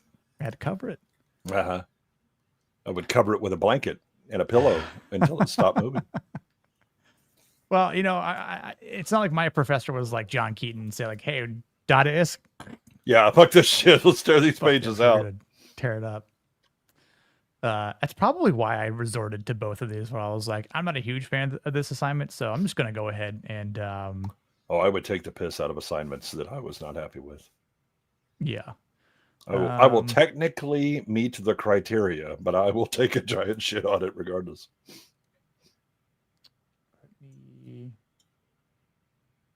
It's called malicious compliance. Oh. Export this. The way that happened in business. Oh God, yes, yes. We had a creator who was maliciously compliant. He said, "Okay, fine, that's what you want," and he would be maliciously compliant. That is always the threat that I give people. I was like, if I don't like you, I'll give you exactly what you asked for, and boy, are you going to be unhappy.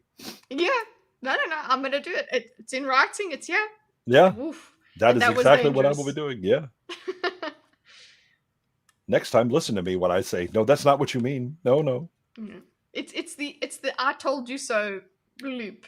You just like. Oh, that's the reserving Nana Nana Boo Boo I told you so dance, because you own it now. I'm going to do exactly what you fucking said.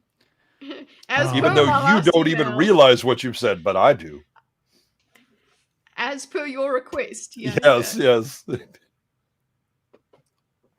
Was what did you nothing gay about vampire journals? It's very straight.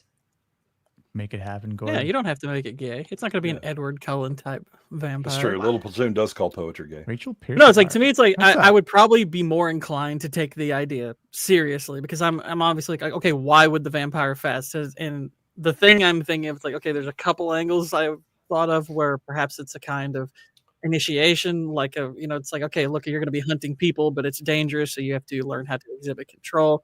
Or you could take it as perhaps this creature who has lived a life, seeing itself as the predator to human being prey, kind of rediscovers why humanity's valuable and doesn't want to kill anymore. And so they just try to stay away from it as long as they can. I think what you need to do is have a vampire that spent too much time on social media and becomes vegan. Gets canceled by his audience. Yeah. But have you read Interview with a Vampire? Oh yeah. I've never read the book. No. I have. You must read that, because then there's a character, Louis, in there who. Well, yeah, I've seen the movie. Yeah, he would be the one that's a vegetarian. Categorized so it. Basically. Yeah, that's a pretty common thing they do in some like Near Dark in '87. The guy who gets turned into a vampire doesn't want to kill people. Yeah. So he basically feeds off of his girlfriend. But yeah, it's like I would want it to. I think part of me leans a little bit more to the initiation thing, but I almost feel like you could almost marry those two ideas if you go that route. Like maybe it's like he's at first just doing it to, become part of this, this group, but along the way, it's like because he's not eating people, now he's starting to see the value into them. So it's like I feel like you could almost marry those ideas into something. The problem is that the idea of a vampire suddenly becoming, I want to care about people, doesn't really work, because their minds are operating on entirely different time scales, especially the older they get. Well, this is why I think the initiation thing might work a little bit better. Yeah. It's new. Yeah. Right. Yeah. It's kind of the same complaint we have with Alien Earth, where it was like, I've made essentially immortal people. Oh, they'll be immortal consumers. I'm like, they're going to be nothing like that, because again, the human mind just stops being human when it doesn't have death and ends of things, right? That it just goes on forever. Also, you'll become lazy as fuck because you can always procrastinate.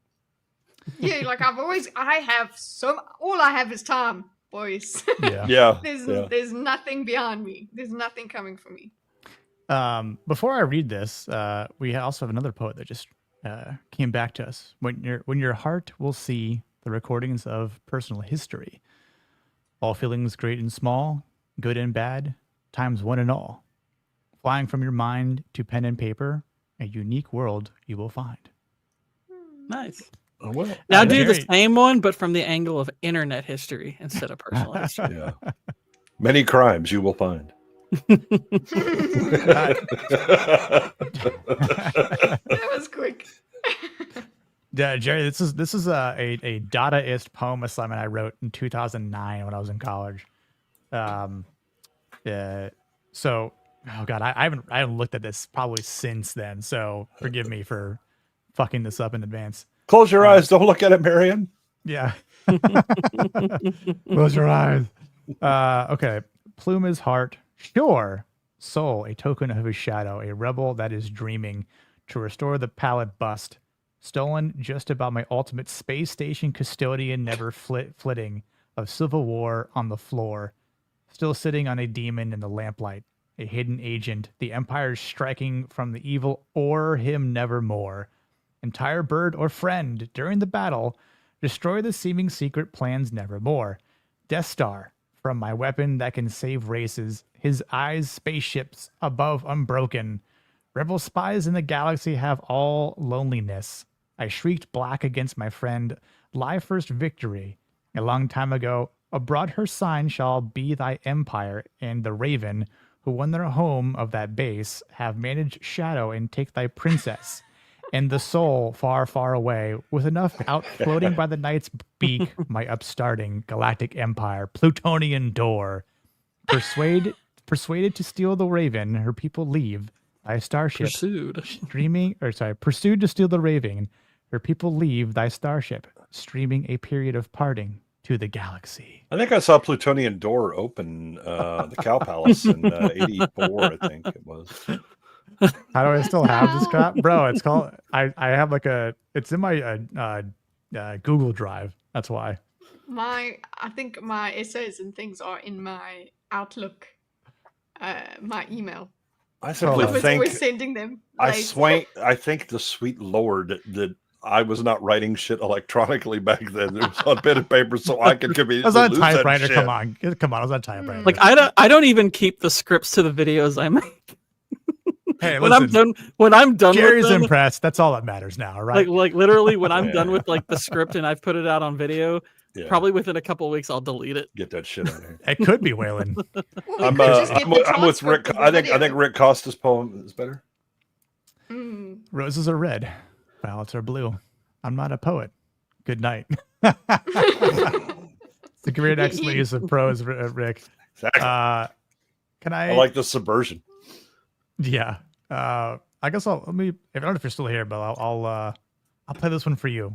So I think this kind of fits in the mindset. Tooth madman. The sweaty tooth madman with a stare that pounds my brain. Oh, that's excellent. Now give him action. Make him do something. His hands reach out and choke me. That's good. Wonderful, wonderful. And all the time he's mumbling. What's he mumbling? Mumbling truth.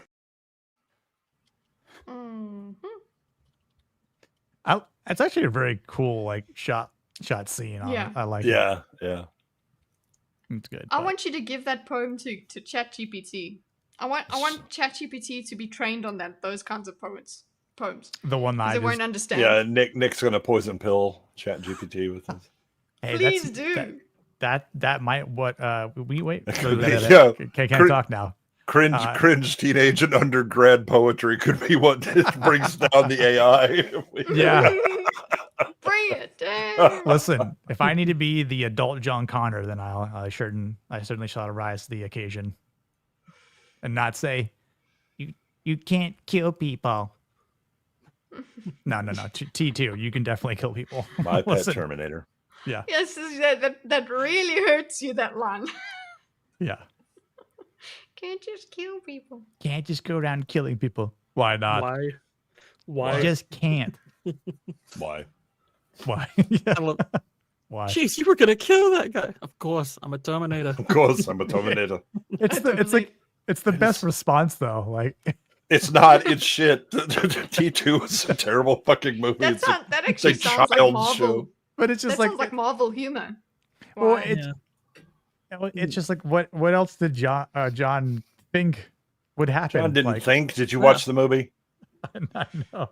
John's 12. Come on, Jimmy Cameron. John shouldn't make it to 13. I almost read that as favorite autism poem. It could be that. Well, it might be both. Yeah. Roses are red, Austrian violets poem. are blue. We know who's to blame. The filthy. And then the rest is burned off. Was found in the bunker. I never found out how that ended. No. Left me on a cliffhanger. There could be at least 6 million options. Cover your eyes, ears. Molly gets it. Now I want to put like a little cartoon hand over his eyes for the next avatar. Don't look. That's exactly correct, Waylon. And we will cover it in October. Because if you allow more than that, then I have to get the fuck out of here. I did actually. Only it was way too late. If it would have happened in T2, I would have been much happier. But if you allow T2, then you also have to allow some other ones like half of T3 and half of Salvation. Wait, I didn't see those, so I don't have to allow anything. Wait, is the opening of Dark Fate when they actually kill John Connor? Yeah. Oh. He just walks up and shotguns him. Right. And then he goes and becomes a curtain and draperies man. The movie should have ended at that point. Like, yeah, it's just a short fan film. Why you so late, bro? Yeah. We didn't know Dark Fate meant the next John Connor was going to be Juan Connor. Juan Connor. Yeah. That was wasn't that Genesis or whatever? Or was that Dark Fate as well? Genesis was the scrawny cyborg woman. Wait, which one had Amelia Clark in it, where she's like, "Come with me if you want to live." Was that That's Genesis? Yeah. Genesis. Genesis. It should be Gynesis, but Gynesis. Yeah, because it's all women. It's like, guys, I know you all like Terminator Game of Thrones a lot, but I hate to OBGYN. say it, this girl ain't an actress. No. She can't really act that well. No. Like even her Scooby, Game of we're just Thrones reading acting poetry. is pretty hammy. Listen, she did the doggy style fine. After that, then they had to have her act, and that was a problem. For reading poetry this late at night, we've got 86 people watching. I don't know what to say, honestly. You're all gay. Exactly. Why are you gay? You are Why gay. are you Like, gay? welcome to the midnight homosexual crowd. So you come to hear the poetry. Oh, you think this is masculine? Yeah. Get ready for Flaming Fridays. Woo! Dog Tuesday's do coming that in voice big very tomorrow. well. Jeez. I Good heard one really most. does it well, guys. That Well, I was heard. Flaming Fridays. Yes, I love it. Oh my god. Oh my god. You know what it was? Oh my god. It's So Kitty.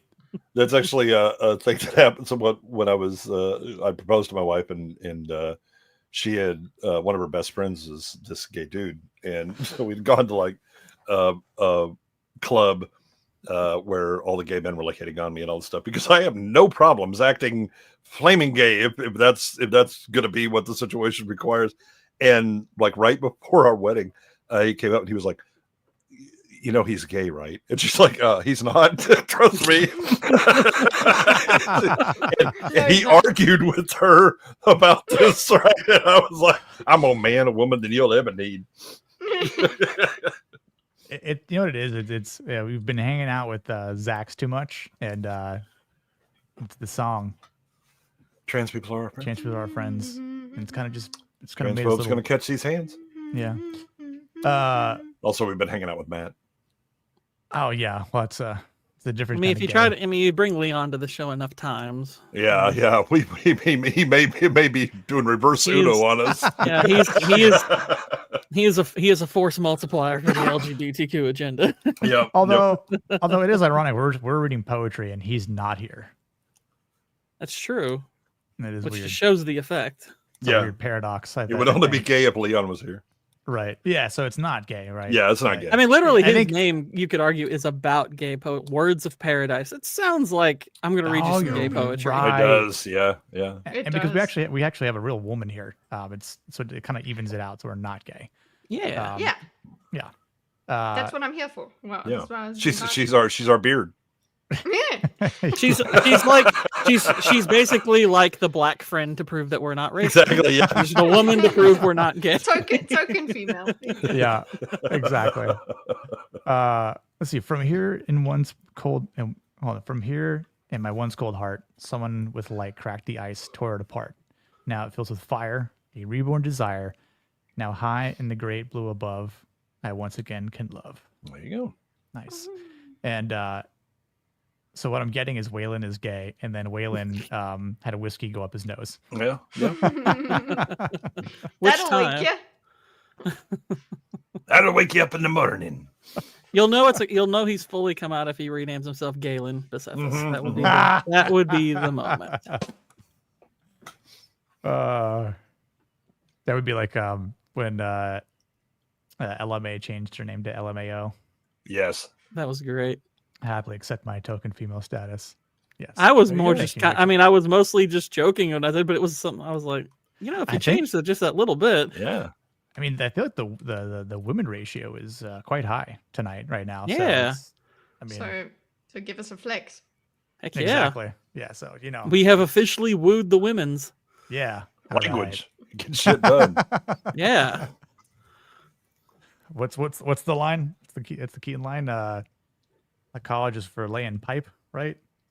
Yeah. Laying pipe. We're Yeah. talking about poetry. We're talking about poetry here, guys. Exactly. Come on. First, you'll read. It's like you could do a Scarface on that. First, you read the poetry, then you lay the pipe. Yeah.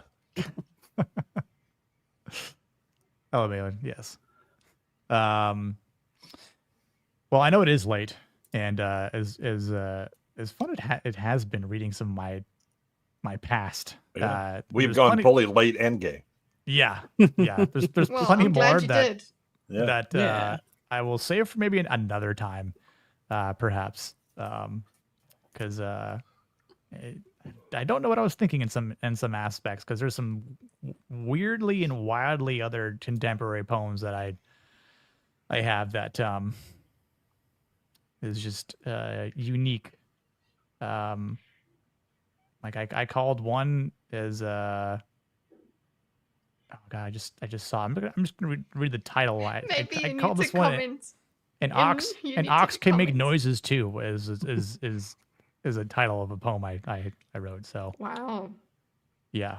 I mean, I'm a big fan of the poet Sir Mix-a-Lot. Find his work very compelling. The great Again- Eastern philosopher Chuck D, another one that I'm.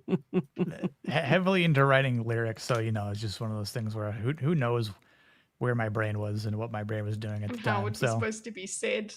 So. Ice Cube is Exactly. a warrior poet. Both War of the Worlds and NWA. yes, tomorrow we're gonna be talking about Alien Earth episode 3. Myself. Can we watch War of the Worlds again, please? Yeah, You let's can watch it after. Okay, so here's what we'll do is we'll do a nice 2-parter. We're gonna speed through Alien Earth episode 3 because it's probably gonna be shite, and then we're just gonna do like a bonus session and talk about and maybe just watch War of the Worlds. That's 90 minutes of great. Yes, if you haven't yet, Kitty, watched War of the Worlds, it is the Troll 2 of the 2020s. It's better than It that. is- It's the best, worst it's movie I so have seen. It is funny. magnificent. It's actually so bad it's worth Tomorrow- watching. It Yes, is it's like it is a hilarious. legitimate 0 out of 10 movie. There is literally nothing objectively I good don't know about if I'll it. be able to watch but- it. And it is a It's 10 out of so 10 in entertainment. Funny. Yeah, because it's like some people have jokingly trying to say, "Oh, this is like," because we had the whole Velocipaster stream. It's kind of become a group meme, but I'm like, no, the difference between this and Velocipaster knows what it is. It's in on the joke. Yeah. This movie is not aware of the joke at all, and that makes it infinitely funnier. So Yeah, the it's one of those movies- sincerity to become a Not real. really great Appreciate bad you, dude. movie, Yeah. you have to be sincere. You have Yeah. to be unaware of how shit you truly are. And Mhm. and they did. I mean, it was one of the reasons that everybody was loving Madam Web. you know, for the lulls on that, right? Because and this is like 100 times funnier than Madam Web. Madam Web couldn't scratch the Amazon gift card on this thing, man. Come on. Wow. Okay. It's so freaking. It's a movie. It's like bring friends, bring alcohol. It's a hoot. It's a hoot and a half. It's really Hoot funny. nanny. Yeah, It's a hoot and a half. That War of the Worlds. If he could take War of the Worlds and inject it, he would never have to drink again. That's true. Wow. It's very true. It's like I would like my War of the Worlds on ice cubes. Yeah. I mean, I was high as balls after watching it, and I took nothing and drank nothing. And if you don't watch it, it's like I'm editing together our watch party. It's long. It's going to take a little while, but gosh, it was fun. It was so much fun. It is magnificent. Yeah. Molly, did you watch episode 2? And then, Rachel, have you watched any of it yet? It's one of those things where, like, you know, we'll watch these things so you don't have to. I want you to understand. I want you to understand that the critics have rated this equal or higher than Alien and Aliens.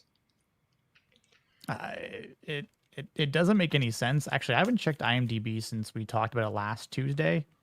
I know it started with it was very few ratings, but it was 8.8 when we were first watching it, but that was like no. It was only 700 ratings though. Oh, for the general audience. Yeah, now it's down to 7.8. Yeah, 7.8. So, which all right, 1.8 is too high. I mean, like for a TV show, it's like I'm a little bit proud of that as a normie score because I'm like I didn't expect it to go that low that quickly, but I'm like, okay, I'm glad at least the general sentiment isn't that it's great like they're trying to push because it's just it's just weird, like the way it looks here. Like, I mean, you've got the majority here are all giving it an 8 or higher. Oh yeah, the simping. Well, and I'll tell you what. So I made the mistake of deciding to watch Alien Theory's review of the first 2 episodes. Fuck that motherfucker. He needs to get the fuck out. Right. The first time I knew there was a problem watching this was, you know, I really like Romulus. All right, well, all right, I'm already discounting the fuck out of you. But this is, again, these are people that are just, I like Alien and show me Alien thing. And it said Alien on it. And yay, that's 10 out of 10 because you did the Alien thing. And I'm like, none of you understood Alien, did you? You never understood why it was good. Also, so did the studio. The studio fucked it up after 2 and just started making dog shit from then on because they misunderstand why it matters. It's like spoopy thing just shows up. Shut the fuck up. Get out of here. Of course I have. Yeah. Of course I have, Jerry. Yeah. The best one. It's certainly better than that Tom Cruise abomination. Yeah.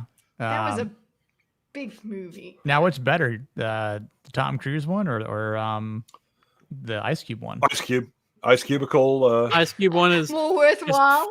It's more like I don't hate the Tom Cruise one, but it's one of those kind of one and done type movies. Like you watch, like I did watch it a second time ultimately, but I was just like, yeah, it didn't do nothing for me the second time. This one I'll rewatch and have a really good time doing so. I remember far more of the new one. I just remember the sound. Oh yeah, that weird like whenever they would just like see a thing come through with the fucking concrete or whatever. I mean, I like the whole thing where like it shoots the random and everyone just turns to ash. I'm like, that's pretty cool. But yeah, it's like the story's kind of like the 53 one has like even better sound effects, and I was like, are you kidding me? You know, you spent how much on this movie, Tom Cruise, and somehow a low end B movie from 1953 has better effects and sound and stakes. And... Yeah. By the way, Lucy, we're not saying the Tom Cruise one isn't. The Tom Cruise one obviously is objectively better. Of course, but you need to of course it is. But it's more fun to watch the. The new one is more fun to watch because it's so memorably stupid. Wait. World class bullshitters liked Alien Earth. Get the fuck. Sure, I was like, And then hold on, I just saw it up here. What did Rachel say? No, wait. No, someone just said, Lucy said, I watched Sitch and Adams coverage. Does that count for Alien Earth? Watch our coverage tomorrow night. Yeah, watch ours from last Tuesday. Oh yeah, or last Tuesday already as told well. you it was shit. And then, or if you want to spend, God, how many hours did we spend on Nyats on 5? Friday? But is this stream actually back yet? Oh, I don't know. So we were talking about it on Nyats Film Comics Explained. We only got through the first. Well, no, we got through both, but we did speed run through the second one. Yeah, we went through. That's why when Jamma was in here when we were doing it Tuesday, and he was like, "You're just overly nitpicking," and I was like, "My brother in Christ, if I was overly nitpicking this, I'd be here 12 hours on one episode." And then there is that much wrong with it. And then we saw that John Campia was going like balls deep. Yeah, how good it is. Jimbo was like, "Oh, I've made a mistake. Fuck this." Yeah. Jim was like, I have thus seen the error in my ways, oh Lord. I have repented. Repent. I don't have that meme, but yeah, that's exactly what happened. So that'll be very interesting to see next or tomorrow night, rather, I should say, or tonight, depending where you're at. Yeah. Definitely but I don't know. We'll see how terrible it is. I mean, like, so it airs 8 p.m. Eastern, 7 p.m. Central, and so forth, and then we'll take like a short break, and go live. I think I have the stream already set for 9:30 p.m. Eastern. So, if you can make it, and what's up, B man? What's up, B man? How you doing, my dude? Bright and early over there. Yeah, it'll be interesting. We've got 6 more weeks to go through all this. So, yeah, I mean, at least there's only one episode that we have to trog through. Yeah. Instead of 2. We'll just go live and say, guys, it was awful. Good night. Guys, you, it sucked. bye. We'll just pull the Still Mega back. Geek. It was shit. It's shit. Bye. Yeah, Jeremy the Xenomorph is back with Hermit Joe DiMaggio, and then all right, let's talk about War of the Worlds. Yeah, it's like we'll give it the old Pritchard scale negative. Yeah. And we'll move on to something meaningful. The cat sat on the mat. Better. Yes. Cat sat on the mat. Hold on. Cat sat on the mat. Congratulations, Mr. Hopkins. You have the first poem to ever have a negative score on the Pritchard scale. We're not laughing at you. We're laughing near you. We're laughing near you. Kitty, what do you have going on this week? Well, I am like in about an hour. I'm jumping into a debate about the Ukraine war. Yay! Oh, good. So yeah, it's between someone called John Mearsheimer and Matt Duss, and I haven't watched it yet, but I'm diagramming it. It's about 20 minutes, so I'll spend 4 hours on it. So yeah, Even longer if I'm in the chat egging you on. yeah, exactly. If I'm reading your stuff, yeah, exactly. So that's happening. But yeah, it should be one and done. There shouldn't be part 2 coming this week. I need to figure out what else I'm gonna diagram. But then, for thinkers on Thursday night, we are going over the whole debacle, this chick that fell in love with her psychiatrist and then put it all on TikTok. So, Which one? I hear that happens often. Yeah, I might actually do a diagram of it. You know, like maybe this war talk pisses me off enough to just want to go into drama tube and go and do something there. So maybe that's what I'll be doing tomorrow. So yeah. Kitty, I'm still waiting on your diagram of Hunter J. There is nothing. There is a mind map. Just this is about him. This is about him. This is about him. And that's Exactly. it. Yeah. I want no a timeline. vampire to journal about a woman who fell in love with the Ukraine war. But wanted to free I Palestine. feel like I'm going to regret this. But yeah, that's the thing, though. Don't bring that in, okay? I just want to talk about this. So Yeah. I didn't Focus see on what- one conflict at a time. Yeah, I didn't see what the short man said when he was at the White House today. I didn't either. I haven't seen that. This is only a discussion that happened after the bear man and the orange man spoke. So I don't know what's happened. I must check ground news. Was Clifford the big red dog there as well?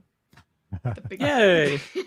Total unrelated, but you guys seen that people think that they can beat a grizzly bear in a fight? Oh, is that? I mean, I'm aware of stupid people, but Yeah, I mean, stupid people have been around for a long time, Nick. I don't know if there's any news about it. Yeah, someone sent me a video today about like that's the new trend. I'm like, no way, dude, that can't be true. I'm like, please go pick a fight with a grizzly. That cannot be true. yes, like You and will take discover with physics you is a thing. and take with you the women who would rather be around a bear than a man. in the Yes, woods. yes, Like, please do. yeah, Let's Show two her. nerds. let's just two get all this nerds, shit one resolved stone. very quickly. Yeah. And we My can God. use that as a scale for the gorilla question as well. Just see how that works. It's just the amount. I want a journal of a woman who fell in love with an African warlord. That will come after the vampire one, right, Gord? Just do that. Yes.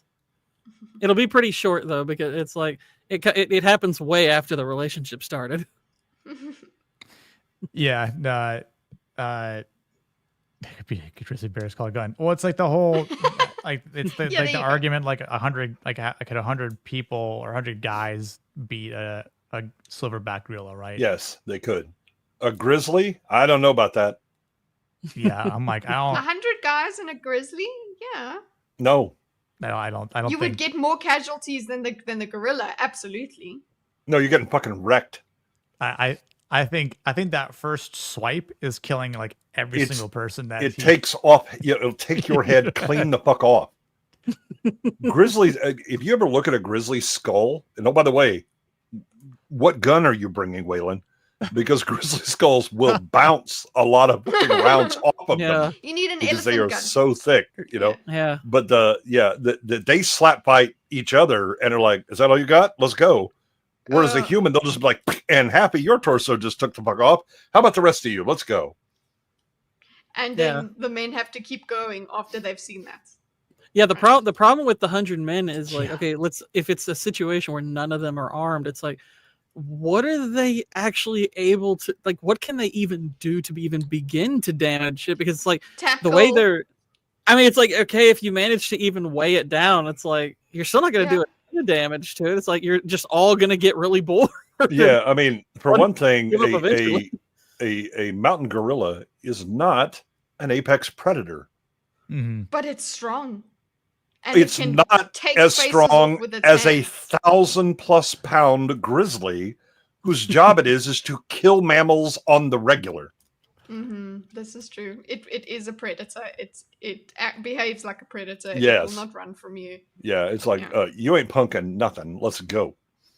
And go ahead and bum rush it. Again, it's 1,000 pounds of nothing but muscle.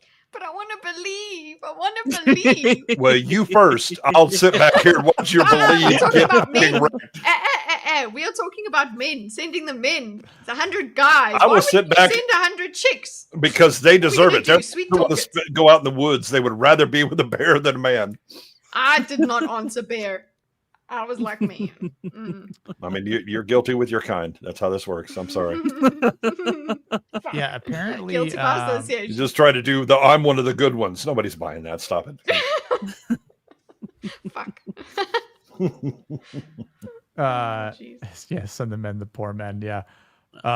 Send the dumb ones first. Especially if you Yes. run into one of those bears in Montana who have never learned to even be afraid of men. P90. Yeah. What if you have a brought man? Yeah, ask Grizzly Man how that shit worked out. You better have Hi, a fucking bear. 50 Hi, cal. You better be at a distance, and you better have a 50 cal, and you better not Yeah. miss. 357 is just a suggestion. Yeah, I had heard about this one bear called the Boss. Did you ever hear about this bear? Mm-mm. Apparently, it's in Canada, so I don't know how true it is. It could be a myth. But apparently, like it's been hit by a train multiple times and is still alive. That sounds more like a bear in India. It's cocaine bear. I don't know if y'all have ever heard of what happens in India, but like 2 people per hour die from trains in India. I'm like, yeah, how? 2 an hour? Have you seen? They just sit on the tracks. They have yeah. It's I'm stalls like, and shit. Yeah. They haven't adapted to their own locomotive surroundings, apparently. They're like, it's fine. We'll step off the tracks. Cool. And we get that. Yeah. The loving touch of Darwin is always available to embrace. Yeah, he was hit by a train twice. Apparently, he's fathered like up to 70% of the grizzly bears in Banff National Park. So my dude's was he hit by the train or did he hit the train? I think he hit the train twice, yeah. and it was like, I have to go father some more children. So chill out, right. bro. That's right. You know, like, he's just doing the Heisenberg thing. He's like, stay out of my territory. Well, so I don't know if you guys know this as well. It's just another piece of knowledge here. But the here in Florida, we've got the it's not quite the bullet train. It's more the airsoft train. Yeah, I mean it's they call it the Bright Line. But I mean it does have a top speed of 125 miles per hour, which is, I mean, it's pretty fast. I mean, obviously it's nowhere like in like Japan fast, or whatever, or other European countries, but the Bright Line has to feed on people here in Florida. So what we have, again, this is sort of just, I'm spilling Florida man knowledge, but we have to sacrifice people to keep the Bright Line train happy. Otherwise, it'll go through like actual, like, larger death tolls. So we just tell someone to walk across it or chill on the tracks, and then boom, done. We'll just wait a month or so, and kind of wait. It's kind of like that episode of like an X-Men, like the ties, Bobby. We have to like give the tithes every so often. With like Gambit. It's kind of like that. We have to pay the. It's like the bog people that we find, that have been, they were sacrificed, strangled and cut and then tossed in the bog, and then we find their bodies like 5,000 years later. Except Florida man don't last that long. He just kind of gets and distributed across a wide area if he gets hit by that train. Yeah. So far, I think it's tallied 182 fatalities since 2017. So it's like every 13 days. It's not as great as India, of course, but I'm all right with that. We need more Darwinian pressures. I remember when my oldest she shipped out to Korea, and she's in the airport. She worked on jet engines, and she called me. She was like, "Dad, why are so many people stupid?" And I said, "An embarrassing lack of lions." Because if you release lions into most major cities, we would solve a lot of fucking stupid people real quick. See, that's why I want dinosaurs back. Just they're large, they're loud. They'd probably just go after anything that ran. Just let them do damage. But send these people to India. Let them go out, and the tigers can have them.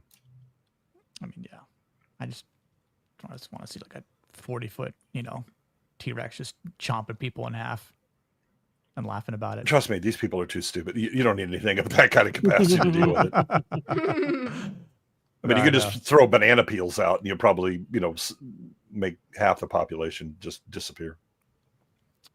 By the way, have you ever seen that that footage from India where they have a tiger that they've hit with a tranq gun, and they're trying to find it. It's in the bush, and they're like riding elephants. And this tiger and it comes out. Yeah, and jumps all the way up and like smacks the guy on the elephant. It's an incredible video. Yeah, and it's just like, holy shit! I didn't know that he was tranked. I just thought he'd already been hit once with a tranq. I don't think he knew he was tranked. He didn't give a shit. He was like, "Oh, is that all you got? Now I'm mad." I've never seen this. And you just see his paws like this, like. Yeah, he just explodes from grass and jumps like 10 feet in the air, and you just see these eyes and these fucking paws, and you're like, oh, that's what an apex predator looks like. Excuse me. Oh, I freaking love tigers. They're such beautiful. They're beautiful animals, and they are like amazing. Like just watching like them hunt, watching everything they do. It's like, they're amazing animals. I love That's them. what an apex predator looks like. what is that movie that has? It's that all link? about the lions? They have that. No, the one They you have that guys were poem, talking Tiger about. Tiger, Burning Bright, and the boys, like one of them dies, gets killed by a tiger. Yeah, bring it up. I loved that movie. Bring it up, Jamie. Yeah, that's what I want, Lucy. I want somebody to bring up the. There was a tiger in India that killed 400 people. Yeah. Is it the movie Burning Bright? It might be. Because there is a movie from 2010 called Burning Bright, and I think it's No, it wouldn't be. It wouldn't be. No, so there's that's an old poem. Yes, and it's in the. No, I movie, know. It's yeah. but I mean the title of the movie is from the poem. Definitely want to cover this. Actually, Ghost in the Darkness. Ghost in the Darkness is a pretty good movie. Yeah, and I've seen those lions at the Field Museum a couple of times. Yeah, it is a masculine movie. I'm just saying. Yeah, yeah. That's another movie where they decide to play with the facts a bit. They do. The Yeah, lions. it's not especially historical. It's more of a spin on history than anything. But I mean, like the lions themselves, so they're maneless, which is one of the reasons that like a lot of those fences weren't working with them. Is this it? Hold on, I don't know if this is the right clip. I like the Ghost in the Darkness. Solid movie. Y'all are referring to or not? It's a little long. Yeah. Got some pacing issues. Oh, I don't like the soundtrack that much. Some of the soundtrack's pretty cringe, but is this it? Is this the one y'all referring to? I think this is it. Yeah. Yep, that's it. And surprise, motherfucker. Yes. Yeah, except that's the low res version. If you find the high res version, which is hard to find, holy shit, is it? Yeah. Homeboy's sitting on top of an elephant, and it's like, no, I'm just gonna reach up there and smack that ass. The elephant's like, "Jeez, get the fuck out of here, boys!" Yeah. The crazy thing is like you don't see that thing until it wants you to. Until it's like, and I'm in full attack mode. Yeah, sorry, it's not the best fucking. Call. Yeah, they sell this video, and then so they like on YouTube and stuff like that. They just put the low res versions. But just listening to that.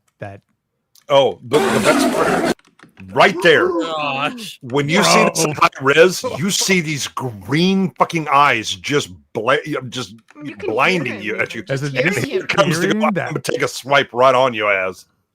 Yeah. Oh, you want an elephant? That don't intimidate me, bitch. I'm a tiger. Let's go. Yeah. Oh my God. Wow. JFC, dude. I mean, this is the prime example of I saw my life flash before my eyes. I mean, I saw what death really looks like. And again, everybody can kind of, we fool ourselves. Oh, we're the top of the food chain. We're the top of the food chain because we invented tech. This is what just top of the food chain looks like. You know what? You know what I actually thought about while I was watching Dead Poet Society earlier? There's a line that it's when Keating is referring to how we're all going to be, we're going to return to dust. It's talking about mortality, right? Yeah, and all of us will stop breathing. We will grow cold and we will become food for worms. Food for worms. Where do we hear a real shitty way of saying that?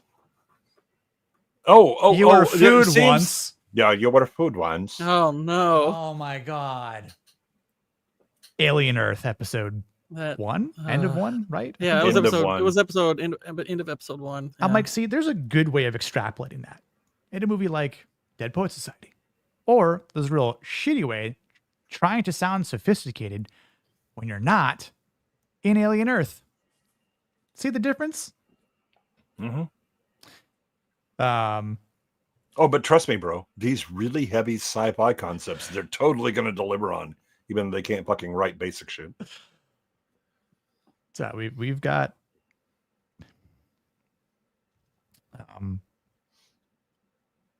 We've got 6 more episodes. No. What's the phrase? We're giving it the benefit of the doubt. Oh yeah. It's okay. And I have hope. I have hope. And then he immediately rejected something just by they told him the idea behind the movie, and he's like, "What the fuck?" And I'm like, "Bro, shouldn't you be giving this the benefit of the doubt and having hope?" He did not seem positive about my response. I tell you what, if you ever wanted to see like how incredibly built a tiger is, like there's photos of them like bending down to drink where their musculature is like more fully defined because the skin's a little bit tighter. It's dude, I would. You kind of know looking at them, it's like I'm not messing with this thing. There's so much muscle. Yeah, in a tiger. It's 500 plus pounds, and it has the most weight to muscle mass ratio. It's the highest of any of the cats. Yeah. Apparently the teaser, the teaser for the next episode is out, but I'm like, at this point, I'm not even going to bother watching it because it'll be out. We'll watch the whole damn thing tomorrow and be done with it. We won't have to watch it. We'll live it. I know. Yeah.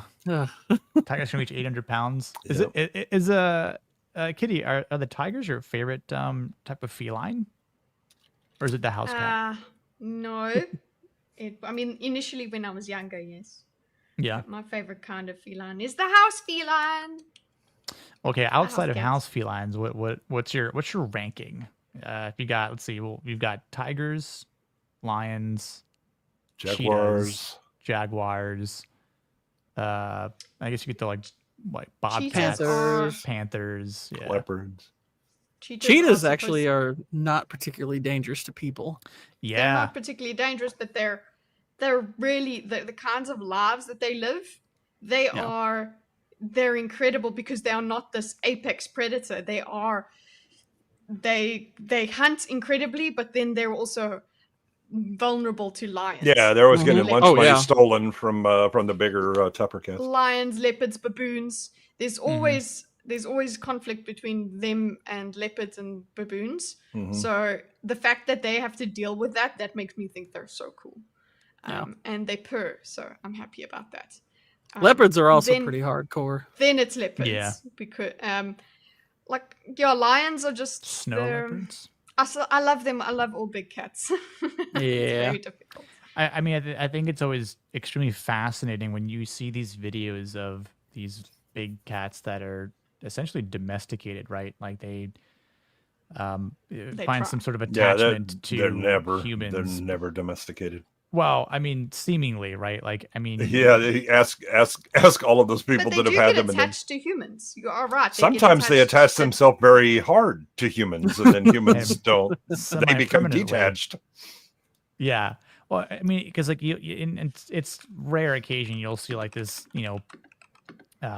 person that could be man or woman, but it'll be like, I've been with this lion or tiger or whatever it could be for 20 years, right? And then the next thing you know, I can remember seeing one in particular, like they let the big cat out back into the wilderness, and it was able to still that reunion. Yeah, be reunited, but and then like the human came back, and then like the cat came back up to the human and like kind of didn't eat him, but essentially is all that happened. To kind of whatever, like I recognize you, but trust me, if I get hungry enough, your ass is mine. Well, it's like I won't eat you, but like right now, comma. Yeah.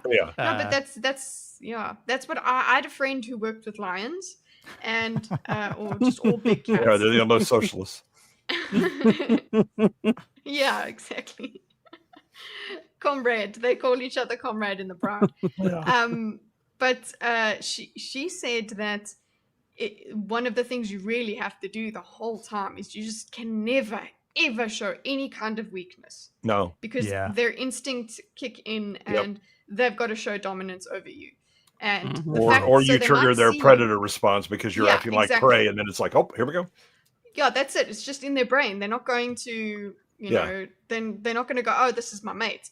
And also, if they do that to each other, it's not a big deal. They pounce on each other. I'm pouncing on a lion. A lion's gonna fight back like a lion. So they'll treat you like a lion. Yeah. Oh, you want to be a member of the Pride? No, I do not. Come No. I'm not built for that. I'm fine not doing that. But I mean, the way that so just think about a normal house cat that like headbutts you. They do the same thing, but they're a fucking lion. Yeah. So like I would fall over if I got headbutt by even. Or when your cat decides to just extend its claws in your thigh when it's sitting on your lap, and then now think of a lion and see how that works out for you. Also, ask Siegfried and Roy how having big cats, for years at a time, and it works just fine, right up until it didn't. Mm-hmm. I found the movie, by the way, guys. Yeah. Which one? This is the one with the tiger thing. I spoke to Grok and figured it out. Oh, okay. I've heard of this movie. Yeah, it really stuck with me. But Okay. I think, it was 2002, so I was 11. Yeah. The Dangerous Lives of Altar Boys. That sounds familiar. Yeah.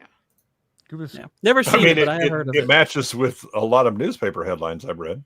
That's very true. Oh, it's Kieran Culkin. Oh, you know what? Maybe I had It's really cool. Yeah, B-Man, it's not just the claws. The tongues do. Oh yeah, and they do a lot of because that's what they do. They draw,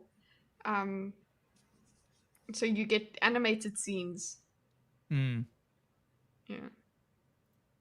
So it might be a nice Masculine Monday edition at some point. It's another boys to men. Let's see who's in this. We got Kieran Culkin.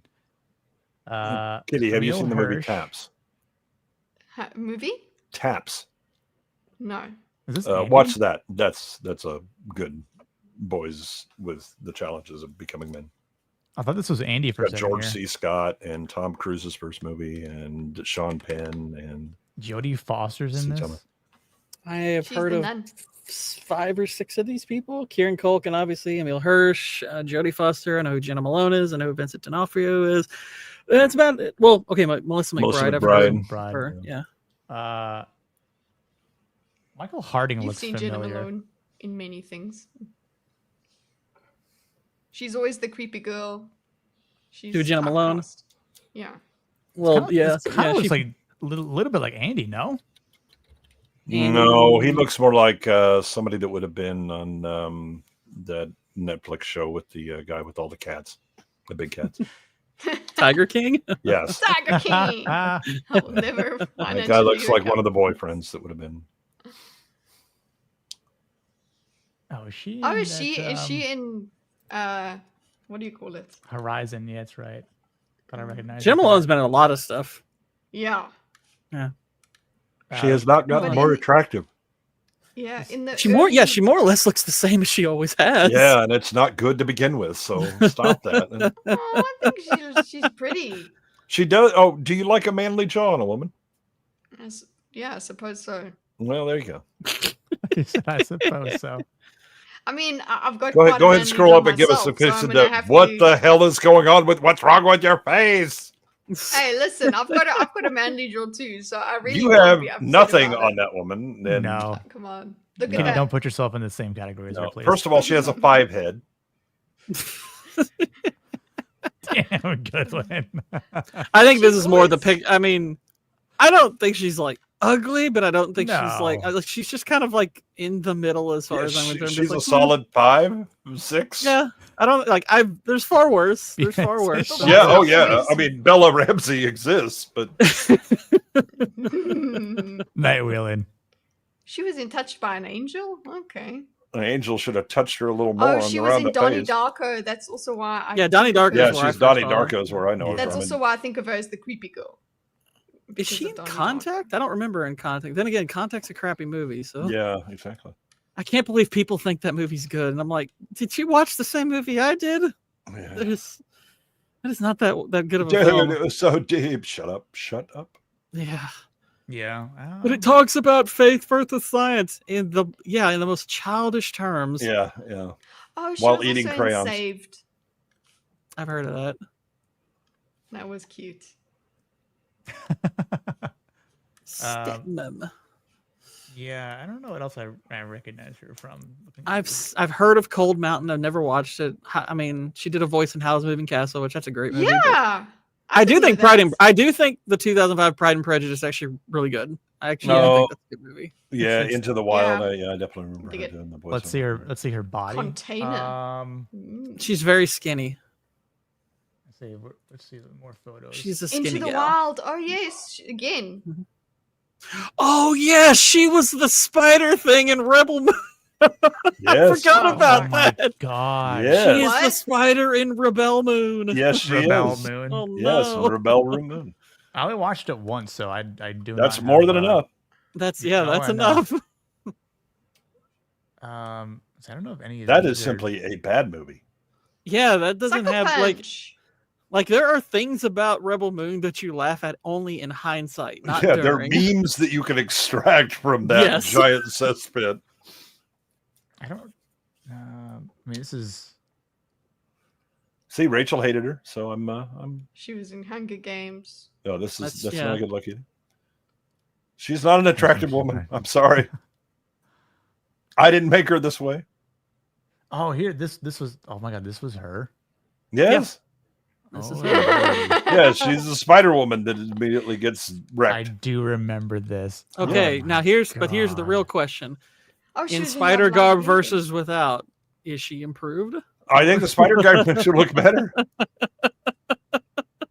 Hey, she was in Love Lies Bleeding. And I don't know if that's good or bad. I hope she bled out. She Oh my wasn't the gosh. she wasn't the one. Did she play the love, the lies, or the bleeding? The bleeding. Like what movie is this? That's Sucker Punch. I haven't even seen it, and I know that's Sucker Punch. Oh, that has Zack Snyder written Yeah, all yeah. over Look it. at the giant piss pill. Oh yeah, Sucker Punch. Yeah. That is also. Oh shit. wow, it is Zack Snyder. Holy shit. Yeah. Oh yeah, it's Zack Snyder. Yeah, Sucker Punch. Yeah. I've never seen this movie. Thank God. Continue on never that will. path. Yeah. Yeah. Honestly, like Little dick. Emily Browning is one of those actresses that I get weirded out hearing about her because I'm like, it's the first movie I recall her being in was the Lemony Snicket movie. You know, she's a kid in that, and it seems like she jumped straight from that to being in all these really pervy movies, which always makes me think, oh, so y'all groomed the heck out of her. is Oh what yeah. y'all saying. Yeah. Problem is the plastic they get because of Hollywood. Yeah, exactly. I mean, No. By the way, her- I find Lemony Snicket very funny. Like Yeah. I just think think that's that's a and it's got funny a mood. beautiful musical score by Thomas Newman. well, I mean, like a perfect example is like, I mean, we just covered True Lies last week on this channel, and got a good look at Jamie Lee Curtis, and now all of a sudden Jamie Lee Curtis suddenly has this. Well, okay, so It can be she done, did yes. before, but also two other things. One, she's gained a bit of weight. Also, Yeah. those boobs have been hidden Yeah. behind her waistband because gravity has had its thing. Aw. And the final thing is that menopause can often cause women's breasts to increase in size. That's all yeah, fair. really. It's all fair. Hey man, it must suck being a woman, I guess, Kitty. Huh? Yeah.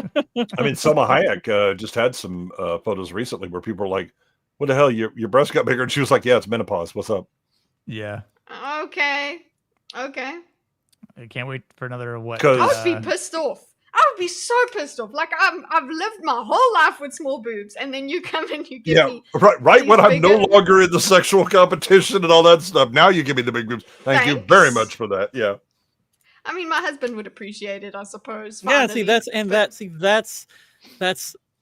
that's the long game that the husband's gonna play. It's like, look, okay, we obviously love you in your youth, that's great, but there's also this thing we're really looking forward to.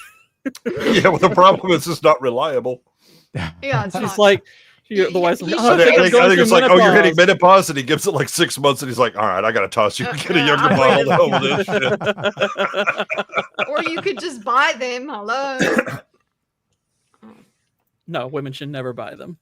It never looks as good as they think it does. Yeah, that's finally he's noticed that he's like, it's Fake does it's not fine. generally ever look good. Yeah, they just you can see the fleshy. People are going to wait for Sydney Sweeney to go through menopause. And do We're going to need a wider lens. I'd say that, but my wife was actually bigger than her. So, and she got a breast reduction. That's another thing women should never do. Oh no, they have to do that. The hell they do. hurts them. Bullshit. Yeah, no, it's a problem. Do you know how much men want to help with carrying the load there? Carrying them. I am more than willing to support those. Okay, who's going to support them the whole fucking day? Okay, Yeah, sure. and also Okay. No straps. That's what God gave us two cutting hands, into your Kitty. back. Oh, sing me the song of your sad story. Now try being in the world 6'5" plus. Everything is made for your short asses. Ain't nobody rubbing my back every goddamn day. Oh, because you cannot be reached. Yeah. Yeah. Sorry, Goodwin. But so have a good night, man. Yeah, we'll wrap it up here. We were supposed to wrap up like I know 40 it's minutes fine. ago. Well, we wrapped it up several times and we keep unwrapping it. We've gone off on some interesting tangents that I never would have predicted.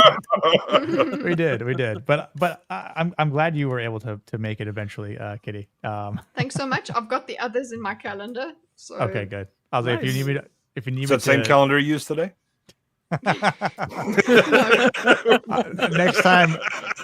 Next time I'll be. It's in the same folder with the Outlook poetry. Exactly. Yeah. I've got it now, and yes, maybe you're reminded because then it's still happening in my head. No, I'll be sure to give you a reminder. And this was the like because you were like you don't have to choose just one, and I was like, oh okay, but this was the one that I chose. I know. I was like, this is the first one you chose, and I was like, there's more options if you want. I was like, okay, it's totally Nick, fine. I think we've already said, don't listen to what women say they want. Look at the actions. I'm just gonna. Okay, her actions were not that she wanted this movie. She didn't show up. Or, she'll talk about it. Oh, I love this movie. This is wonderful. This is my favorite movie. You show up, no. What's it? What other ones are Well, on? well, well, also I want to add Demolition Man to it. By the way. Nice. Yeah, so you'll be on Born That's one of the Identity three and sacred Demolition Man. prophecies. Mm-hmm. Demo Man's going to be an interesting conversation. I mean, it's prophecy. It's not a movie. Yes. Yeah, that's It's one of the three sacred thing. prophecies. Yeah. Yeah, that's gonna be interesting. Well, I do appreciate you coming, Kitty, and Thanks for having me. Thanks for letting me in. Can I just raid into you? Oh, well, no, she's married. with your permission, of course. No, yeah. You're gonna need a consent form for that. Yeah. Intimacy coordinator. We're living in that timeline. We are. What timeline? Gendered language, not allowed. Demolition blah, Man. blah, blah, blah. Oh yeah. Yeah. It's actually incredible. Look, it's Idiocracy, Demolition Man, and Wall-E. Those are the three sacred prophecies. Let's see, John Mearsheimer, right? Yeah. Okay. Yeah. It's an old man. Very cool, very exciting. Has nothing to do with You know what? Maybe we'll see. War is very masculine, yes? Yeah, maybe. Epic side Possibly. quests. Yes. Please be safe and always remember to wrap it up. Mm-hmm. Can we get epic side boob next time instead of side quest? Yeah, an epic side boobs. Well, clearly we will. We'll get the really painful side boob that is weighing on the poor woman. But Yeah. Oh, you it's guys so won't terrible get for her to get all the attention and have all of the auto cheats in life. Where it's like, oh, here, let me help you out. Oh, it's too She bad. can't jog, Goodwin. She can't jog. Who the It's fuck horrible. wants to jog? Nobody wants to jog. Jogging is overrated. All right, like. Yeah, you know what she can do? Get in a car that a man owns and he can drive her somewhere because she has big boobs. I'm not gonna tell a woman she shouldn't jog. Pain or not, no pain, no gain. You want to see that, and you want to see it in slow motion. I mean, it worked for Bo Derek. Use Exactly. the Thank you, Stairmaster. B-Man. Okay. I am the Stairmaster. It's just the stair part spelled different. Yeah, not stare. S-T-A-R-E. I'm very happy being flat chested. I decided. Just let me be. Don't say anything. No, I'm not gonna say anything about that at all. I was gonna say like that's a good motivational for guys to work out, is so that you can help ease the back pain from women who might have lower Stop back them pain from getting reduction. Yeah. Yeah. How much you got to Lucy understands. lift? Use the Stairmaster. How much you lift? What's that? How much would you lift? Jeez. Some of them really do. So my wife had 3 liters of tissue removed. Wow. Yep. It doesn't matter because either way, I would. Yeah, use she was the a terms, J cup. Damn. I would use the terms lightweight and yeah, buddy. Wait a minute. So your name is upon them. Jay is a good win. Yes, I had all the winning, then it was taken from me. Son of a bitch. I'm sure they're still pretty good. Exactly. She has nice jeans instead. Mm-hmm. Exactly. I gotta work with something. Stairmaster, that's Emperor Goodwin nickname in college. That's true. He's had a few nicknames in college.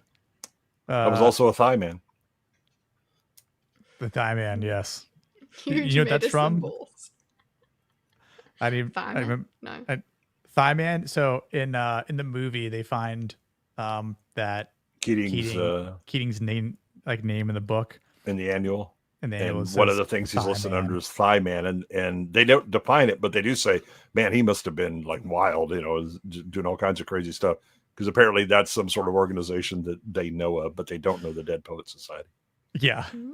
Well, it's either that or it's the type of annual where you list your own things. Preferences. And, yeah. It's like you list that. It's like accomplishments, or maybe people add to it. And he might have just put Thigh Man and they were like, oh, so wow, he's actually putting that down.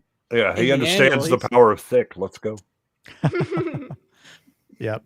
That, and I just thought of it, but I think he probably went to London to go be with that woman. And that worked out because he's back here. No, right? Maybe. Well, no deleted scenes or anything.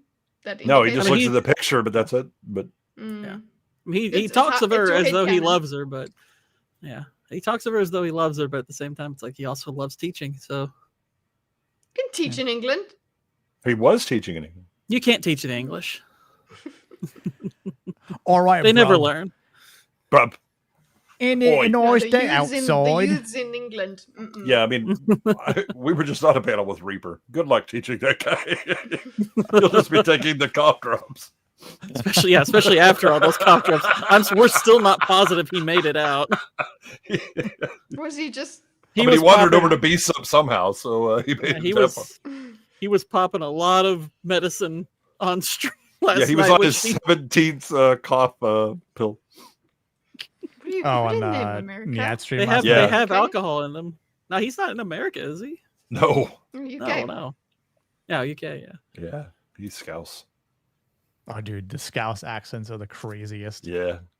Jeez, you can't understand like half the words they say. So slow down for me. Yeah, but anyway, all right, let's get the hell out of here. Yeah. All right. Tomorrow night, 9:30 here. We're talking about Alien Earth episode 3. And then I don't know, maybe we'll actually end up talking about War of the Worlds. I don't know. Go watch that darn kitty. If you're just going to stay on the stream, once it ends, it should go there. I appreciate everyone tuning in, chilling out, subbing, liking the video, donating. You guys are awesome. Thank you so much. Yep. And, learn to use some diagramming. Yes. Yeah. If you need diagram help, go watch Kitty. She's a pro at it. I'm trying to end this stream here on Rumble real quick. Hold on. And then I'm gonna end it everywhere else. And then next week, talking about The Fugitive. Can't wait. The Fugitive is gonna be a good one. So, yeah, it's got it might be a bigger panel, but it'll be we'll get through it. Doesn't matter. So, cheers, y'all. Night. Bye.